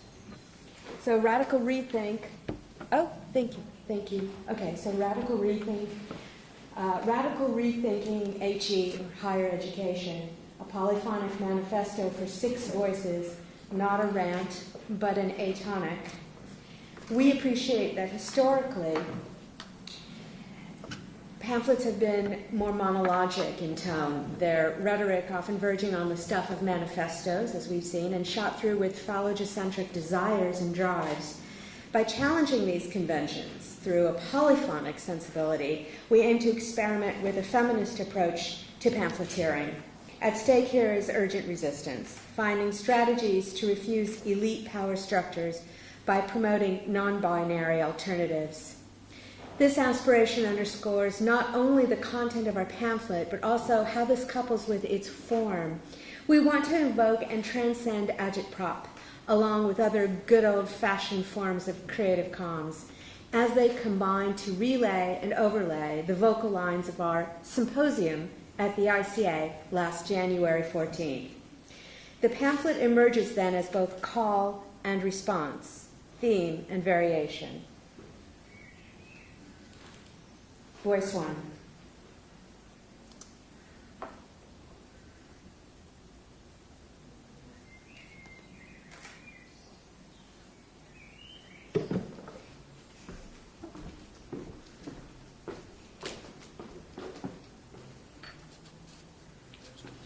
No, it's fine.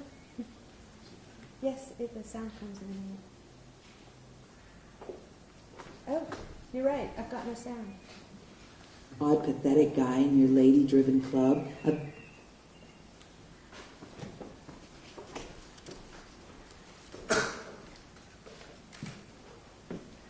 So, you're a feminist, and that means you're high on estrogen, and this makes you judgmental. Oh, and you don't like men folk, except boy children, and that odd, pathetic guy in your lady-driven club, a big girl's blouse. That's what the powerful white men say, the ones with more money than sense. Of course, you're annoyed by this, but seriously, fighting these stereotypes is another task to add to your list, which is pants, because you've already been working twice as hard in light of your labor being invisible, affective, banal, and underpaid. You think, fuck you, I take care of others, put their needs first. I believe in karma or reciprocity or whatever you want to call it. When the time comes, others will take care of me. But you've been screwed before, haven't you? You've been screwed so many times that when you go home after a long day and crawl under your duvet, you toast that Lysistrata. Those women of ancient Greece knew a thing or two. After years of war, they said, fuck no more. We're on strike. No more messing with us. Forget art strikes. You can't strike if you're not waged, which is the reality for most of the work we do in the gig economy. Feminists of the world unite by withdrawing your sex in the name of gender equality en route to equality writ large. And so you vow to start a campaign as art. Good old-fashioned consciousness raising. You'll apply for funding. Yeah, you'll work with students. You've got to do something, damn it. You're so sick and tired of those postmodernists who pee their days away in pissing contests to see who can defer action the longest for fear of not being right. To be a feminist is to hope and hump for a better world, one that takes itself seriously as fragile, one that understands human beings as projects of mutual creation, one where wealth is not something produced by feminists, but the other way around. Wealth produces people. It's possibilities like this that began to foment at the Radical Rethink Symposium, and now the work begins again. It's a beautiful day to change lives. Voices 2, 3, and 4. In November 2015, following Divest UAL's weekly meetings, stalls, petitions, direct action, and negotiations with management, the University of the Arts London publicly announced that it would divest from the fossil fuel industry. The campaign welcomed this decision, although we immediately recognised the importance of extending the divestment commitment beyond the £3.9 million endowment to include the university's net asset position of £251.5 million as of July 2016.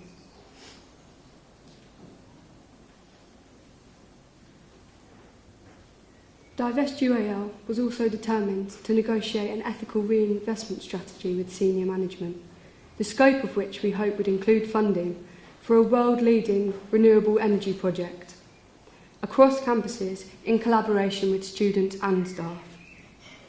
It soon became evident that progress had been stalled, diverted or subverted by senior management. We are yet to determine what meaningful progress has been made, supposedly due to confidential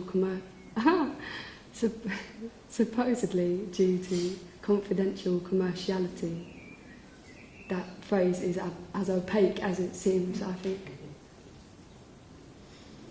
Beyond the art institution, I'm a contractless casual worker. The vitality of my creativity is affected by the irregularity of shifts and the uncertainty of income.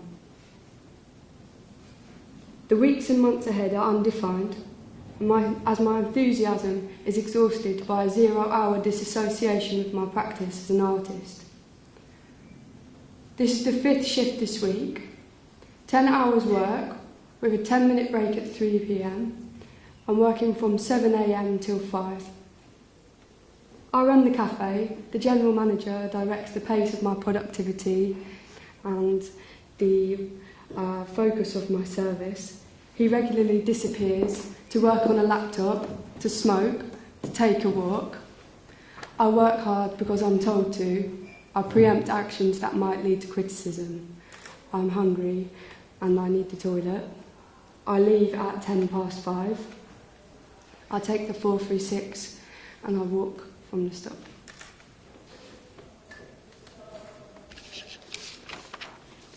Low-waged employment has increased the necessary time spent at work, debilitating my creative and productive power. I found the temporality of precarious employment undermines my participation in meaningful forms of organisation.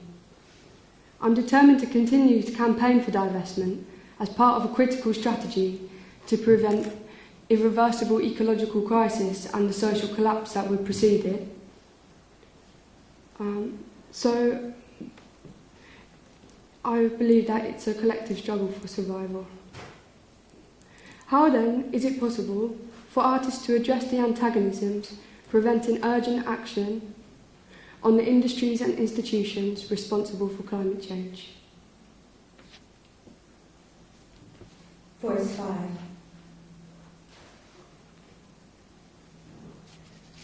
At the Symposium Radical Rethink at the ICA, contributors and guests were treated to a conceptually delicious lunch. A group called Freedom Fighters, born of a Camberwell College of Arts course on social practice, which was run specifically as a precursor to the symposium, provided the tasty experience. The students' project, in their own words, grew out of a collective concern over a society based on greed, waste, and capitalist gain, pushing for alternatives to a conventional economy in our institutions through freedomism. In her documentation, of the group, Jessica Stiles, explains how the students organized around the lack of access to hot meals on their campus, the result of UAL building works. She elegantly describes the state of affairs. There's a notion that no longer are we as students in control of our futures and our place in society, but are being sucked through a corporate machine into a destiny of specialization to become another point of data on a graph of capitalist results. However, our freedom fighters provided lunch offers something else. This artwork suggests a positionality straddling multiple contexts. It promotes an ethical stand, one that flies in the face of evasion and individualism whilst providing practical opportunity for the fomentation of dialogue-led action. Pablo Helguera writes that socially engaged art functions by attaching itself to subjects and problems that normally belong to other disciplines, moving them temporarily into a space of ambiguity. This activity then brings new insights to a particular problem or position. Undertaking this activity as artwork positions it as symbolic statement. Making lunch and doing so with the rigor of an artwork abates our hunger and provides a case study of affect. It creates an emotional current extended through the event. For me, this manifests most powerfully and profoundly with our freedom fighters. After enjoying our meal, we were presented with a table laid with a tub of soapy water, a tub of clean water, and a towel. I watched as diners became cleaners, lathering up their bowls and spoons in the suds, then rinsing and drying them. As one of the event's organizers, feeling it my duty to assist, I approached a guest queuing to clean and offered to do their washing up for them, but I was rebuffed, soundly. In this moment, the participant demonstrated a solidarity towards their fellow diners and cooks, organizers and guests. They demonstrated a robust understanding of the symposium as a whole, endeavoring to support and generate action that embraces democracy, equality, and solidarity. The Freedom Fighters Lunch became a simultaneous symbolic and actual practice, an example of offering environments in which visitors gradually develop sets of relationships that allow them to contribute meaningfully in the construction of new situations, effectively becoming not only interlocutors but collaborators in a joint enterprise. Voice 6. Towards the end of the afternoon discussion, a mature student in the audience, after a very long discussion amongst lots of seasoned educators, stuck her hand up and said in so many words, "I feel really excluded from this conversation." I thought that that was a really important moment for us to remind ourselves that sometimes these conversations about the conditions we're working in and what we're so dissatisfied with can exclude students. I'd like to think more about how we can break down adversarial relationships between staff and students. Do you mean what we're talking about or the language we're using, which is exclusionary? Probably both. It's easy for discussion to descend into a moan, one that doesn't feel very constructive, but more of an indulgence. I became really conscious of the audience that day and how the diverse group could have a discussion that could turn our dissatisfaction into some kind of a positive, constructive, alternative way of thinking about how we do things. And the issue about the perceived adversarial relationship between staff and students, well, actually, it's real. Academic faculty are not management, but we are directly involved in recruitment, selling courses. So, once students pay their tuition and then are met with disappointments such as changes in policy, restrictions of space, or reduction in hours, or whatever it might be, though they may not be our decisions, we're the ones standing there delivering the bad news. So the bind that everybody finds themselves in is to ensure the hidden curriculum gets delivered, the stuff that really happens and makes a difference in transforming individuals within an educational environment. But it's the least accountable, the least recorded. This is where the conversation with students becomes so important. I suppose the lesson here is to focus on the policy, not the person. This is maybe a controversial thing to say, but there were moments in the conversation where we all kind of were shaking our fists at management, and I thought, well, here we go again. Are we necessarily helping the situation by seeing those who are managing us as total adversaries, as the students see us? Or can we send a message to management that actually says we want to work with you, we want to understand the problem, we want to be involved in the decision making? To follow on from an event like that day at the ICA, the question would be, how do you focus energy to retain ideals without feeling completely futile and dissatisfied they're not being achieved? Can there be smaller victories? Enzo Rossi talked about this, the little things that happened, the influence of the protest in Amsterdam, though the overall occupation kind of failed. In our quixotic efforts to change everything, what smaller things can we actually influence? Thank you very much.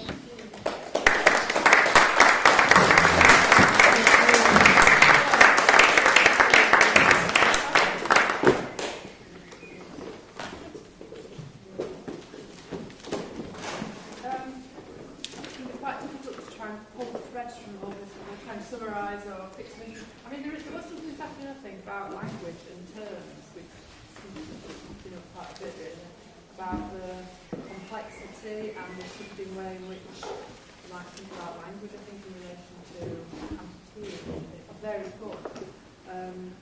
Do we want to have anyone come to the front, or should we just have a little discussion?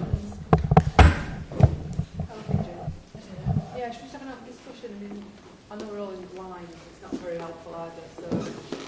But I don't think we've got the energy to move chairs and things now either, so let's forget that. But, so, I mean, we've had things from Ruth about education, the whole series of demands, I suppose, around education that might spark thoughts. What are we angry about? What are we passionate about? That was Rory was talking about that in Reba. Again, we've had a lot of words, haven't we? It's interesting. We're all talking. I mean, the concept of pamphleteering demands words and printed word and voice. This is something about voice and language and terms that's interesting. Well, I wonder about talking about making things, the educational presentation talks about how making, using your hands, can bring joy, and talked about how making, the educational presentation talks about how making things can bring joy, making things and using your hands, and I suppose that is seen as a way of not always using words. You can make things and not speak. You can use your hands, and I can think that it perhaps is important to not be thinking all the time. Thinking tends to always be about our past, and in academia, I've been talking about my past. There's a lot of that, and then planning your future. What action might you take? But really, of course, I think as we all know, the thing that brings joy and the important thing is to try to be in the present. It's a very hard ask, but it can be achieved sometimes by making things. It is the pleasure of art, actually, and all activities that people love. I think it's called being in the flow. So, for instance, the way people do extreme sports, it's just, I imagine, to force yourself to be in the present moment, to not be thinking. You're climbing up a rock, and if you don't concentrate on that next hold, you might fall off, and that is something, an experience that people really love, and it is relevant to art because the initial things, sometimes it can be wiped out by going to art school, but the initial joy that people feel from creating is being in that flow, and so that would be perhaps a partial answer to how to circumnavigate some of those endless words and endless thoughts. Can I just say that performing does that sometimes? Yes. Performing does that. You know, Chiara's drinking salt water, demonstrates a lot without the need for for lots of words. So, thank you for that. Yeah, all creative. Yes, of course. I agree with everything you say, but it's also, I think that's something that we have to fight for as well, because I think increasingly, in moments, she was talking about, and we've spoken a little bit about outside the UK, how the sort of publication she was putting out potentially may not have existed without the sort of incapacity benefit. So that there's room and time and space to actually, I've never enjoyed being on benefits, but it seems now you have to sort of pretend to be looking for work, or there's another activity which is replaced by, it's almost like maybe we need some sort of cultural, social consciousness to collectively value what you're talking about.